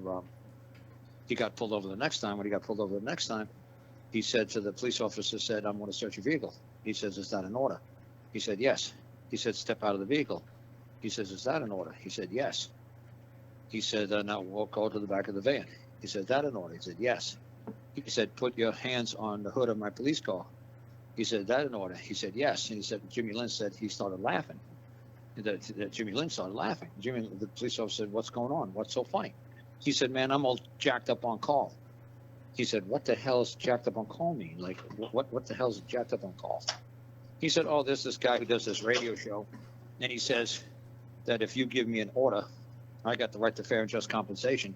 So he said, you ordered me out of the vehicle. You ordered me to step to the back of the van.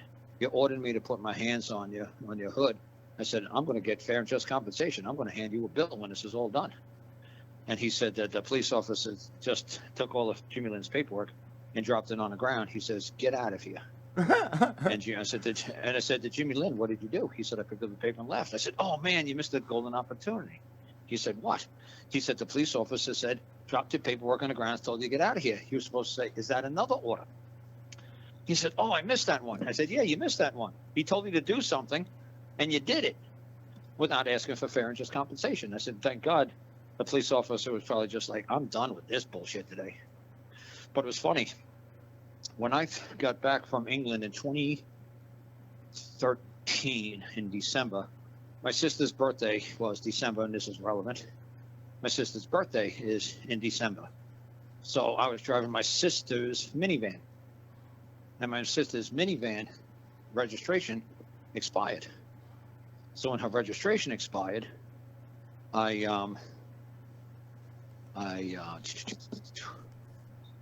was driving it anyway, but you got like a 30-day whatever window. So, in Virginia. So I got pulled over in January. And this really young, fat state trooper pulled me over, and he said to me, yeah, I just, the tag on your vehicle has expired. I said, yeah. I said, I'm sure it is. I said, it's January. And my sister didn't bother to re-register it in December. Yeah, she probably just forgot. She got a lot on her mind. I said, I actually said that to him, I shall inform my sister to get it registered. And he said, I shall return. I was like, holy shit. This guy understands the word shall. This is going to be a lot of fun. So the state police officer, young guy, like 22 years old, fat, I could definitely outrun him in a foot race, comes back and he hands me a citation. I go, whoa. What's going on? He said, this citation for the registration. I said, whoa. I said, I shall let my sister know that she has to have it renewed. She shall renew it. I said, don't you know what the word shall means? He said, yes, it's a future tense word. It means sometime in the future. I said, oh my God, how do you know this? You're a state trooper. How do you know these words? He says, oh, we were taught this like on the first day of the academy. I said, so they teach you this at the police academy? He said, yes. They teach you what the word shall means? He said, yes. I said, well, so what does it mean? He says, it means that we don't have any power over you people at this time, but sometime in the future we might. And they taught you this. They said, yes, that way, if anything ever comes up, they gave us, we can't say that we weren't made aware. I was just trying to think of the word they used, that plausible deniability. He says, nope. He said, if we ever make you people do something, it's all on us. He said, we order you to do something, we're responsible, for the issuance of the order. So I was thinking to myself, wow. Like, man, these people, these state police officers, man, they're really listening to my show. This is crazy that this is catching on so quick. And I said to him, so what else they teach you on the first day of the police academy? He says, we're here to serve man. Okay, we can't hurt a man, we can't shoot a man, we can't tell a man what he can and cannot do. He says, we can't cause any harm to man. He said, but what we are taught is we're acting in the public, and since we're all actors in the public, we're not going to hurt our fellow man. But what we can do is we could shoot a bank robber, we could run over a drug dealer, we could do whatever we want to to a drunk driver, but we can't cause any harm to man. That's mission statement number one. We cannot cause harm to man. I said, you taught this on the very first day. He said, the very first day. That way, there's no plausible deniability. It's not like somebody say, we told you couldn't do it, but you did it anyway. He said, we can't say that we weren't told. We were told on day one. I said, wow. I said, do you have any idea who you're talking to? He says, excuse me, Karl Lentz. I said, you have no idea who I am, do you? I said, what? Who do you think teaches, the courts and the police officers, what you just said? Where do you think that came from? I said, look, kid, you're a little overweight. I could definitely outrun you in a foot race. I was 50 years old back then. I could definitely outrun you in a foot race. You know what, kid? I'm sure your mom and your whole family is super proud of you, okay, that you're a state policeman. You know what? When you pull somebody over, shut your mouth. Don't teach people this stuff. Keep it under your hat if you want to keep your job. Don't let these people know the game. Don't let them know the tricks. Dude, you're going to blow for everybody. I said, just keep your mouth shut. He's like, oh. I said, yes. Do not teach the normal common person what you just said to me. Dude, you're going to blow the game for everybody. We're all going to be out of a job. He's like, oh. Like, yeah, oh. You don't tell people that, you can't cause harm to man. Stop. Don't teach these people this. He said, yeah, but we were taught that on day one, because it's funny. The state trooper said that to my buddy in Tennessee. I'm pretty sure he's dead, because I haven't been able to get in touch with him for months now. He was a big, heavy black guy who had a real hard time breathing, and I'm pretty sure he died.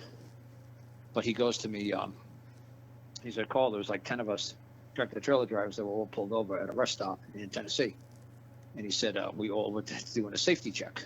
He said, state trooper came around and giving everybody a safety check.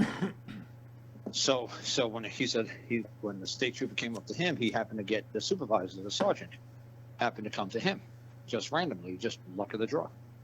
And he said to the supervisor, said, okay, driver, put your directionals on and put on your hazards and step on the brakes. He says, is that an order? He said, what? Is that an order? He said, the sheriff, the sergeant definitely knew the game the man was playing. He says, what do you mean, is that an order? He said, well, he said, I'm ordered to take this truck to Nashville. I'm going to get paid to drive this truck to Nashville. He says, I'm not sitting in this truck because I enjoy sitting in the truck. I'm sitting in this truck because I'm getting paid to sit in the truck. Now, whatever I do in this truck, I'm going to get paid to do. I get paid to sleep in this truck. I get paid to drive this truck. I get paid. So now, are you going to pay me to turn on the hazard lights? Are you going to pay me to put my foot on the brakes? Are you going to pay me? And he said, I'll be right back. So he said the state trooper went off and helped the other state police, and he came back. And the state trooper, the sergeant guy, said to the man's name is Chuck. I hope still is Chuck. I hope he's not dead yet, because he was starting to really catch on to the game. He was starting to get really good. So the sergeant came to him and said to him, do you know a man named Karl Lentz? He said, yes, I do. Why is that? He said, tell Mr. Lentz thank you, because we all had a week off of work. We had to get retrained at the police academy to learn how to give out orders. He said, I'm sure I'll let Mr. Lentz know. He said, yep, tell him thanks a lot. I said, do you think he was being sarcastic? He says, I don't know. He just wanted me to tell you thank you. That they all had to be retrained on issuing orders. They work for us. They're our servants. But like I said, if too many people figure this out, you're going to have gangbangers, you're going to have the MS-13 guys, you're going to have all these guys taking advantage of that situation and having all these police officers dancing around like puppets on a string. I don't want to see that happen. I don't want these clowns to figure this stuff out and ruin it for everybody. That's why, like, when I was in court in Pittsburgh, I was helping an old black man. He was in his 60s, 70s. He said, I want to teach young black people how to deal with the courts. I said, okay, cool. He said, I'll pay for you. And I think Gus came down with me. Yeah. He said, I'll pay for you and Gus to come down here. No. Sorry, but it was Baldwin, the black guy, the head of the Hebrew Israelites chapter in Atlanta. He came down. And he says, I'd like you guys to come down and watch me do my thing in court with this young black guy. The young black guy was like 40. I said, okay, I'll come down. give you a thumbs up, thumbs down on your performance and how you're teaching these guys. So when I got down there, I didn't realize this guy sold cocaine to an undercover cop in somebody's home. I was like, oh, Jesus Lord. I didn't know that this, if you want me to help a drug dealer selling what? Crack?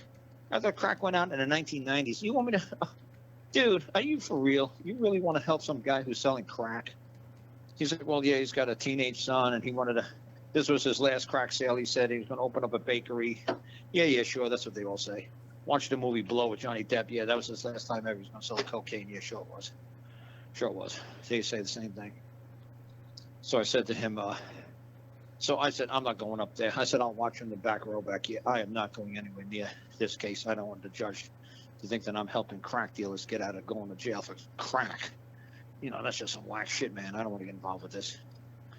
So I said I could hear from back here. So funny. The man said, what's the benefit of being a defendant? And the judge came out from behind the bench and was talking to the man face to face. He was standing there just talking to the defendant, the black man, saying, well, you know, I'm a pretty good judge, and, you know, we can fucking send this over to the federal court. If you want to send it over to the feds, we'll let the feds have a crack at you. But why don't you let me take this case on? I'm a fairly good judge, and, you know, I think we can work something out. And a police officer, he looked like a 70s porno star with a little cheesy 70s porno star mustache. He says, what the fuck do I hear? What the fuck is going on? That cop got so mad. And the prosecutor was a lady, and she said to the white police officer, she said, stop it right now. He says, no. What the fuck is going on? What the hell am I hearing? What? No. He said, what the fuck? He doesn't want to be a defendant. What the fuck are you talking about? What do you mean he doesn't? What? He said, I got a good bust. He said, this is the third time we've been here. I got the witnesses. I got the drugs. I got the video.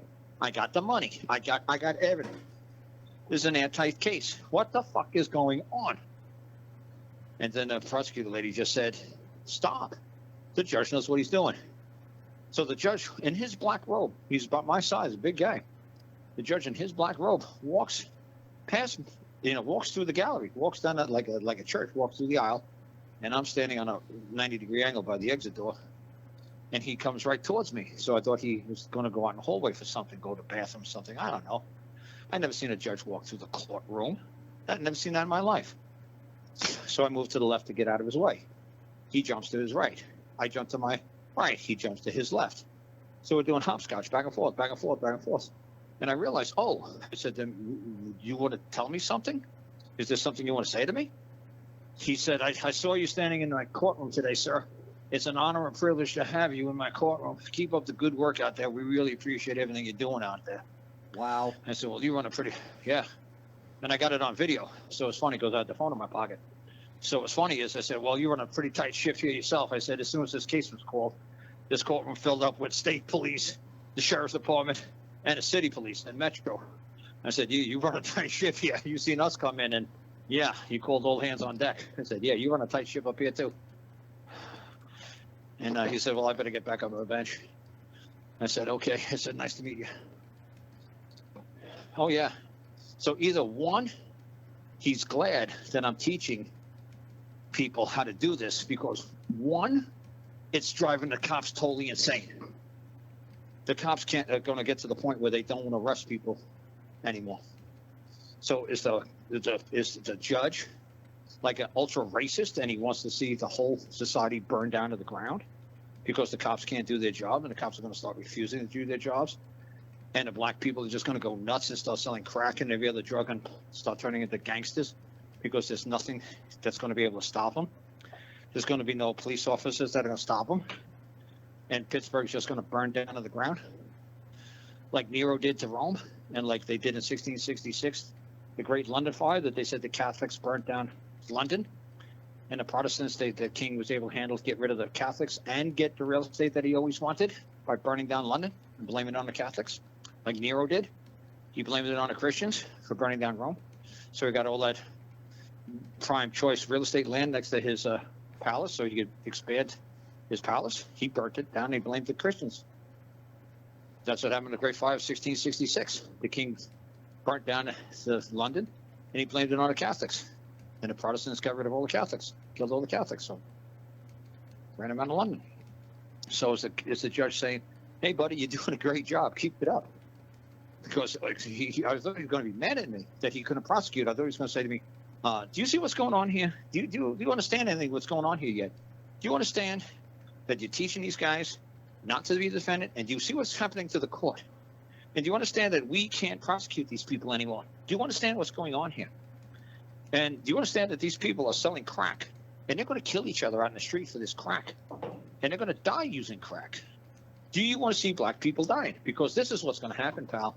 This guy's going to go back home to his people, and he's going to go back to his own kind, and they're going to say, wow, I thought you were looking at 20 years in jail for selling crack." He said, "Yeah, I thought I was going to go to jail for 20 years too." He said, "But I did the old, I don't wish to be the defendant, and what's in it for me? Why should I be the defendant?" And what did the judge do? Just let me go home. He said, he let me go home. He let me go home. Dude, I got a 35-minute video from a black man who robbed a bank in Philadelphia. Okay, he said, "I can't tell you on the phone what I did because I don't know who's listening." He said, "But I'm going to take Amtrak to you, and I'm going to talk to you about it." He said, and he came down here, and I got it on video with him at a Chinese restaurant, and I got it in his own voice, and so nobody can say he's bullshitting. And you can talk to the man if you want to, and he'll tell you that's exactly what happened. He's been in jail basically since he was 16 years old, he said. And he met up he said he's been in federal prison, I think 6 or 7 of them he was in. And he met some other black guy from Philadelphia area when he was in West Virginia federal prison. And what happened, he said, is he said the guy told him there's a real sweet bank that's easy to knock off. I know where there's one in Philadelphia. When we come out of jail, we'll go hit the bank together. We'll go make a bank. We'll rob the bank. So he said, we robbed the bank. He said, eventually we got busted. We got caught. Not until, I went out and spent some money. We had a good time, but we finally got caught. He said, so I was arrested. And so was the other guy. The other guy turned state's witness on me, and he turned rat. And you hear him saying on a video, it's on YouTube. You could just see a little tiny bit of it on YouTube. And he said, that rat bastard pointed across the courtroom and said, I robbed the bank.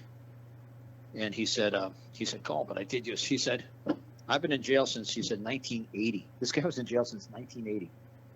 And he said, he's been in and out of jail basically for 40 years. He said he listened to Roger Elvick. I said, Roger Elvick, you know who Roger Elvick is? He said, yep. He says, in federal prison, they let us watch YouTube videos. I said, oh my God, Roger Elvick, that's that crazy Christian guy from the Free Men of Montana guy that died in Supermax. He said, yep. He said, Carl, he said, I've been watching this in Roger Elvick time. I said, wow, that's that grainy V8 video nonsense that's super hard to watch. He said, yep. He said, I've watched Roger Elvick. He said, Carl, I've watched them all. He said, I watched every single guru. He said, as soon as I heard you, he said, I knew you were the one. You were the one. You were the one I needed to be listening to. You were the one I needed to study. He said, so, he said, he said, I was listening to you all the time in jail. He said, and then what happened was, and it was funny, he calls up his wife at the Chinese restaurant, and she hears my voice. She says, oh my God, Carl, that's you really meaning Karl Lentz? You're talking to Karl Lentz. She said, yes, I am. I'm sitting right across the table from him. And she said, sir, we listen to you from the minute we wake up until the minute we go to bed. He said, your voice is in our house for as long as we're awake. She said, it's unbelievable. She said, thank you that my husband went back to federal prison. She said, you saved his life. And it's funny, he bought me a Philadelphia Phillies baseball card with Pete Rose, Mike Schmidt, and Larry Bowa on it. He bought me a watch that I never wear a watch. And he bought me earbuds.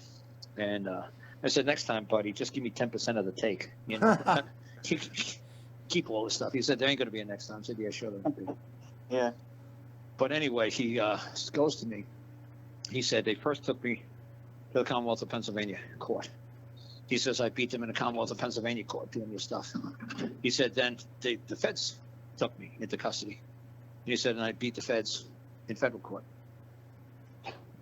And it was funny, there was a guy who was here for 7 months, and he didn't learn shit because he wouldn't work around here, so I didn't teach him shit. If you don't work, I don't teach you shit. If you work, I'll teach you shit. You don't work, I don't teach you shit. Because you're not the one. As far as I'm concerned, you're not the one that should be taught this stuff. It's like watching like the Karate Kid kind of thing. Wax on, wax off. You know, you want to wax on, wax off, you know, you get something. You don't wax on, wax off, you don't get shit. So the guy didn't do shit around here. So funny. He was just already like 4 or 5 months into it when I met the black guy. And he said to me, he said, hey, Cole, can I drive him back to Amtrak alone? So I could really pick his brain to see if this guy's the real deal, if he's really telling us the real deal. He said, sure. I said, I got shit to do back at the house anyway, man, back at the farm. I said, enjoy the man's company. So it's funny. The man said to me when he got home, he said, look, your buddy asked me for like 4 or 5 hours to try to tell him how this works, how this is done. He said, I wouldn't tell him. He said, he ain't ready. He ain't man enough for this shit. He said, I could tell. He's just a player. He's not the real deal. He said, but I did give him a little nugget. He said, but I didn't give him too much. I said, oh, good. I said, just give him a little bit. But obviously, you know, you shouldn't just be handing this stuff out like lollipops. He said, nope, I didn't. I said, good for you, man. And, but like I said, he said, yeah, I robbed the bank. Yeah. And so what? And now what? Now where do we go from here? And see, everybody just stands in court and they say, you robbed the bank. Oh, yeah. No, I didn't. It was all him. No, he did. No, he did. Yeah. And say, yeah, and? So I did. Yeah, and now what? Now what? Now where do you go from here? And? Was it your money? No. Well, then whose money was it? Good question. I don't know. Well, then I guess I'll be on my way. You let me know when I find that man whose money I took. Have a nice day. Goodbye. Yeah. Now, if everybody learns that simple concept, every bank in the country is going to be robbed every damn day of the week. They're going to shut all the damn banks down. Thank God, man. Not too many people understand the simplicity of this. Thank God. You know, I don't want to be the demise. I don't want to be the next Fidel Castro. I don't want to be the demise of this country. Fidel Castro killed this fucking country. You know, he destroyed his country by teaching people this shit. Everybody thought he was great. Yeah, but there's repercussions to this.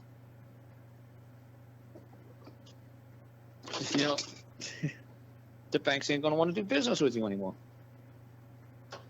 The banks are going to leave. Mortgage companies are going to leave. Finance companies are going to leave. They're going to say, oh, these people ain't going to pay us back? Nope. Well, then, fuck. I guess we'll take our business elsewhere. There's no money to be made here. Nope. They're going to play this fucking penny fucking day for the next 10,000 days. Oh, no. We ain't playing this bullshit. We don't got the courts behind us anymore? Nope. We lost the courts. Fidel Castro took over the courts. Him and his people took over the courts. Oh, shit. They got rid of like all our Jewish fucking, you know, judges and everything. Yep, they got rid of how the game was played. They got rid of all those people and they ran them out of the courthouse. They took over the courts. Holy shit. So how do we make these people pay us? How do we take their houses away from them? How do we take their cars away from them? How do we force them? How do we lean on them? How do we take their possessions from them? They're like, we don't. What do you mean we don't? We don't. We're not allowed to. We have to forgive these people of their debts. Well, this is bullshit. How are we going to make any money? We ain't. Well, then I guess fucking goodbye to Cuba. Well, goodbye to Cuba. And they left Cuba. You want the banks to leave the United States of America. Is that what you want them to do? You want the line of credit to disappear for everybody in the United States of America. Is that what you want? I won't even get a line of credit because I know 99% of me believes I'm not going to pay the shit back. I'll find a damn good reason why I can't make a payment this month. I will definitely find a reason. I got something more important coming up than paying off a fucking credit card company. I'll say these people are worth trillions. They don't need my money. They don't need my money as bad as I need my money. I'll make up a damn good reason why I'm not going to pay them back this month. You know, it's funny. People, like I said, my uncle's name is William Garner, and he's the vice president of Visa in charge of collections. You know, the biggest credit card company in the world. And my uncle's in charge of collections. So you don't think I know a thing or two about collections and debt and credit? Of course I do. Your mom might have been a dental hygienist, and she knows everything about cleaning teeth. And that's what you talked around the kitchen table about. My family, my uncle he always worked in banking, and my mom always worked for the IRS as an auditor. And my great uncle was the president of Greater Bell Telephone in New York, or AT&T. I got some pretty impressive people in my family. Who, taught me what I guess like every kid does. Like, how don't you people know this? Who brought you up? What kind of family did you were brought up in? How don't you know how this game works? How do you know how the game is played? Oh, your mom was a dental hygienist. Oh, I got it. Your mom was an English teacher. Or your mom was a nurse. Oh. No, my mom was one of the most evil people on planet Earth. She was a tax auditor. She'd make people commit suicide. Say, next. She didn't give a damn if you committed suicide. She didn't care. You don't want to pay your taxes? The easiest way to not paying your taxes is die. Once you die, the debt's gone. Your family gets to keep the house, keep the business, keep the car, keep everything. But you got to die. Problem solved. Oh, yeah. Oh, yeah. I had a good guy who actually hung himself from the second railing banister of his house. Little guy, square as built like an ox, man. He was a carpet installer, and those rolls of bolts of carpeting weigh a ton. This guy was a little monster. And I said, we got to give 3 documents to the IRS. And he said, but the IRS told me if I die, my family gets to keep the business, they get to keep the house, they get to keep the vehicles, they get to keep everything. If I die, the debt dies with me. I said, dude, just chill. No, man, you don't understand. I don't want to lose the business. I put my whole life into it. My family depends on it. I don't lose that house. So I got a text message from his son on his dad's cell phone, like at 10 o'clock in the morning. This son said, Mr. Lentz, can you please call me? Bob's son, Bobby Jr., can you please call me? And I said, oh, fuck no. I am not doing this. And Gus was like, why? What's the matter? I said, dude, the guy killed himself. What? The guy killed himself. I know he killed himself. He says, what makes you think that? Dude, the kid is calling me, texting me from his dad's cell phone. What do you think that means? And he was talking about dying. If he dies, the debt dies with him. What do you think? How do you think this conversation is going to go? I said, look, man, I'm going to call his dad every kind of pussy name on the planet. I'm not going to have any sympathy for his dad. I said, look, Gus, you're Canadian. You have feelings. You are sensitive. You handle this call, man. I can't handle it. I said, I'm going to rip on his dad. And this kid doesn't want to hear this shit about his dad right now. I guarantee the kid's beyond heartbroken. And Gus said the kid said that he always meets up with his dad at 8 o'clock at a diner up there in Maine. And they had breakfast together. And they talk about what they're going to do during the day. He said, my dad didn't show up. So I went to his house at 9 o'clock to see if he was okay. And he was swinging from the second railing, second floor banister. He hung himself. I said, that motherfucker. I told him. I didn't ask him for a damn dime, this guy either. I didn't ask him for a fucking penny. I said, look, here's the first document you sent to the IRS. We got 2 more to do, and the debt will be gone. Don't worry about it, man. We've got this. And he just looked at the papers like, this is ridiculous. Like it was too. He was thinking like, this is too simple. Dude, it is that simple. And he didn't believe it. He was like, my God, like you were my last hope. He said, this is ridiculous. This ain't gonna work, dude. It's going to work. Like, trust me. Nope. He hung himself instead. Oh my God. Yep. It's a really sad story, man. But like I said, that's what the IRS people do. And I said that to my mom. Because my mom explained to me there's no such thing, as like an IRS or taxes. It's only if you believe there is, then there is. If you don't believe that it's on the IRS, then you don't believe in Santa Claus. There ain't no Santa Claus. If you believe that you owe taxes, you owe it. He said, we can't, make you fucking people believe anything that you don't want to believe. So we have no right to make you, tell you what you can and cannot believe. And I was taught this when I was a little kid. So I was like, why don't you people know this? Oh, you didn't have a mom work for the IRS. That's why you don't know this. Oh, my mom worked for the IRS. That's why my mom taught me this stuff when I was a kid, and your mom didn't. Your mom just taught you had to pay taxes. I get it. I totally see it now. They said you had a mom that was fucking bullshit like everybody else's mom. I get it. You make it too simple for people. They can't follow you. Yeah. But it's funny, Harry Reid, the United States Senator out of Nevada, was interviewed by like this 25, 35-year-old guy. And he asked Harry Reid a simple question because he was in charge of the Senate Finance Committee. He said to Harry Reid, he said, so you're telling us that IRS taxes in this country is voluntary? He said, oh, yeah, absolutely. You could Google it. Harry Reid says taxes are voluntary. You could Google it. It's a, 2-minute video on YouTube. Viewed millions of times, and nobody gets the riddle, nobody gets the joke. So Harry Reid says, yeah, it's, taxes in this country has always been voluntary. There's no mandatory law that requires anybody to pay taxes. You can't make the sovereign. He didn't say you can't make the sovereign pay taxes. Who's he paying taxes to? To himself? Come on. Don't be silly. You know, you can't make the sovereign pay taxes, the king pay taxes. Well, who's he going to give the money to? Right back to himself? This is silly. I'm the king. This is silly. You know, tax the king. That's ridiculous. So as Harry Reid tells him, no, he says taxes have always been voluntary in this country. And the kid says, but if I don't pay my taxes, you're going to go to jail. I'm going to go to jail. I said, you're damn right you are. But he said they were voluntary. They're absolutely voluntary. But if I don't pay my taxes, I go to jail. He said in a heartbeat, go ahead, try not to pay your taxes. Watch how fast your ass will be in jail. And the kid was like, I don't get it. I was just laughing my ass off. The kid's not listening. The kid's not listening. He's not listening. You're not listening. But once I teach the people the trick, you know, it's pretty funny. Like, then they hear it. I'm like, oh my God, Carl, are you kidding? No, my mom told me this when I was a little kid. Harry Reid's telling you that right now, but he's not explaining it to you. My mom explained it to me. It took her about 4 minutes to explain it to me. When I tell people what Harry Reid's saying, it takes me maybe 4 minutes to explain it to you people. Maybe 2 minutes. But you could hear this question your whole life and you'll never get the freaking answer. But once you hear the answer, once you see how the trick is done, I'm like, oh, damn it. Is that how he pulled that rabbit out of the hat? Oh, my God. Can I make a guess at this one? Is it the word your? Yeah, of course, it's possession. Who's in possession of what? Who owns it? Who's in possession of it? Whose is it? Is it mine or is it yours? Whose is it? It's my hat. It's my car. It's my cat. It's my dog. It's mine. It's not yours. It's mine.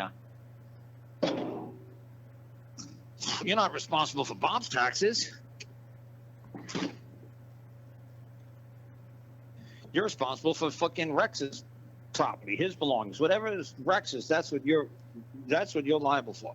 You're liable for taking care of Rex's. You're not liable for anybody else's. If you let your dog go around the community and bite people, you're going to jail. Because that's your dog. That's your responsibility. Of course you're going to go to jail. Because it's yours. You're responsible. And we're going to treat you that you're responsible. And if you don't fucking act, you know, the society does have the right to come down and clamp on your ass. Because it's yours. You're responsible for the trespass. You're responsible for the debt. You're responsible for the damage. You're responsible. And this is a Christian land, and the only thing bad about being a Christian land is that you guys could get away with basically murder. Like, look at the guy with the kiddie porn guy. I don't know how many kids he killed, and he got away with it. I couldn't believe it. You know, I couldn't believe that when the feds picked up the charges, the Fed picked up the crime. You know, yes, did I help him beat it out of the Massachusetts court? Yes. Did he ask me to help him with the feds? I said, you creeping mother effer. I hope you drop dead and die and rot in hell for all eternity. I said, you're just evil. I said, look, I helped you because I said I'd help you at the state level because you tricked me on a radio show to help you. I gave you my word I'd help you. And you tricked me. So, you know, good trick. You know, it was a great trick. And I told him on the show, I said, I love the way you tricked me into helping me. Because now I gave you my word, I'll help you. And I'll give you whatever it takes to win. I said, I'll show you how to fucking beat this.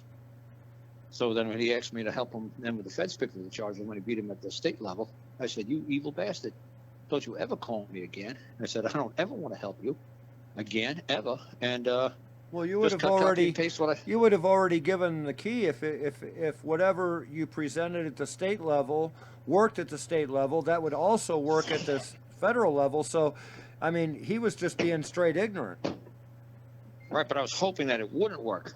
I was hoping he was going to try to do some crazy shit, that he was going to fuck up the shit that I fucking helped him do at the state level. Because when I left to go to England, he was begging me to come back and help him in state court. I said, dude, it's over. At preliminary, it's over. He asked, will they ever find the bodies of any of the boys? And they said, no. I said, dude, it's over. If they can't find the bodies, it's just like, what's that guy who killed the three wives? That cop from Illinois. Peterson.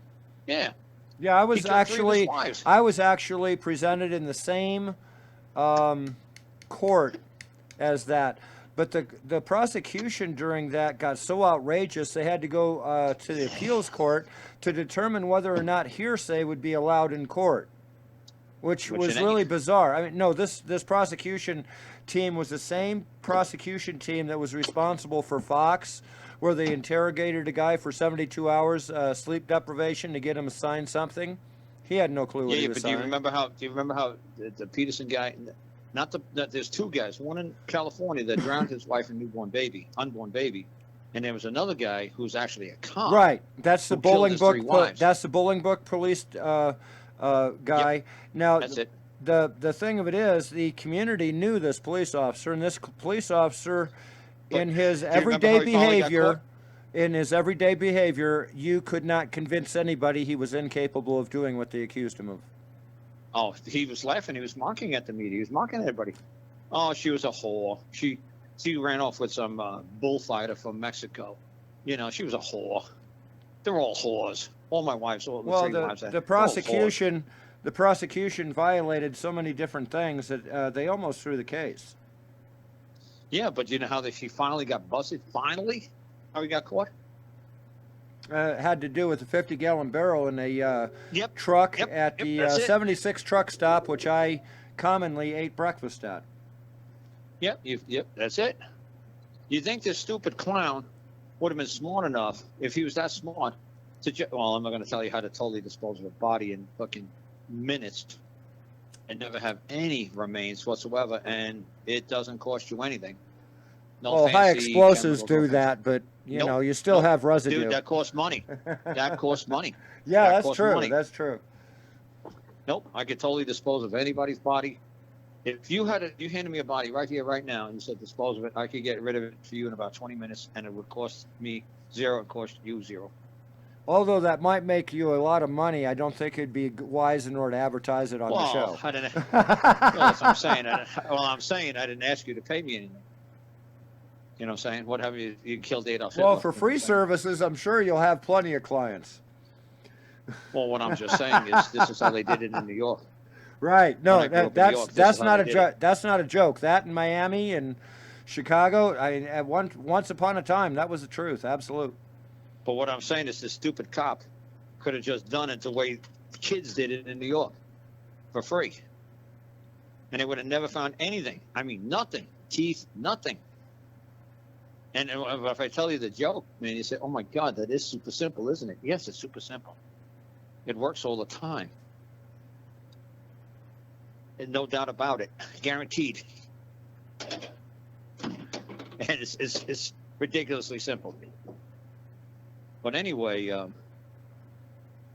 super simple, ridiculously simple, blah, blah, blah. What else I saying? Yeah, like I said, he was making a mockery of the whole justice system, saying, if you don't have the body, you don't have a case.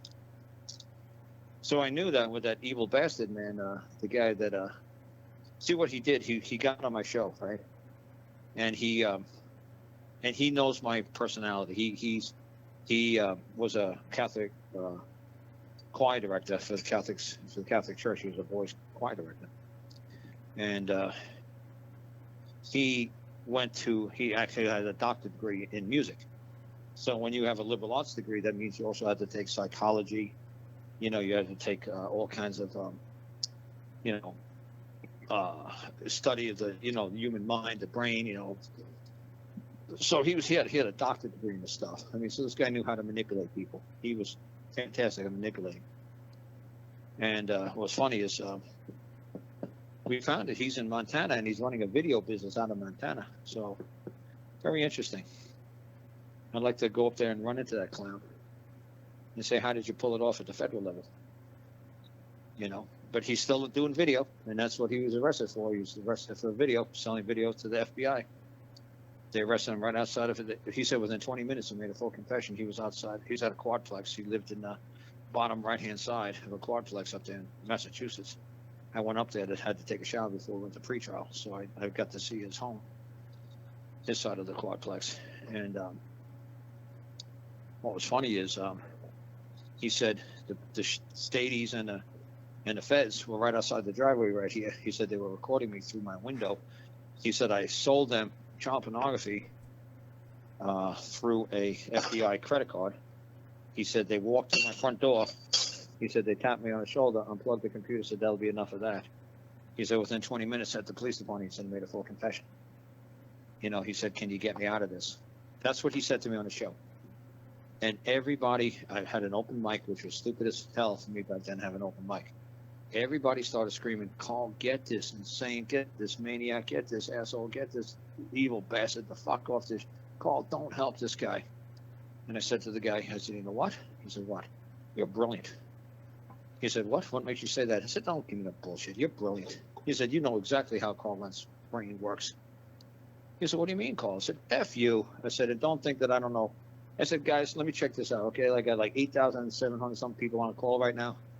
You know what you assholes just did? What? They said, what did we do, Carl? You made me help this guy. They said, what, Carl? No, we all told you not to do it. I said, this guy knows Karl Lentz so well. When everybody tells Carl not to do something, Carl's going to do it just on spot. That's true. I find myself doing that quite often myself. It's true. I said, just because all you guys said jump up, I'm going to sit down. Just because everyone said sit down, I'm going to jump up. I said, you guys, this guy played me like a fiddle. I said to the guy, don't think for a second that I don't understand what you just did to me. I know exactly what you just did to me. I said, you're a master of manipulation. I could tell. I said, that's how you got all these kids involved. You know, I said, because, you know, you must be a master manipulator. And I said to him, I said, look, I said, I'm going to help you out of spite. I said, I'm not helping you because you're a good man.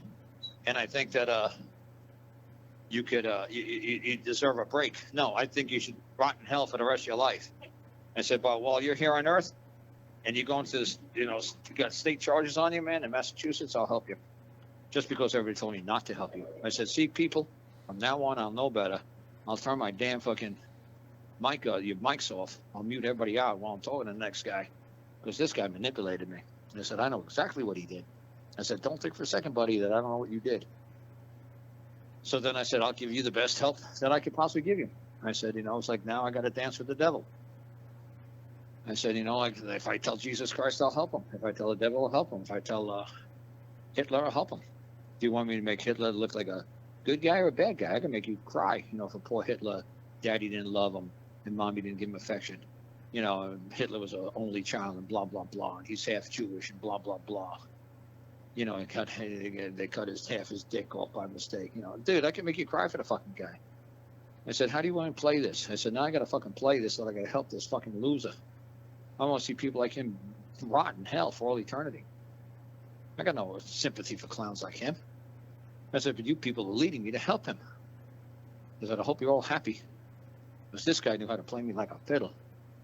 So I did. I gave him the best legal, lawful advice I could give him. I walked him right in and out of court. He didn't get past the pre-trial. So what was funny is I wouldn't come back to help him for the trial. I said, dude, it's over. I'm telling you, it's over. You're going to get a nolo prosequi any day now. I said, they're going to just put it in the mail, nolo prosequi. He said, no, man, I need you. And, you know, I can't do this alone, blah, blah, blah. I said, dude, it's over. See, I was in England at the time. And there was a guy who was talking to me. He said, what's going on? I said, this asshole. This kiddie raper, this kiddie porn guy, him and his brother. This Catholic fucking choir director. This evil bastard. He wants me to come and help him. He don't need my help. I said, it's over. I said, you know, they don't have any bodies of any of the boys. They can't prove it. And the only reason why they knew they didn't have any bodies of the boys is because like I'm out here right now working on the outside on here by my shop. And I said to myself the day before, I asked him this question. I said, how am I going to get this master manipulator to admit that he killed these kids? How am I going to get him to admit it? Because he's brilliant. How am I going to get him? He's not going to admit it. He's not just going to flat out say, yes, Carl, I did it. He's not going to do that. Because only him and his brother, and you know, knows the real deal, what really happened. So I said, how could I convince this guy to, I'm going to trick him into confessing to me. So I said to myself, okay, come up with 10 questions, 12 questions. Come up with 10, 15, whatever, how many questions I came up with. I said, say them as fast as you can to yourself, Carl. Just ask yourself these questions as fast as you can.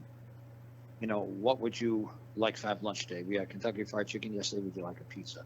Did it rain over there at the Comfort Inn? It didn't rain over here. Should we use 10 penny nails or keep using decking screws?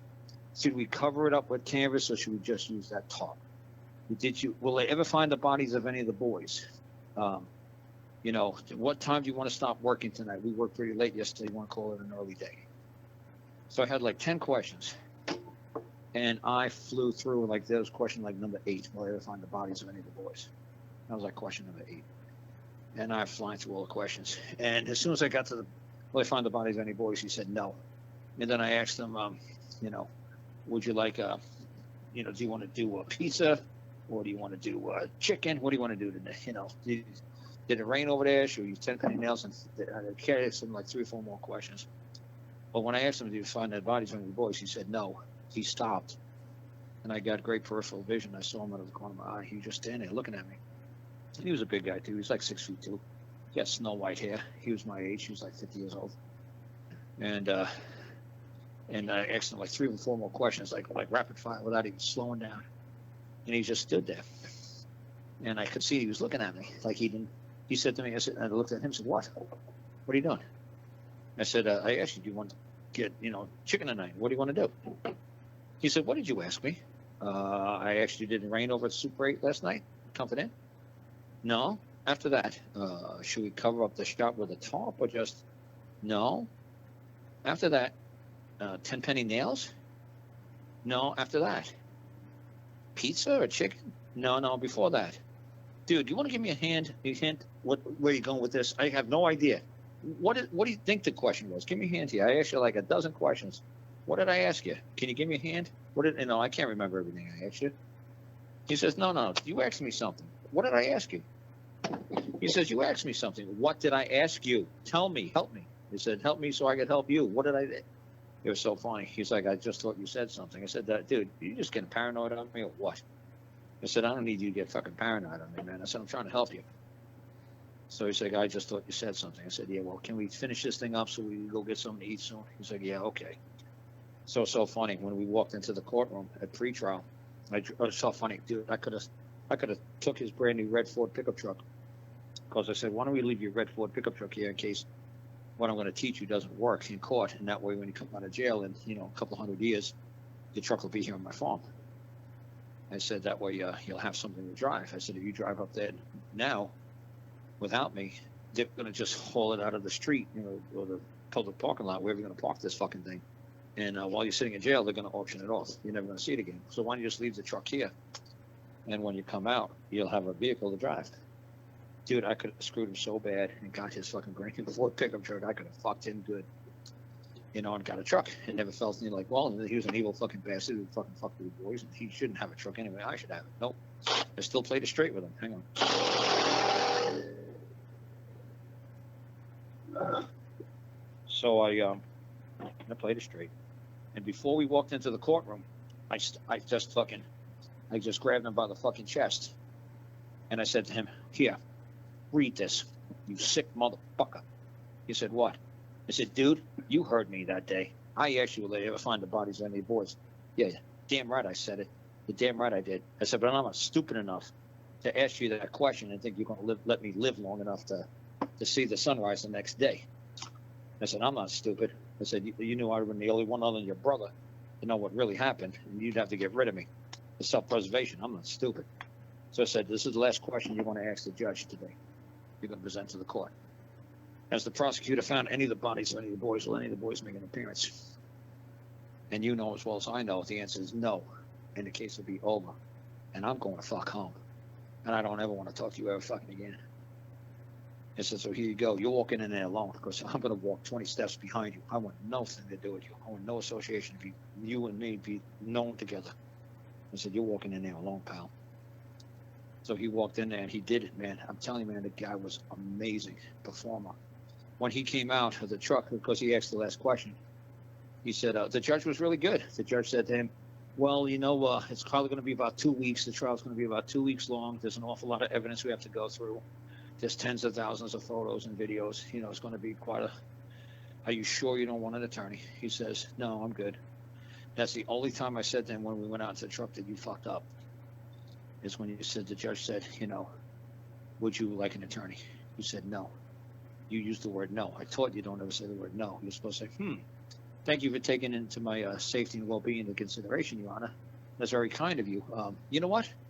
It might be a good idea to just have a counselor sitting next to me in case we start using terms of art that I'm not comfortable with, that I might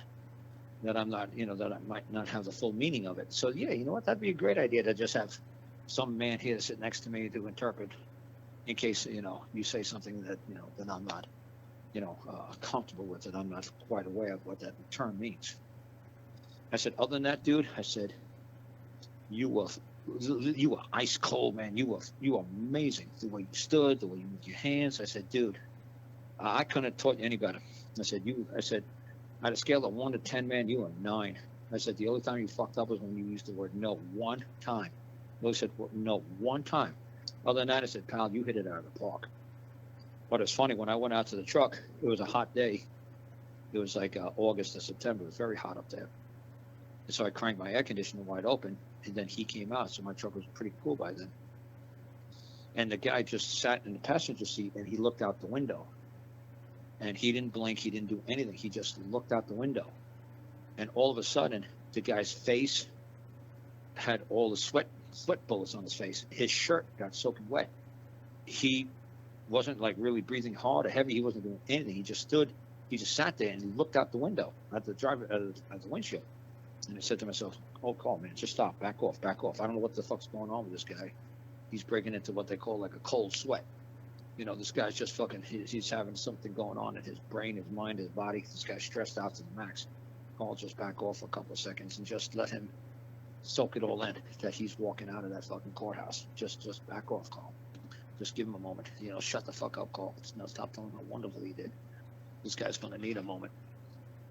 And then he, about a minute or two after he got, he started to start breathing like normal, like inhale and exhale.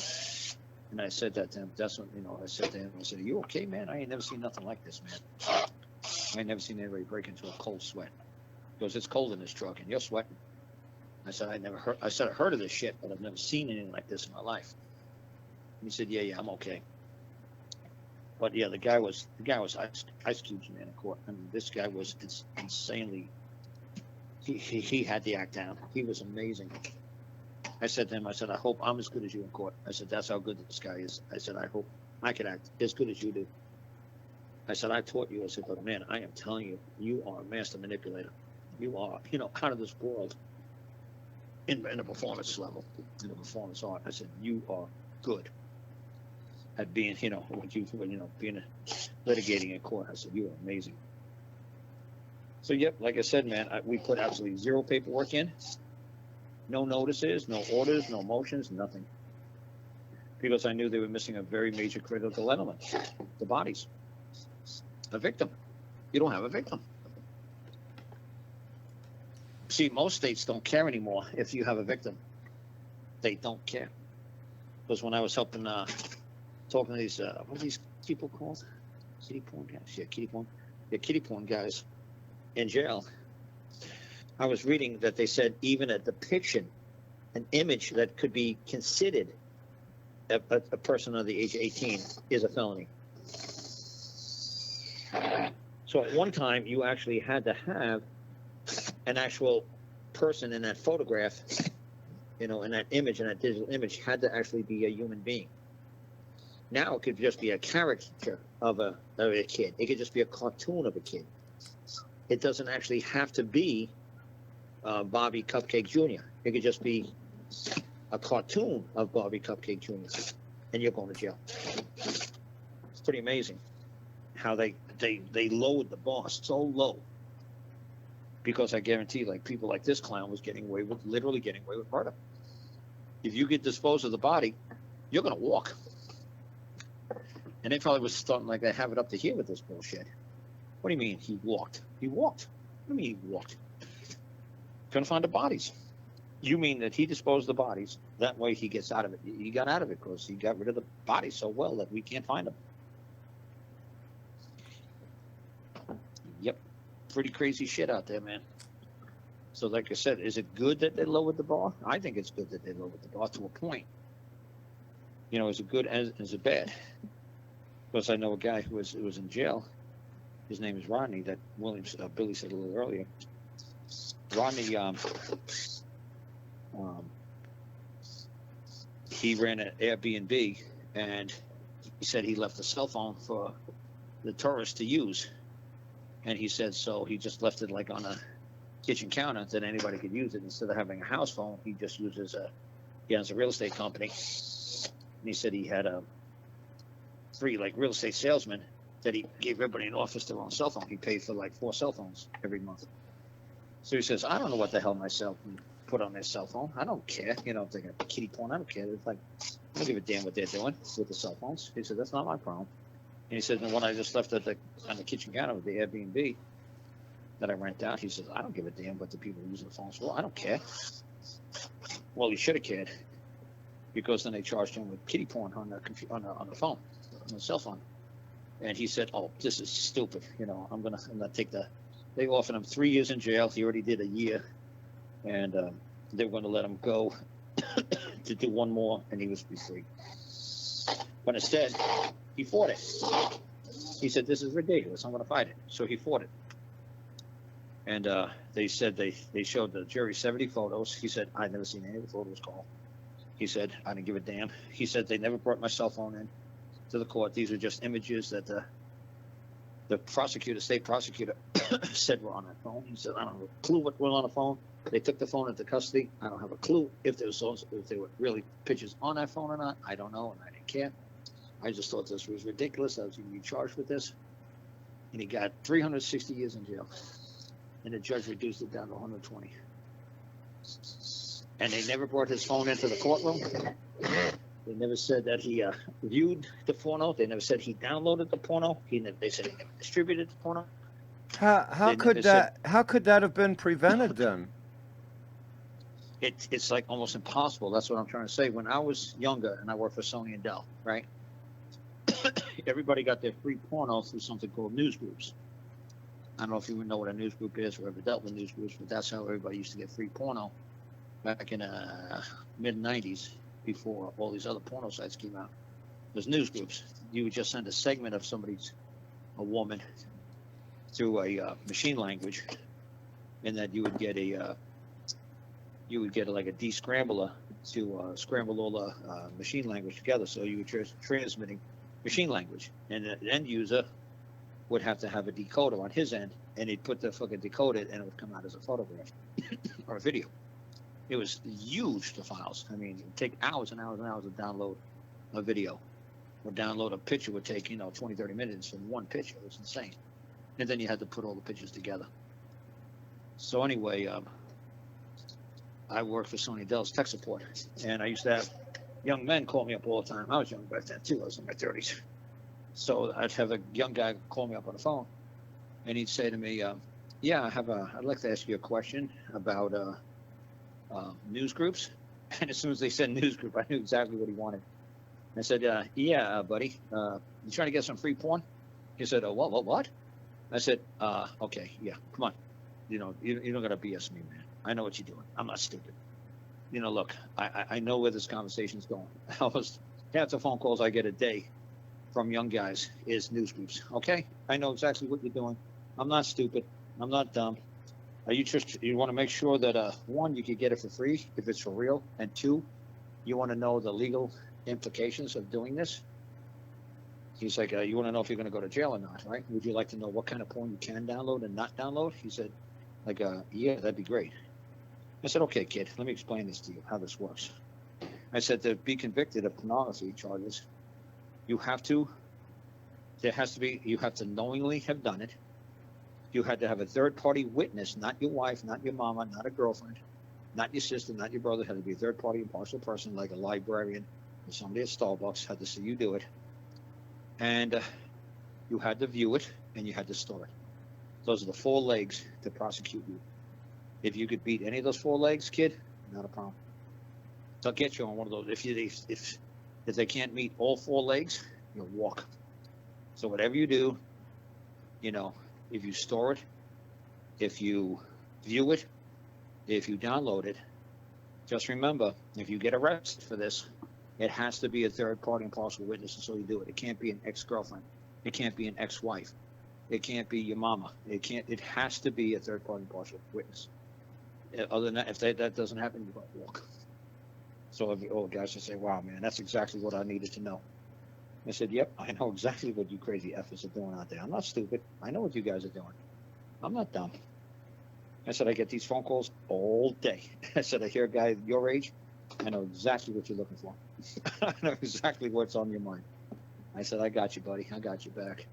Nowadays, dude, they don't care if it's a caricature, if it's a stick figure of a kid. You could draw a stick figure of a diaper and a kid, two diaper kids, fucking two stick figures in diapers, boinking each other. You're going to jail for 5 years. It doesn't matter anymore. They lowered the bar so low. And anybody could rat you out. Your mama could rat, dude. Anybody could rat you out now. There doesn't have to be a third party impartial witness. Nobody had to see you download it. Nobody had to see that you stored it. Nobody has to prove that you viewed it anymore. Dude, it is insane how it went from, like, you could say progressive, liberal, 60s hippie shit to hardcore Christian conservative witch hunt, Puritan fucking bullshit. We went back like the Puritan age. And they just do, but the people who are putting you in jail are the ultra creeps, are the ultra perverts. They're super satanic, they're super evil, and they're the ones that are putting you people in jail. Are the super creeps. It's pretty funny. They're the dirtiest of them all, and they're the ones that fucking putting you in jail because you drew a stick figure of two babies in a diaper boinking each other. And that's a 5-year mandatory minimum sentence here in Virginia. It's crazy. As I was talking to these guys, it's like, you got to be kidding me.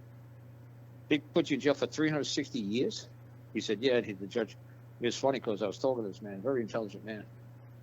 And he came back, obviously, after the trial. He was crying like crazy. And he fainted in the courthouse. They had to pick him up off the ground. And he was just crying like crazy when he came back. Someone went over there. Everybody stayed away from him because he was crying so hard. And I walked right over there and I made a joke to him. I said, dude, I heard you got 360 years. And he's like, I said, you'll wind up in the 25th century. And he's like, I said, you get to meet Buck Rogers, you lucky bastard. I wish the judge would give me 360 years so I can meet Buck Rogers with you. I said, that'd be awesome to meet Buck Rogers in the 25th century. You get to live to be into the 25th century. I'm going to probably die in the next 5 or 10 years. You get to live to the 25th. The judge gave you 360 years, you lucky bastard. I wish somebody would give me 360 years to live. You kind of like, what the fuck are you talking about? I said, dude, you got 360 years, right? Yeah. Well, the judge must be a really smart man. He must think you got 360 years. You're going to be in jail for 360 years. Well, gee, he must be like this godlike creature that could fucking say, well, you're going to be in jail for 360 years. I mean, he's got to be wise, man. He's a judge, man. He's got to know what the hell he's doing. You get to live to be 360 years older. You lucky bastard. You're going to be the oldest man that ever lived. He's trying to wrap his head around it, and I just got him to stop crying, to make him start thinking. And then I said to him, let's start reading the transcripts and let's start working on an appeal. And I told him, I said, the only thing bad is the judge reduced it to 120 years. You should have told the judge, why didn't you just give me 3.6 million years? I said, if the judge gave you 300 million years, your story would go all over the fucking world. You want the judge to give you something so outrageous, so crazy, so ridiculous that every media outlet on planet Earth is going to pick it up. That's what you really wanted. You didn't really want it. He dropped it down to 120. So obviously he's in Supermax, with people who blow fucking busloads of kids and shit like that. Because anybody gets hundreds of years in jail. You're not going to be put in a little minimum security prison. You get hundreds of years. You're going into some Supermax prison. And, but he's a little cute guy. You could tell he probably swings on both sides of the fucking plate. He used to go to this fucking crazy dance club that I think it was called Circus up here in Washington, D.C. They would have like 5,000, 6,000 people show up on a Friday, Saturday night. Like all the gay people on one side of this place, all the straight people on the other side, and the big mosh pit shit. People do rave, drugs, ecstasy, the whole weekend. It was just crazy. It was called Circus. And so he's just a you know, he's just a good hippie freak. He's not a bad guy. He's just a freak, but a good freak. Not bad, man. He's got a wife for like 30 fucking years. She was into it too. So, you know, just a hippie. You know, no, not a bad guy. But what they did to him is outrageous. No victim, no damage, no harm. Nobody's seen him download a damn thing. At least his lawyer asked one good question. His lawyer finally asked the judge, "Where's the dope?" He's like, "Where's the camera? Where's the proof that this man? Where's the man's camera? When are we going to see the man's camera in the courtroom?" He asked him at pretrial. And the judge said, we'll get to that someday if it becomes an issue. I said, what do you mean one day if it becomes an issue? These people are trying to tell you you had 140 photographs on a cell phone. Yes. Did they ever bring the cell phone into the court? No. At the trial? No. At pretrial? No. Did your lawyer at least ask? And I read the transcript. I said, well, your lawyer at least asked, where's the dope? You know, where's the fucking proof? And the judge says, well, we'll get to that someday if that ever comes up. If that question ever comes up. Dude, you should have fucking screamed. What do you mean if it ever fucking comes up? It's coming up right now, motherfucker. Get that damn fucking camera. So it's funny. The prosecuting attorney said in the transcript, she said, when his lawyer asked, where's the camera? She said it's locked up.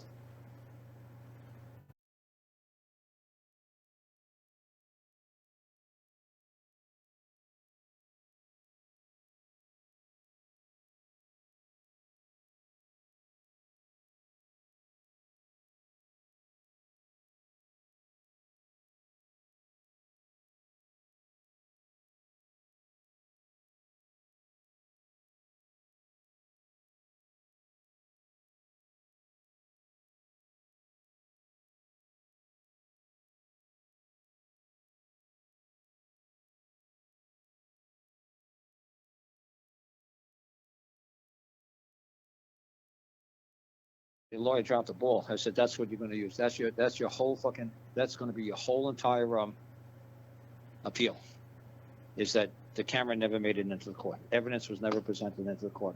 Yes, it came off of this fucking prosecutor's laptop, but nobody could ever prove that it came off of your cell phone. I said, it sucks that you had such a lousy attorney. I said, I know the old fucking, he's a fucking idiot. I said, he's totally clueless. But at least he did ask that one good question. Where's the dope? Where's the proof that you did anything? Where's the camera? Where's the dope? Where's the proof? Where's the camera? I said, that is a very good question. And that he just let them slide by the judge saying, well, when we get to that juncture, we'll cross that path when we get there. The attorney should have said, no, we are going to get that camera here, the evidence now, right now. We're not going to do a damn thing. She said it's locked up. Go unlock it. Lady, bring it on in. You mean it's locked up like in a filing cabinet? And she would have to admit the truth. She was like, well, no. It's an Apple phone, and we hit the combination a couple times, and oh well, we hit it incorrectly, and we didn't realize if we, tried to open it up, and it realized that it was a security breach, that it would reset a factory default. I said to him, I bet that's exactly what happened to that phone. It went back to factory default. So then he called up his wife and asked his wife to call up fucking Apple and ask him, where's my phone? And they said the last place it was like at that office. And they said, but it was reset back to the factory default. So he's like, holy shit, it is back to factory default. I said, yep, I told you, man. She meant locked up, but saying that it's non-functional anymore. They can't view anything anymore. Everything got wiped off. Now they could probably bust that thing open and get, if there's some sort of a hard drive, maybe they can pull the memory off of it. Maybe. But at least she's telling the truth that it's locked up. That's why it's not in the court. It doesn't mean it's locked up in her cabinet. It means they can't pull anything off of it. Yeah, word games. Yeah, word games. Yep. I said, but you want to sit here until you get some fucking lawyer, some attorney guy to prove that for you for court, to move the court to you. Wow. We got 2 more things I gotta block here. Because like I said, man, it's funny. Those little kittens, man, they are fucking a character, man. They'll find a hole and they'll manipulate the situation and they'll come through. Yeah. Yeah, I used to do that almost all the time, man. You know, like I said, what am I doing right now? You guys are sitting there, nice smoking a nice fat one, doing whatever you guys are doing. What am I doing? Making zones for a cat, kittens. That's what I'm doing, making zones. No fat one over here. I'm obviously endlessly working. Well, you get any more than 2 mothers in there, they'll be sharing their kittens anyway. The cats do that. They share the load. Oh yeah, they sure do. The mom cats all they all pitch in and help each other. Oh yeah, they sure do. It's amazing watching. Oh yeah, them do that. they certainly can. Chickens do that to a degree too. Yeah, it's just amazing, man. That but like I said, you know, it's just funny that it says, you know, did they give you back your animals, dude? You mean, did they basically give me part of my life back? Yes, they gave me part of my life back. Yes, do I kind of have a little bit of a life now? Yes. But all the time I was taking care of myself. I had no life. I think one thing we haven't really touched on that might be germane to you getting your animals back is how they immediately, like in February, attacked William on the same property, same land. Yeah. We never Yeah, really they talked didn't. about that the other day. I think but- Alan might be interested to hear that. What, Please. that they took his animals and they... Yeah, after they did took get- your animals, they took William's animals off the same land. Yeah, Please. the one animal they killed, and the other one they killed and one they gave back had to give back to court ordered. Right, But I don't this think is we crazy. talked about that the other day. Nope. Well, please Court please ordered, go ahead. I mean, that's the latest update. I'd love to hear it. Yeah, but that's good and bad story about William and those animals. It's good and bad story. Because 20 minutes after they took the puppy into custody, they killed it. The veterinarian said, Voluntarily "Well, we-" killed it. They didn't have to. Yep. The veterinarian said we can help this puppy, and the vet and animal control said put it down because we got a training video from Billy found a training video. Go ahead, tell him about the training video. Billy. Yeah, and but before we go to the training video, you'd be curious to know how much did they kill William's puppy for? $30 measly dollars. Wow. 30 pieces of silver. That's all they needed to execute his dog for no reason in the world. Just, I mean, a parking ticket costs more than that. Yep, they didn't care. Yeah, we found this training video from the lady who runs these programs all over the state, all over the country, the Animal union, control. and around the world. This lady Animal control. literally trains all of these animal control organizations how to manipulate the system to get the results they need. Billy found a video of a training video saying that we have to kill at least one of the animals to get a felony conviction.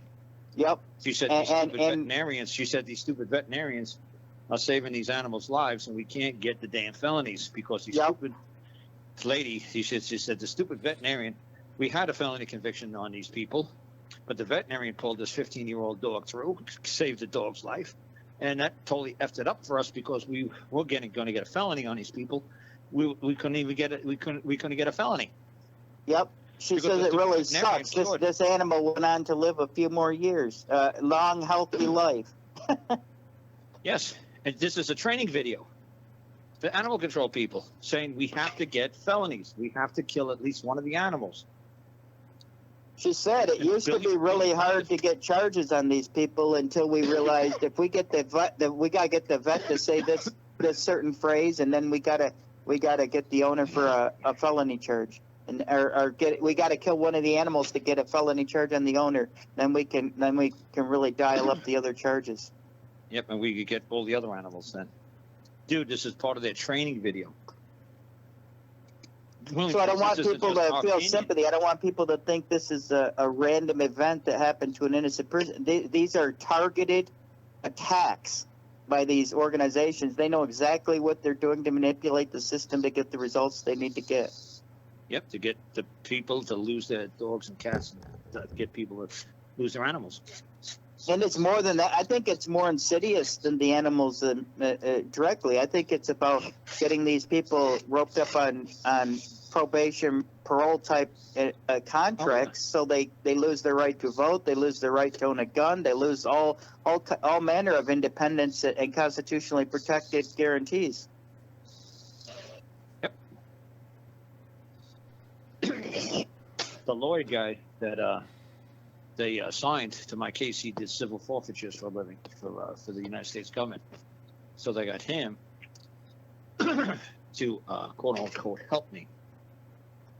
And what was funny about him is even to the last fucking minute walking into the courthouse and the courtroom, he kept saying to me, take the 5-year prison deal, take the 6 felony conviction, just plead guilty to all 6 felonies. I said, you've got to be kidding. I said, the veterinarian said that those 4 kittens she had to kill had nothing to do with any human beings' interaction with the animals. She said it was nobody's fault that those kittens were euthanized. She said, you know, it's not your fault. It's not anybody's fault. It's the mom's duty and responsibility to take care of kittens. It's not any human being's fucking responsibility to take care of newborn kittens. It's the mom, the mom cat's responsibility. It's no human being's responsibility. And you want me to plead guilty that the veterinarian had to euthanize 4 born kittens? If she even did? I said, we can't even get a clear story. Did she or didn't she do it? Yeah. I said, you want me to plead guilty to 4 felonies? You want me to go to jail for 5 years? I said, you're kidding. Well, they said, you know, your 5 months will be added into that time served, you know, good served, and you know, you'll be out, you know. I was like, dude, you're out of your mind. You know, dude, they had no right to even come on the property in the first place. So it was illegal search, it was unlawful search and unlawful seizure. And if we're being honest, they were searching the wrong place. They had an authority by the court to search a place at or near 710 Augusta Farms Road, and they were way off the mark onto some private land. Yep, we would have proved that in court too. That they were at the wrong place. I think it's very interesting. How many times have you had somebody on your show that the government walked away from 7 felonies before they even got up to bat? 3 or 4, but they were for extraordinarily different reasons. 7 felony charges the government walked away from before they got to bat. Like, we're not even going to take a swing. Yeah, we're not even going to try to take this to trial. Opening salvo, I think. I laughed because Carl said, oh, you don't want to see this video. It's like 14 seconds. I had to play it twice to make sure I didn't miss it. It was literally like the judge said one sentence. The whole case was over. Yep. Yeah, if you watch the YouTube video, it's funny. The prosecutor says, we didn't know they were going to do a motion to suppress hearing. We didn't know they were going to put a motion to suppress. We don't have the witnesses. We didn't have the evidence. We're not prepared to move at this time.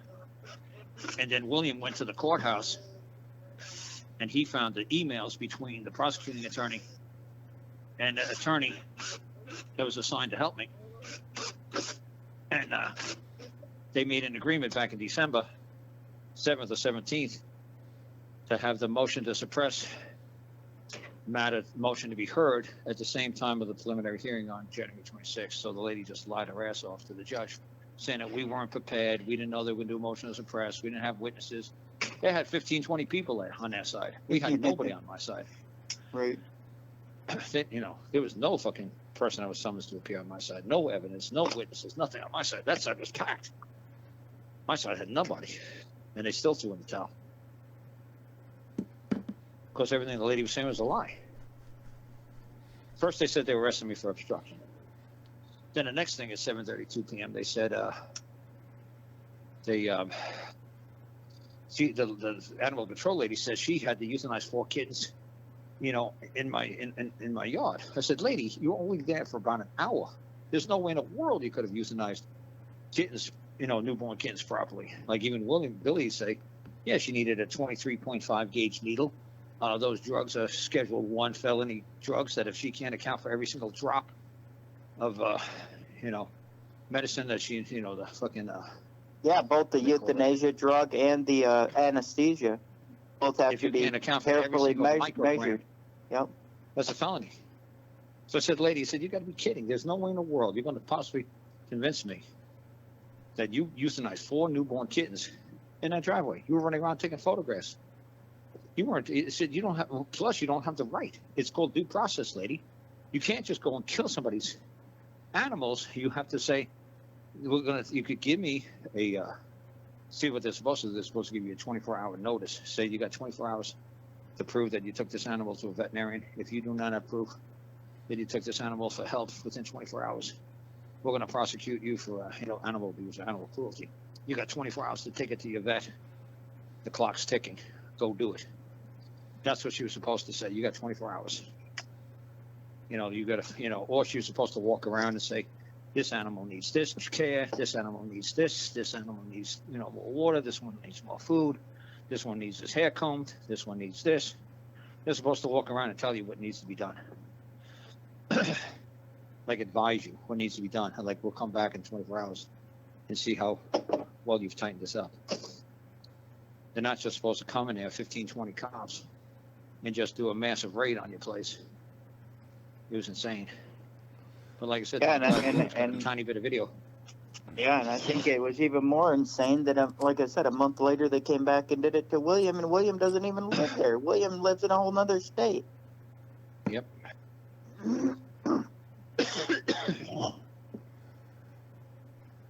So they thought they were targeting you when they hit William then?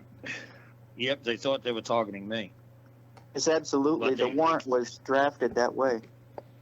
See, William's puppy, William's dog had puppies, and that puppy got parvo. So William called up locally to see if a veterinarian would help with the parvo. So he called up the local veterinarian that we've been going to for years, and the veterinarian officer said, unfortunately, we can't help you. You've been red flagged? Is that what they said, Billy? Red flagged? That anybody, any animals coming out of 710 Gus Farms Road has been red flagged. Is that what happened, Billy? Red flag, they called it? Labeled? Red flag? Yeah, red labeled, I think, is the word they used. The term of Yeah, art. red labeled. Yeah, red labeled, a red flag. So that was on February, like, say, 24th. He called up asking, say, hey, man, I need some medicine for this sick puppy of mine. Can I bring the puppy in? Can you take a look at it? I think it's got parvo. And the lady, the receptionist lady said, no, no animals to 710 Gus Farms Road. Can we help any longer because you've been red labeled or red flagged? And we didn't know what that meant. She was like, okay, yeah. And can we get, medicine at least from you people? If you can't provide services for the animal, can we at least get the medicine administered ourselves? And they said no. So then a week later, animal control came down with a warrant to search and seize for that puppy. So she came down and she looked through all the buildings and she said, that's what I'm looking for. I found it. I got it. She took it off her bed. It was like wrapped around in a quilt. And she said, that's the one I'm looking for. And she took it.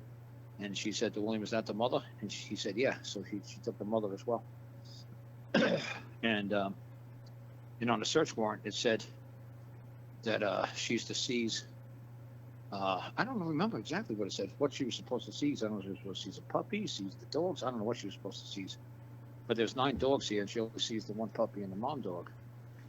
And when William went to court, it was funny. I provided him all the medication and vaccine shots throughout the years. And funny, somebody went up there with him, some guy named Billy went up there and witnessed. He said, man, when William whipped out like the medication that you've been buying these dogs throughout the years, and all the receipts for all the vaccines and all the medicine you've been buying for these animals throughout the years, he said you could see that the prosecutor just like deflated. She was like, oh my God, they actually got proof that they give these animals the proper vaccine shots that they need. Like, she's like, oh no.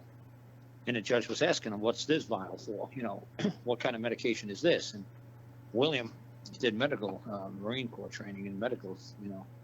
He did say some training classes, so he knows what these chemicals do. So he was talking to the judge, like, you know, he knew what he was talking about, and the judge must have been impressed. Like, okay, cool. You people really do provide. They probably just thought we were just some dumb hicks that didn't know what the hell we were doing. And nope. You know, the judge was impressed and said, you could have the female dog back. They killed the other dog within 20 minutes of taking it into custody, even though the veterinarian said, well, we could keep the little puppy alive, but it's going to cost quite a bit of money. And she just flat out said, kill it. Just put it down. Within 20 minutes of taking it into custody. She said, nope. The veterinarian said, yeah, we can help the little fucker. So what they did is they fucking stabbed a needle into the fucking little dog's heart and fucking pumped it up full of, fucking killed it by pumping the fucking, you know, basically making the little puppy's heart explode. Fucking evil. Just fucking evil. That little puppy was bouncing back too. That little puppy was a cutie. She was bouncing back, and these evil fucking bastard fucking woman, full of tattoos, man. Young girl full of tattoos. Fucking just said, kill it, put it down. You know, I know why she said, kill it, put it down. They needed a felony. They needed to try to get it, raise it from a misdemeanor to not providing adequate care to willfully torturing, abusing, and maiming the animal, willfully doing it. So see, that's what they were trying to get me. They were trying to get me for willfully torturing an animal. And everybody who knows me, they say, we've never seen anybody take care of his animals like he does. This guy dedicates his whole life to taking care of these fucking animals. Like he stopped his whole life now. For like how many years did I stop my life? For 2020, I haven't touched a computer since 2020, January 2020. Yeah, right. Just I've been taking care of these animals.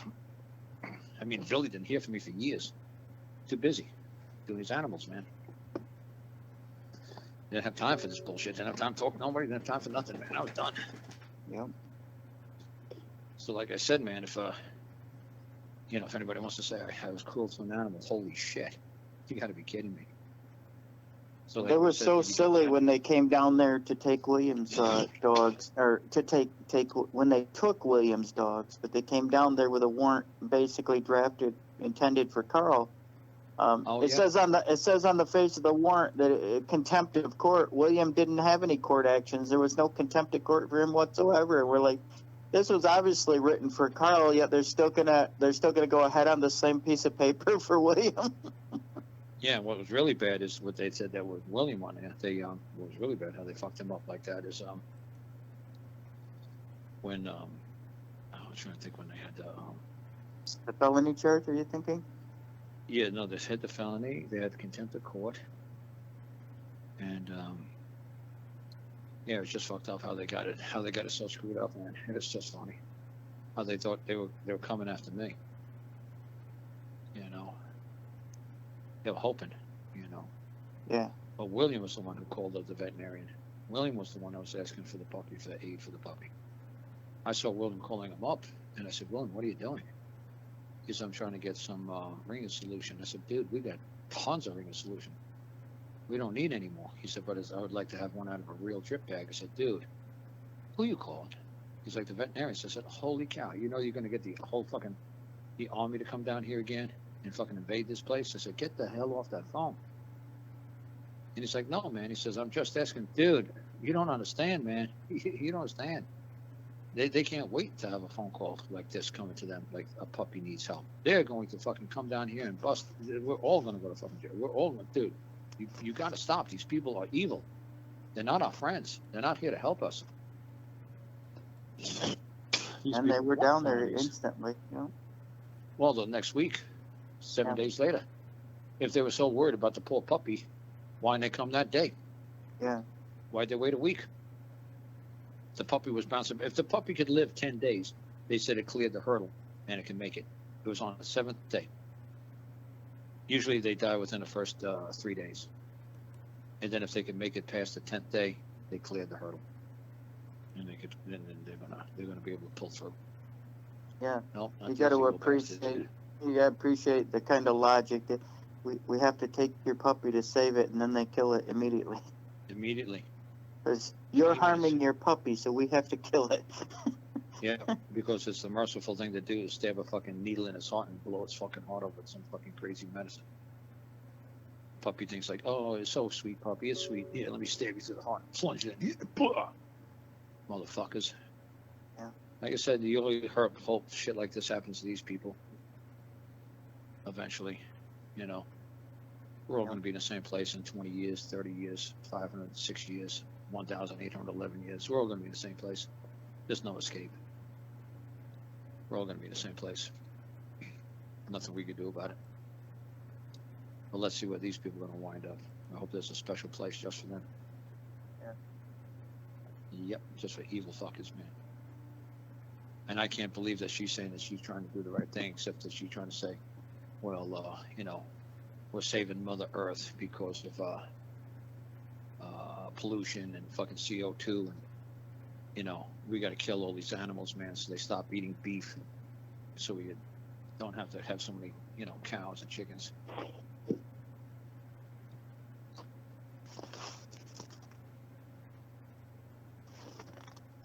But yep, it's crazy, man. It's just crazy. But yeah, like I said, what's good about this conference call, you can just pick and choose what you want out of it now. Yeah, You see, no, like I it's- said, what time is it? Yeah, I have no idea how long we've been on. I know we've been on over 4 hours, though. Almost 5 hours. Yeah, but what's funny, 4:40. see, yep, and see what's funny, we've been on a thing for 4 hours and 40 minutes. And see, this is what I'm trying to say to people. I'm almost done. It's almost 11 o'clock at night. I haven't had a damn thing to eat. No breakfast, no nothing. I'm just about done. And you guys want me to take care of what? 50 animals that they took from me? You want me to get them back? Hey, Oh, Carl, really? I know something. No, that what might we'd have like No, to I mean- see is I you mean- compensated for can- that, though. We would like to see you compensated, not the animals back, maybe, because there's no way in order to undo the damage they've done. But for you to No, be but I'm saying compensated, God's I'd like to see compensating me. that. God's going to compensate good people. God knows I what know I've done. something that might that's what I'm saying, entertain Alan. There's nothing that anybody in the public can say to me like, oh, Cole was charged with torturing animals, dude. I just laugh. Oh yeah, that's it. That's me. The torture animals. Yeah, that's it. You keep believing what you want to believe. That's cool. That's cool, dude. Because God and I know what I've done and what I haven't done. I got no shame in my game. If somebody tells me I told you, I will just laugh. I'm not gonna get mad. I'm not gonna get angry. I say, you don't know what I'm talking about. This is all bullshit, dude. I would say, yeah, God and I know what really happened. God and I knows what's true. So you just you want to keep saying, you want to believe what they wrote on a piece of paper about Karl Lentz, you just go ahead and believe whatever the hell you wish to believe. You do whatever makes you happy, because I know exactly how it went down. I know exactly what happened. I know exactly who and what I am. And there's not a damn way you're ever going to convince me I ever hurt an animal. Ain't no way. Dude, I'm out here till 11 o'clock at night, crawling underneath that fucking author trailer, tightening up this place so kittens don't die. I got 2 fucking full-grown men who said they were going to do it for me for the last 3 fucking weeks, and they haven't done a fucking thing. They're like, oh, no, man, Carl, you stay in the house, and you stay in the kids. Oh, you do videos, and you start doing paperwork, and yeah, and you help us get our fucking cases done and resolved. Okay. And you guys got this outside? Yeah, we got the outside for you, man. We got it. Okay, one guy's higher than a fucking kite probably about an hour, 2 hours ago now. The other guy's been sleeping for the last 3 days. And I'm the one outside busting ass. But these guys came from California to help me, and they came on down here, you know. I mean, the one guy does good. He kicks ass good for about 4 or 5 hours a day. And then that's it, 4 or 5 hours, and then that's it, we're done. I don't get no 8 hours out of people. I get 4 or 5 hours, but at least he gives me 4 or 5 good hours. He steadily works for 4 or 5 hours. You know, he gives me a good half of an 8 hour shift. Half a day. Yeah, the other 20 hours, yeah, whatever. But yes, at least I get 20. At least I get 4 out of 20. The other guy, totally useless, dude. Dude, he was bitching that he brought his kids out here. He said, "Can I fly my kids out here, and they'll give you a hand?" I said to myself, yeah, that's never gonna fucking happen. Everybody who's ever brought a wife or kids, it's always been a fucking disaster. Nobody wants to work. So he brought his kids out here. The other thing they did is they broke one of my sledgehammers. They broke one of my ball peen hammers. They did absolutely fucking nothing but terrorize the animals here. scared the shit out of them. Just stood there. They're just little monsters, man. Look, the kid was a little fucking monster. The older boy wasn't. The 10-year-old was a monster. These animals just made him totally go berserko, making him bark on purpose just to be an asshole. And so what's funny is, oh yeah, because every time I heard the dogs going crazy, I had to go run over to find out what the hell they were going crazy about. Yeah, It's just right. a stupid kid holding like William's, skill saw, like making believe it's like a gun going, oh Jesus, and the dad is standing right there watching them do it. Like, dude, I just came running up the driveway to see what the hell the dogs are going nuts about, and you're just letting little Junior fucking just terrorize these little dogs. Yeah, no, just totally ignoring it. Like it ain't my dogs. I don't care. I'm listening to my rap music cranking wide fucking open. I don't give a shit. So it's funny that he said, well, his kids want to go home because the toilet bowl is backed up and the kitchen sink is backed up. And I said, you got to be kidding me. I said, you're supposed to be some sort of a handyman, and you're saying the toilet bowl's backed up? Yeah. And how many days has it been backed up? He said, for almost a week. For almost a week. It's been backed up for almost a week. And you don't know how to flush the toilet. And I said, what? I said, let me show you how to do it. And I flushed the toilet and it went down. I said, see how it's done? Why didn't you just ask me? You could have asked me a couple of days ago and I would have showed you. Just keep your hand on. Look, this isn't like a toilet bowl at the Holiday Inn where you just hit the button one time and it's done. No, you got to keep your finger on the handle until the tank drains out. Once the tank drains out, that's how it works. Your kids are leaving half the water in the tank when they just hit the button real quick and let it go. Hold the damn handle down until the drain tank is empty. That's why the cover of the tank ain't on, so you can see the fucking water disappear from the tank.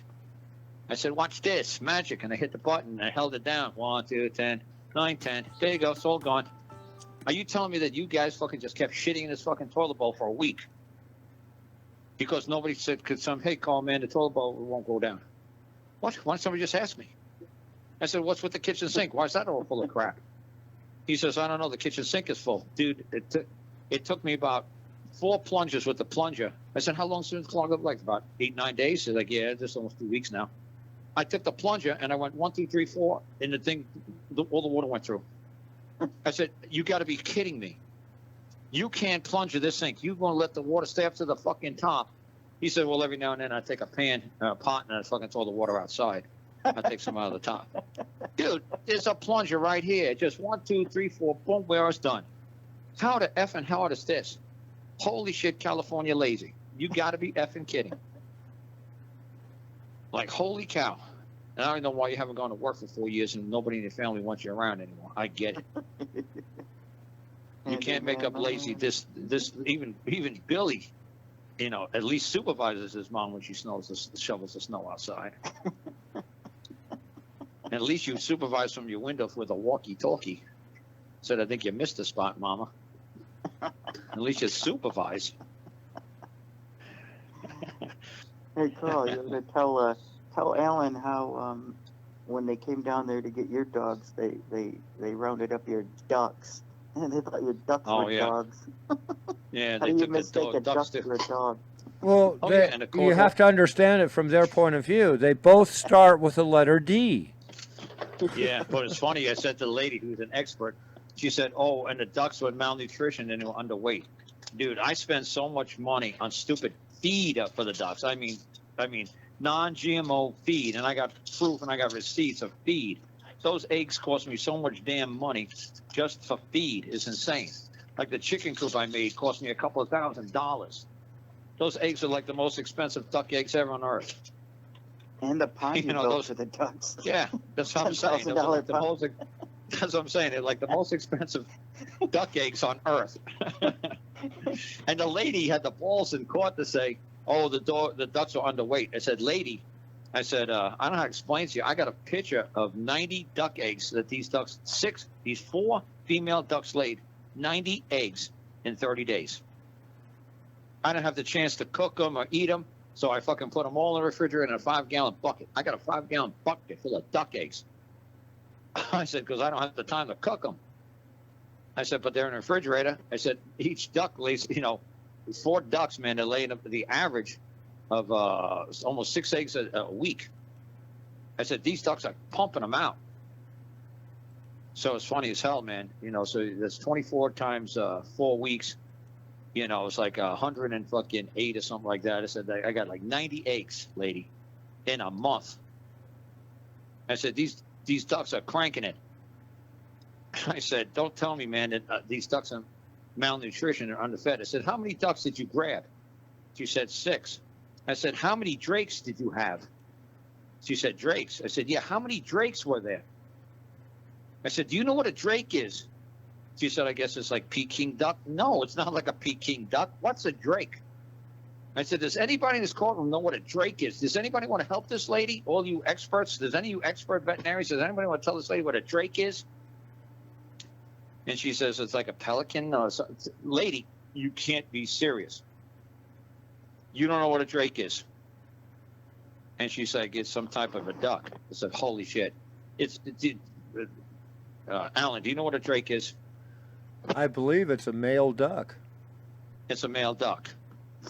I said, so how many? I said, how many drakes did I have? She said, well, I checked their breasts,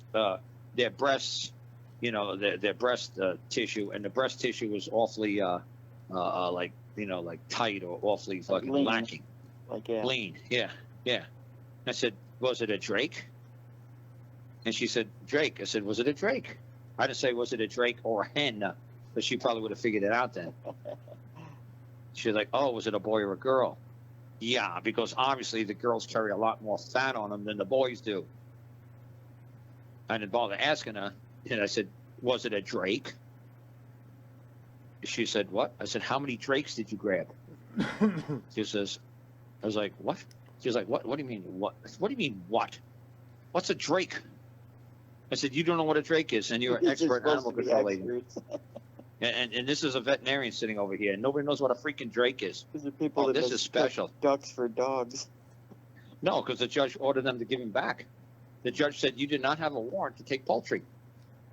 And I said, but, you know, they also didn't see they took companion animals. I said, these aren't companion animals. They don't sit on my lap at night. They're working dogs. They work. They're outside and they work. You could take companion animals. There's companion animals. There's working animals. There's hunting dogs. There's herding dogs. There's service dogs. There's all kinds of dogs. These are working dogs. You had the fucking warrant for companion animals. I don't have fucking companion animals. It was funny as hell, man. But like I said, man, like I said, when I lost 5 months, man, of my life, man, when I came out, this place looked like shit. This place was upside down. This place was a wreck. You know, everything got overgrown. I mean, I've never seen so much fucking Canadian thistle out in those fields. Those horses were covered in thistle. You know, it was insane. I mean, how bad the fucking this farm got because I was in jail for 5 months. Nobody was able to maintain it. There's a lot of work to maintaining a farm.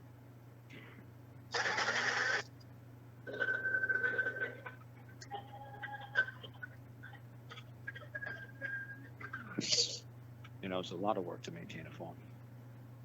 And like I said, it's just, you know, the guy who's here, he's a real good guy. He's a real good man. But like I said, 5 hours, if we could get 4 hours of work out of him every day, that's a miracle. You know, sometimes, like I said, I said that to him when he a couple of years ago when he came here, I said to him, I said, dude, I said, when you went home after you spent like 8-9 months here, your mom said that your body was covered with bed sores. I said, dude, where do you think you get bed sores from? Because you don't get the fuck up. I said, that's how you get bed sores. I said, dude, I said, I remember like 4 days in a row one time, I don't even see you leave the truck. I said, you basically got smoked pot and you fucking stayed in the truck and I brought food out to you every night. I said, I remember bringing food out to you. I said, dude, you were fucking, I said that to him today too. I said, dude, when you came out of that fucking van list yesterday morning at around 11 o'clock, I said, you look like a glazed donut. And he just smiled. I said, dude, a glazed donut. That's exactly what you look like, a glazed donut. I said, dude, you got to put down a peace pipe for a while.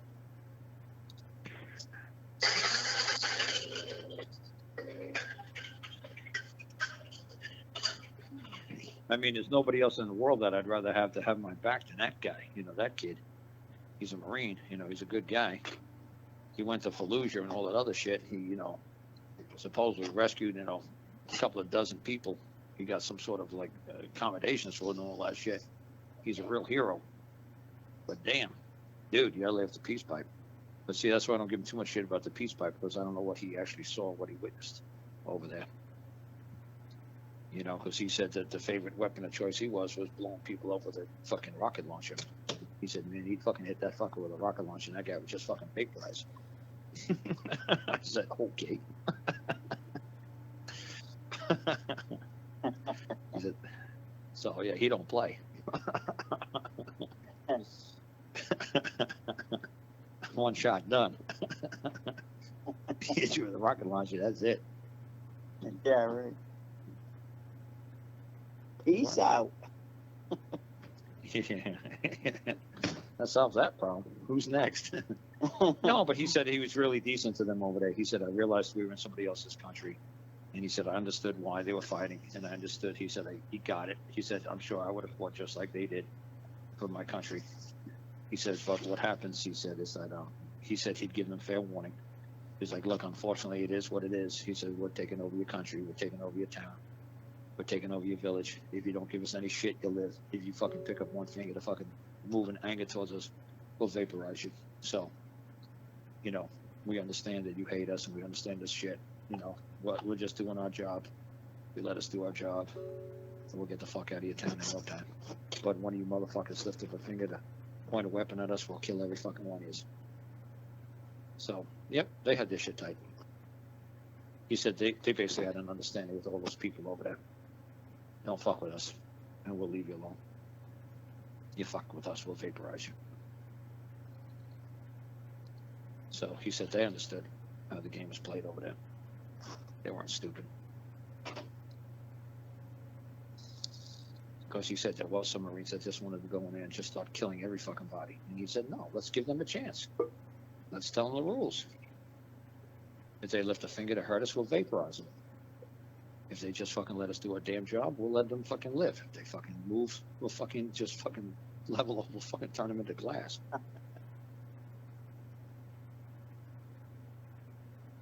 So he said they weren't stupid. They knew what we were capable of doing. He said they just fucking dealt with our bullshit. I mean, how many cultures and how many people have gone to Afghanistan? Nobody can maintain it for any length of time. Nobody wants to maintain it for any length of time. Those people over there are so fucking inbred, man. They are so fucking retarded. They're so fucking stupid. They were trying to teach the Afghan army to, he said, like to just like drive a car or move a tank, or he said, you have any idea how many hours it took them to teach them the difference between a green button and a red button? He said it was like almost impossible for them to understand the difference between a green button and a red button. He says it was like insane. No, you push the green button. The green button. There's two buttons. You push the green button. Green means go, red means stop. He said it was like impossible to teach these fuckers how to push a red button or a green button. What the difference between red and green is. He said, you're just that fuck stupid. you know, they're so inbred. You know, because they're banging everybody in their own little village. You know, they don't been anywhere for thousands of years. They're in the same damn little hole in the wall. Like everybody knows everybody. It's just like we have over here in West Virginia area, the western part of Virginia over here. It's funny as hell. When these inbreds, when we go to Walmart, I showed Billy from LA and the other guy, William. I showed them. I said, check this out. Check this out. Look what's coming down the fucking aisle. Like aisle 12. Look at this. Look at this. And they're like, what? I said, inbreds, man. Inbreds. From West Virginia. Because we're the closest, like Walmart to West Virginia. I said, check this out. The fuckers have to come out of the hills every now and then to fucking buy food. Check this out. You know, like, my God, that's human. I said, yeah, that's fucking human, dude. That's like when brother and sister fucking do it. They've been living in those mountains for 400 years. That one family, like say the Smiths live in that little fucking holler, that little spot in the woods, man. Just the Smith family lives there, and they're all breeding with each other. The guy who worked for me, man, was banging his daughter here in my place. I wasn't thrilled about that, but he came out of the shop and said, when I caught him, I said, Say, well, man, you know, you can't help who you love. That's what the Bible says. I said, look, I don't give a damn what the Bible says. Are you going to be able to come out there and help me on the fence line sometime today? Are you going to be able to wrap this up soon and come on out there in the field and give me a hand? He said, yeah, man, just give me a minute. I said, dude, take as long as it takes. Take as long as it takes, but I expect to see you out there on that fence line sometime today. See, because what was funny is when I came up to they came back into the yard with my truck, and my truck's a diesel, and it goes bang, bang, bang, you know, like a diesel. But the only problem is I have this great huge air compressor that was also going bang, bang, bang next to the shop. So he was in the shop banging his door. And it was funny, the cops called me up about a week or two earlier, and he says, Mike calls me up, and he says to me, he says, hey, man, you know, the Sunday morning, it was like Sunday morning at like 11 o'clock, 12 o'clock in the morning. He says, these cops are giving me some shit. He says, how do I play this order game with these cops? I said, wait a second, Mike. This was the last day you were going to use my fucking, that Tahoe. He said, we have a pretty good run for the last 4 or 5 months. You haven't been pulled over a cop. You're trying to tell me you got pulled over now? He said, no, man. I'm just hanging out here in the parking lot with Patricia, which was his daughter. I said, yeah, and? What's going on? And the police officer, I heard 2 cops saying to each other, said, who's he talking to? It's like, oh, he's talking to his lawyer. Every time he gets in trouble, he calls his lawyer. So they thought I was his lawyer. So I said to him, I said, give me the phone. Give the cop the phone. I said, what's going on? He said, we got a call that he was forcibly making a woman have sex with him in a car, in his Tahoe. I said, what? I said, who's he got in the car with him? He said, Patricia. I said, Patricia's his daughter.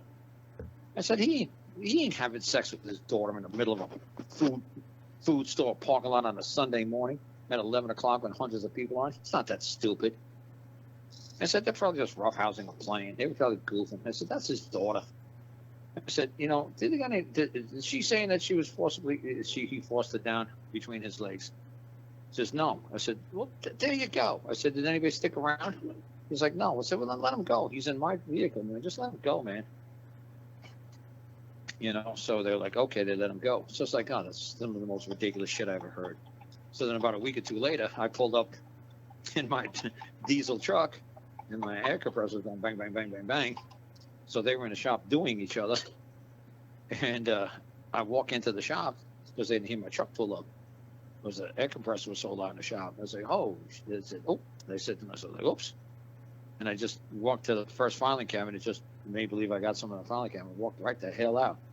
And I guess he saw me, you know, making a fast boogaloo out. And then he came to me and said, you know, man, the Bible says we can't help who we love. I said, dude, I don't care what version of the Bible you got. You know, I don't care. I said, all I know is we got to work on the fence line today. So you think you could wrap it up, you know, and we can get out on the fence line sometime today? He's like, yeah, man, yeah. I said, good. That's all I want to hear. I said, I don't care what the hell you're doing. I said, just get your ass out there and help me fucking put up that fence line.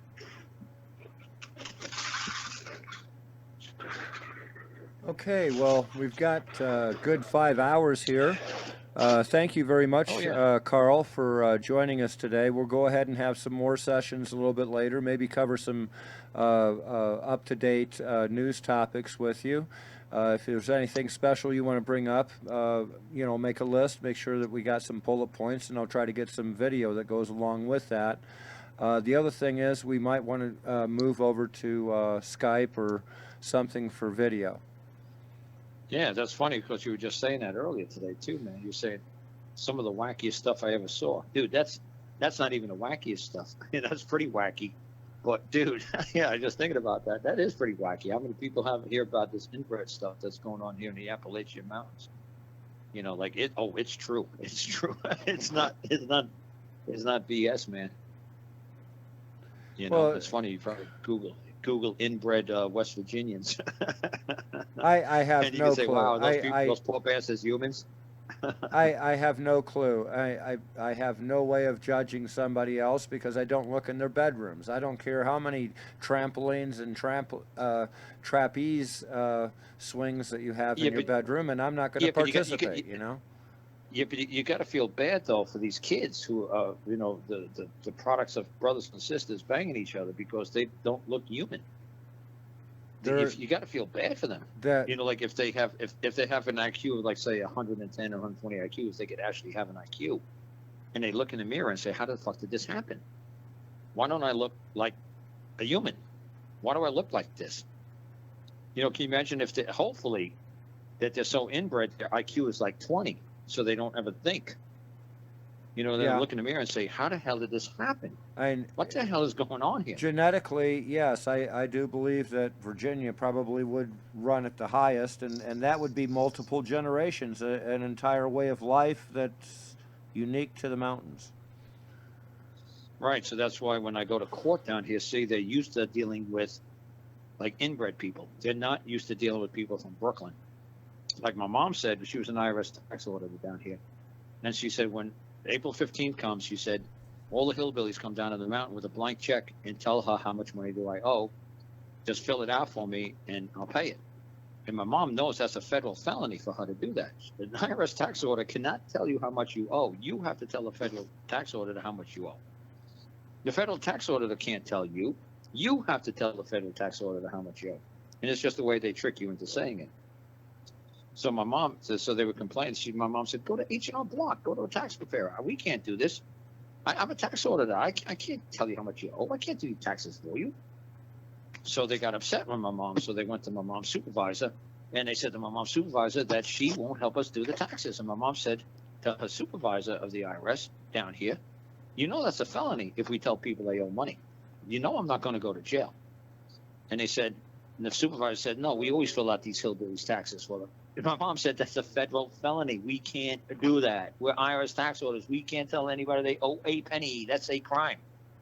It's illegal for us to do that. And they said, well, that's how we do things down here. And my mom's like, but it's illegal. My mom said to me, she said, this is funny. She said the difference between like Virginia guys and New Yorkers. My mom didn't really curse much. She said they're all pussies. She said, I've never seen men who are so submissive to a badge, to a police officer, to a IRS agent. She said in New York, she said, man, we got to come kicking in people's doors. We do flashbangs to get them to pay money. Down here, they give us blank checks.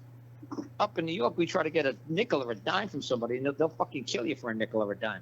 She said, down here, the guys just hand us blank checks and say, how much do we owe? And we put the number down, and they pay it. They don't say shit. She said, they are totally scared shitless of authority. I said, well, Mom, they lost the Civil War. And since they lost the Civil War, they probably feel like emasculated. They probably feel, they're total losers. They don't want to start with the Yankees no more. They don't want to start with people no more. They don't want to start with the federal government. They're done. She said, yeah, but she said she's never seen such, she literally called them pussies. And this is from a Catholic woman who never cursed. I heard her curse like maybe 3 curse words in her whole entire life. She said, I've never met a big bunch of pussies as these men down here in Virginia, Western Virginia. They won't fight. So see, when I go to court, they're not used to this. Like I said, I met one guy in the gas station the other day, and I hadn't seen him in years. I said, where you been? He said, jail. I said, what for? He said, driving without a license. I said, what? I said, dude, you're like almost 70 years old. He said, yeah, I spent almost 40 years of my life in jail. I said, for what? He said, for driving without a license. What? He said, yeah, I've been on and off, going back and forth to jail almost my whole life, but not driving without a license. I said, you got to be kidding me. He says, nope. He said, but you're driving. I said, are you driving here now? He said, yeah. I said, dude, he said, how else am I going to get around? I got to go back up in the mountains. How am I going to get down from the mountains? What? I said, yeah, but you can go back to jail. He said, yeah, I go back to jail. I said, dude, this is crazy. He says, yeah, I know, but what else am I supposed to do? That's how bad these judges are so fucking evil that, look, if this guy's driving without a license, so what? Did he hurt anybody? Did he run anybody over? Was he drunk? No.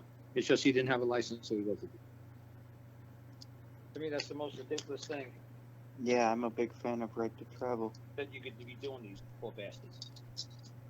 These bastards really believe that you got the ability, you got the authority to tell them they can't take their car down the street unless they got a license. I could see getting a license when you're 16, 17 years old, have the state say, yep, you're good to drive, and that's it. Then back the fuck off. It's like you got a high school diploma. Okay, do I have to keeping a high school diploma in my back pocket? No. Did I prove I went to school? Yes.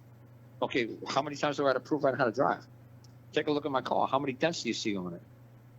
I don't see any. Well, there you go. Well, then obviously I must drive fairly well. Well, my insurance, how about, you see I got insurance? Yeah. You see see how much I pay a year in insurance? Yeah, $500. Guess what? I must drive pretty good too. I must not have any DUIs. Because when I came out of, I went to the post office today and they said, you need 2 forms of ID. And I showed them my Arizona ID. And my Arizona driver's license said my driver's license is good for 30 years. And he said, 30 years? I said, yeah, they base it on your driving record. If you got a DUI, the judge will say, let me see your driver's license, and you're not getting that driver's license back. And they'll say, go to the Department of Motor Vehicles and get another one. And that driver's license will be good for only 1 year. And then but if you got a squeaky clean record like I did, it's good for 30 years. And the big thing is the little old ladies took over the government of Arizona. So when they go there and they retire at 65, 70 years old, they get a license that's good for 30 years. So when they're 80, 90, 100 years old, they never got to go into the DMV ever again. Because they're blind as a bat by then. And they never want to have to take an eye test. So it's funny, like I said, the funniest news story I ever heard in my life. I always listen to AM radio when I'm driving, especially when I'm living in a big place like Phoenix or Vegas. I'm always listening to local news. So it's funny, the man on the radio said, the announcer, you can see he had an engineer in the booth. He said, oh yes, and there was a fatal tragedy today at Sun City Flower Festival. 93-year-old lady was ran over by a vehicle that jumped the curb at the Flower Festival. And it was estimated that the speed that she was ran over was, and you could hear the guy trying to cover up the microphone. He says, is this real? Is this a real number? And you could hear the engineer in the booth say, just read the damn thing. He says, no, really? Is this for real? Would you just read the damn script? You could hear the engineer in the booth, just read the damn thing. He said it was estimated that the speed of the vehicle was 2 miles an hour. Plowed into the crowd at an estimated speed at 2 miles an hour. Could you imagine getting run over by a vehicle that's hitting you at 1 or 2 miles an hour? You're like, oh, you're running over my foot. Oh, no, now my ankle. Oh, no, that's my shin bone. Oh, my knee. Oh, my thigh. Oh, my hip. Oh, you're running. Oh, my stomach. Oh, you're running me over. Can you imagine that, getting hit by a car at 1 mile an hour, 2 miles an hour? I think you're running over my foot. You are. That's my ankle. That's my ankle. Hey, that's my shin. Hey, you want to stop? Hey, whoa. That's my knee. Hey, you're running me over. Hey. Can you imagine getting run over 1 or 2 miles an hour, plowed into the crowd at the estimated speed at 2 miles an hour? 2 miles an hour. I mean, I hardly ever laugh, man, at shit like that, man. But oh my God, I was laughing my fucking ass off. I said 2 miles an hour, plowed into the crowd, 2 miles an hour. Holy shit! Only in Sun City. I think they got 3 Sun Cities in Phoenix now, where you got to be like elderly to live up there. Plowed into the crowd. They tried to sensationalize it. Plowed into the crowd. Okay, Karl, we're going to go ahead and let it go for tonight. If you want to get together again this weekend, just let me know. I'll be happy in order to run some for you, okay? Alrighty, man. Yeah, like I said, this is what Billy and I do, man. One day I was on the phone for 15 hours recently, just talking to people all over the world. Some guy from the Bahamas called me up the other day. Were you on the phone with me, Billy, when I was talking to the guy from the Bahamas? I think I might have been for a few minutes, but I remember talking to a guy in Cyprus the other day. Oh, yeah. Your vote. Well, again, thank you so much, and for everybody out there, may your God be with you. Have a great night. Is anybody actually listening to this, or are you just recording this and going to chop it up later? I have it on my YouTube. It's basically storage. It's storage because this is so large. And then I also am broadcasting on Rumble. You're breaking up, Alan. I have it on YouTube and Rumble. Send us a link to the show. You're saying you're going to break it into little. You said you're going to break it into little pieces, or you're going to leave it all 5 hours? No, well, That's on YouTube is where I store it. On Rumble, we're actually live, so nobody's recording that. It's going to be a special edition. Alan, you're breaking up. Okay, I'll explain this a little bit later, but I have two places. One I use for storage. Okay, we heard that crystal clear. Whatever you did there was sound crystal clear. You have two places for storage. Okay, and So then like, I we're went basically asking live. you, you're just gonna. I went live on Rumble because I have a 24-hour broadcast on Rumble, but it's not saved when I'm done. Nobody will find this again. Oh, so was there anybody listening though? Yes, actually, we've been bouncing everywhere from 7 to 25 listeners at any given time. It's been coming in waves.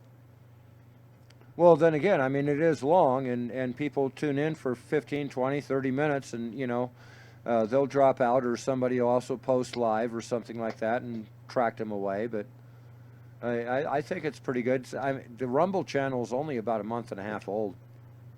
Mm-hmm. Yeah, yeah. Well, I got like 4,000 people on my channel.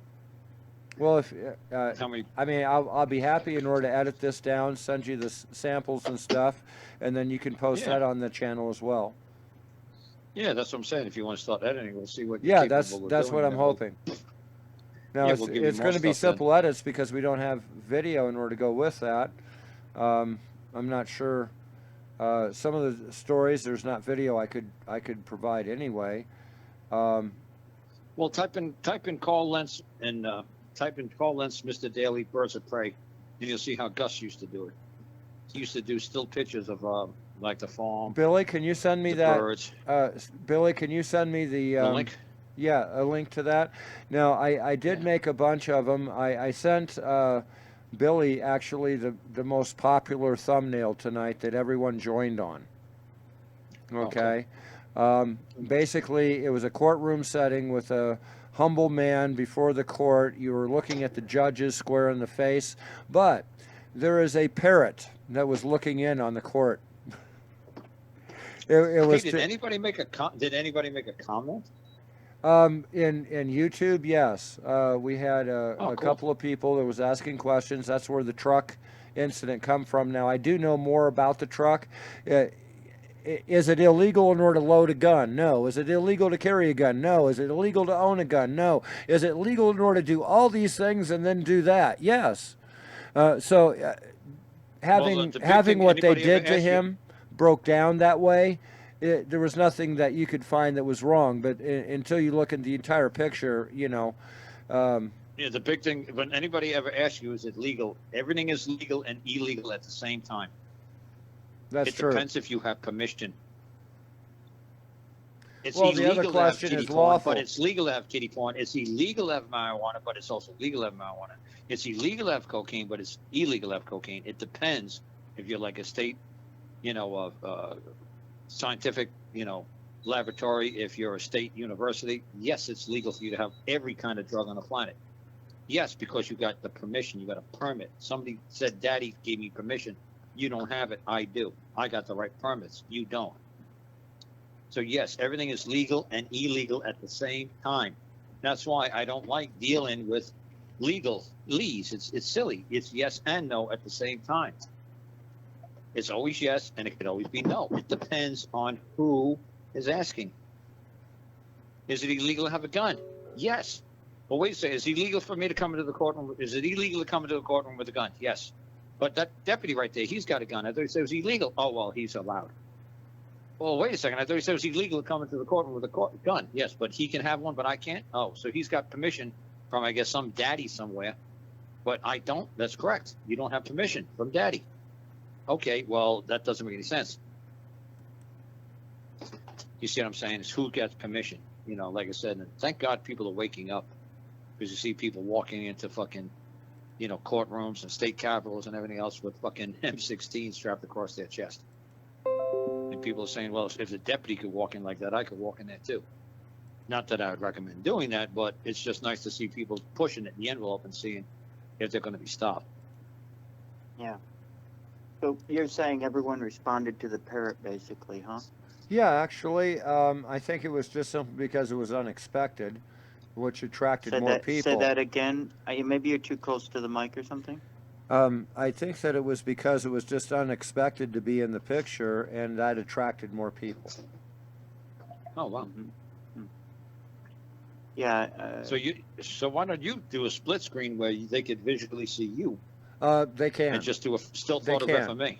That they can. There's Okay. a version of this I'm going to use for my show for WBOU, but I'm going to be giving it out like in half-hour or 20-minute segments, and then I'm going to be breaking it down for videos and stuff like that for you. But for my broadcast on WBOU, I have the credits and everything for all the websites and everything on it. Okay, yeah, because that's what happened. One of the last shows I did was from Ireland, and they had a split screen of the two people talking, and there was a still photo of me. That's It was what, pretty funny because that's what I have. I had no idea I was on the show. I thought we were just three guys talking on a phone.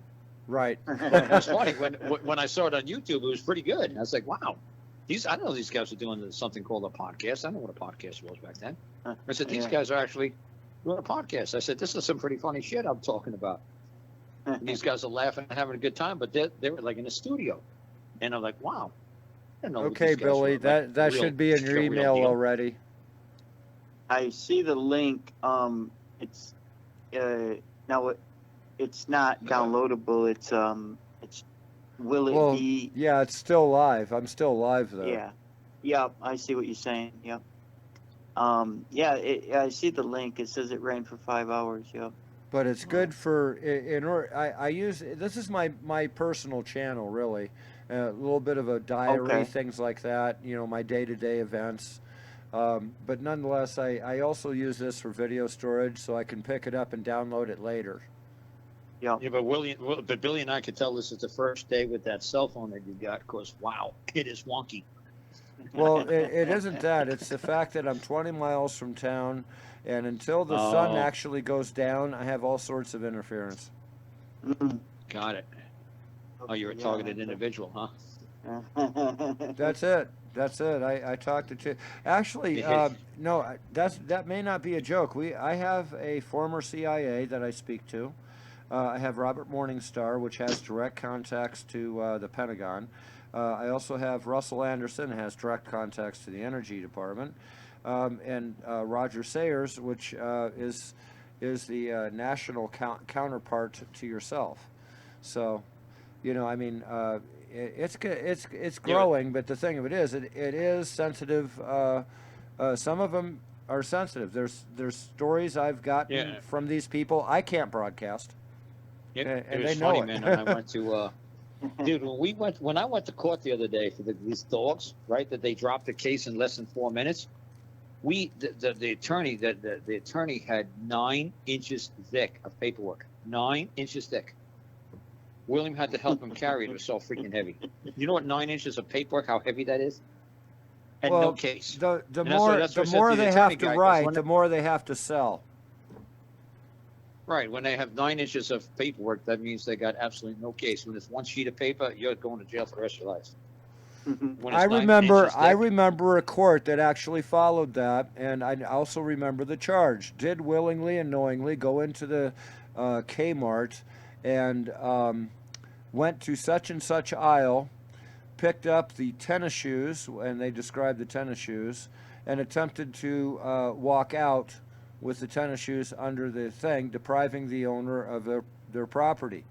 And to be honest with you, I think it was the only time I've ever seen a charge that was properly written. Oh, yeah. Billy, did you understand what he just said? Properly written. Yeah, that's what I heard too. Say that again, Alan. Well, please. Something was written properly. And The charge of shoplifting and depriving the owner of the value of the property.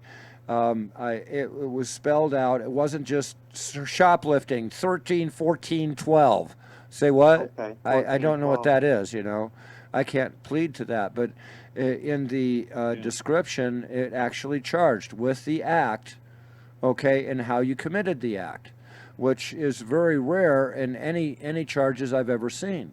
And I've only seen this once in my life, and it was, you know, when I was a teenager.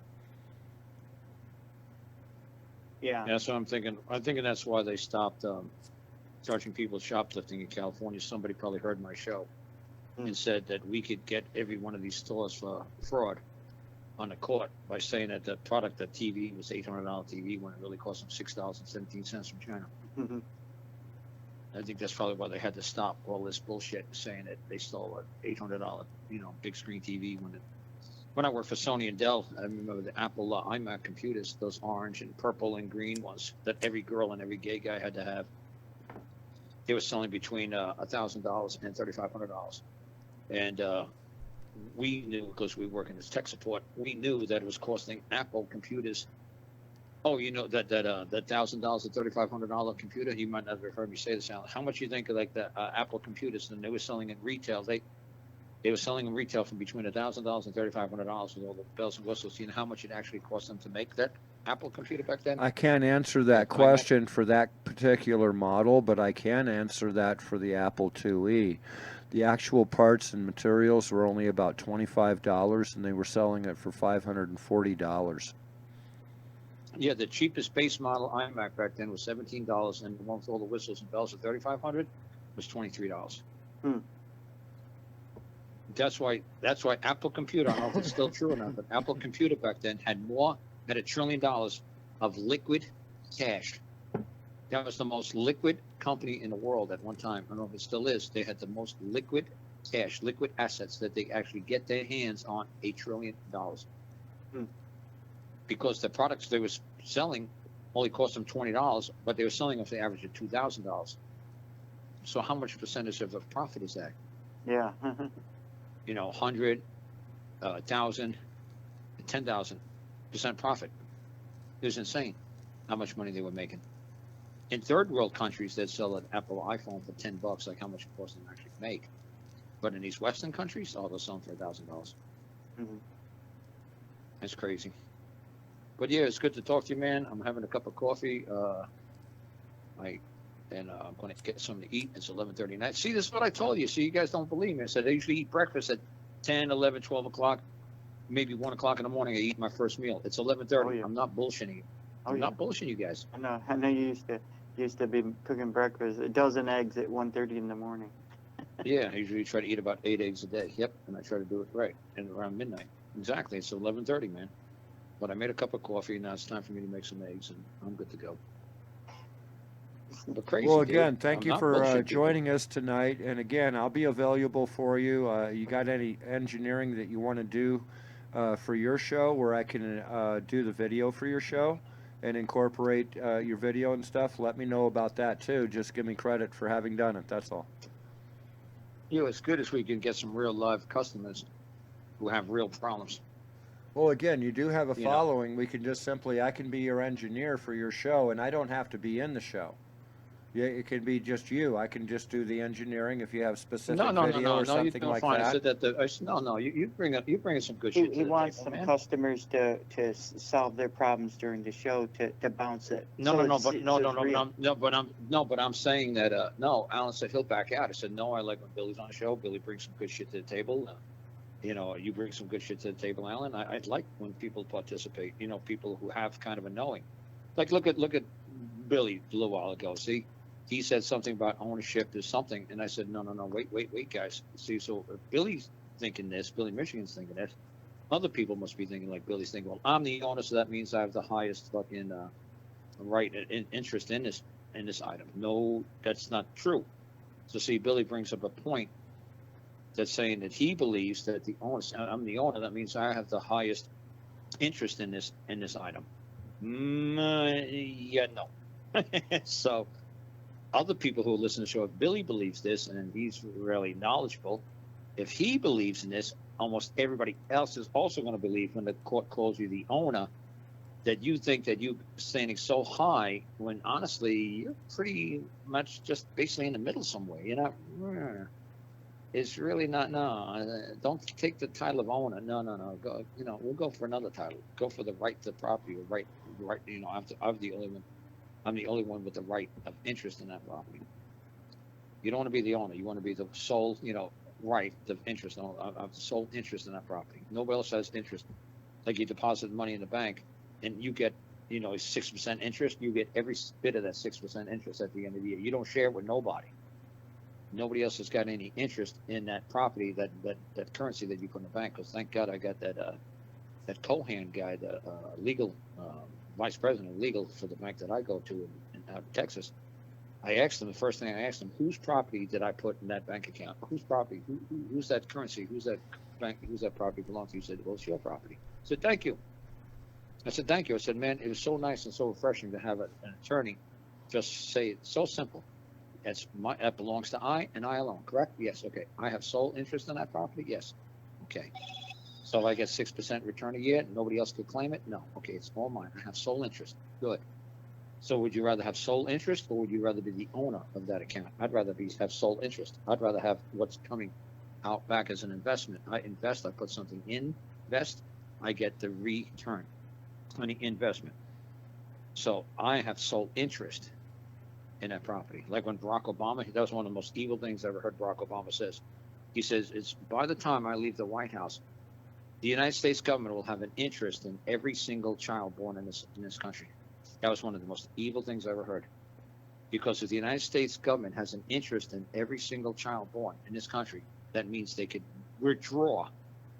They have the right to withdraw a portion of that. They have control over it. So if they say that the United States government is going to have an interest in all the children in this country, is that we're going to be interested in these children? No, he said interest. He said we're going to have an interest in every child in this country. Okay, well, if you have an interest in it, that means you could withdraw. You could claim a portion of that kid. Now, what are they talking about? Replicating DNA and RNA? What do you mean? What do you mean you're going to put something into the kid so that way you can claim ownership or claim rightful interest in that? What the fuck are you talking about, pal? Everybody else missed what he said. I totally got it.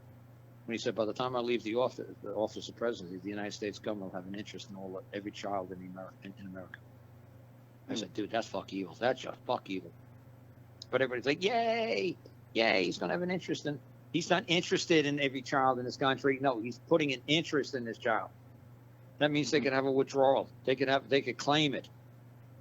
They could claim it that they have the right to control it. They have the right to use and enjoy it too. That's not what he's saying, people. He's speaking legalese now, people. He's speaking like banking terms. Like, holy sweet Jesus, man. Nobody's picking up what this guy's dropping. You don't fucking get it. What he's saying is fucking pure evil. It's not good.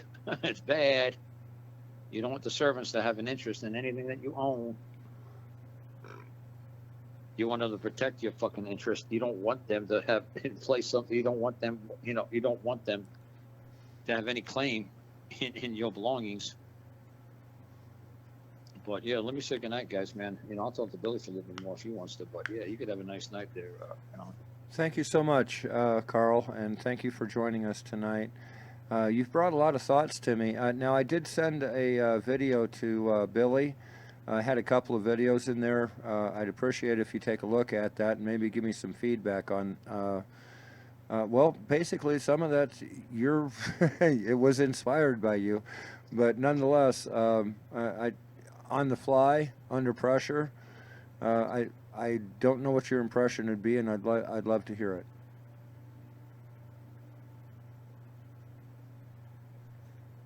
Did you get that, Billy? That he'd love to hear it? Yeah, he'd love to hear something from you. Your opinion on something that he sent. The video, yeah, I sent you 2 videos. One was. He sent you 2 videos, Billy. One was from Ferguson. I don't know if Karl will have a time to look at it before we talk next. But oh no, I mean at his make sure convenience. you're sending him a.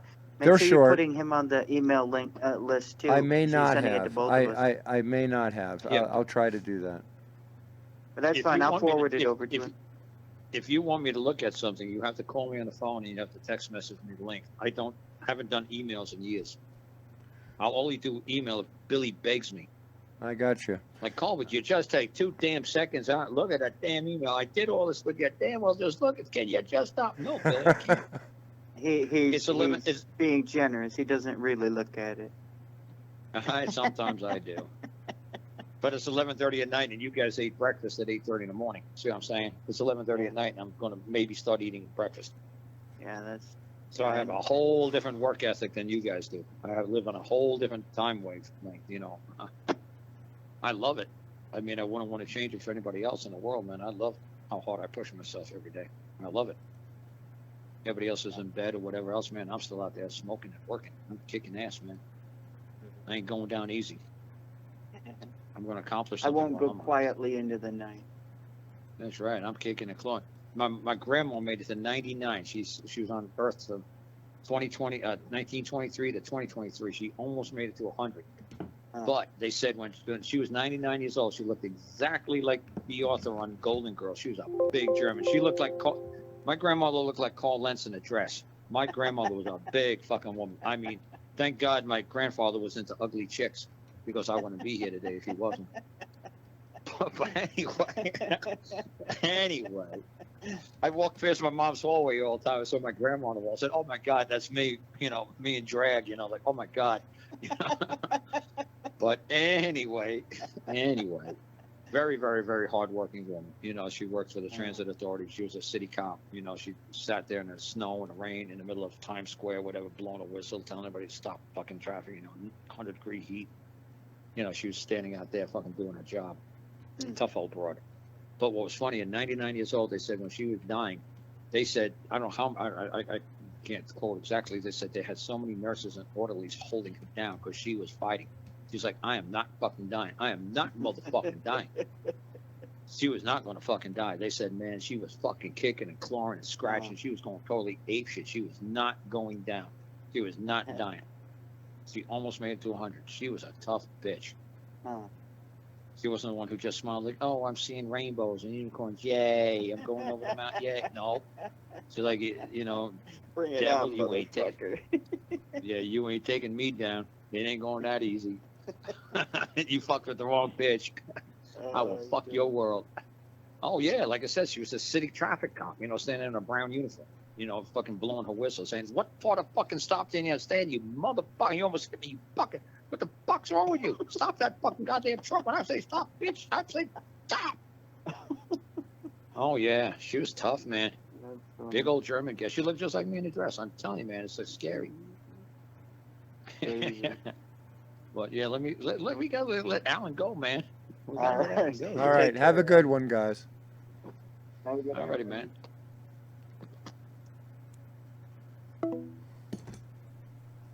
Wow.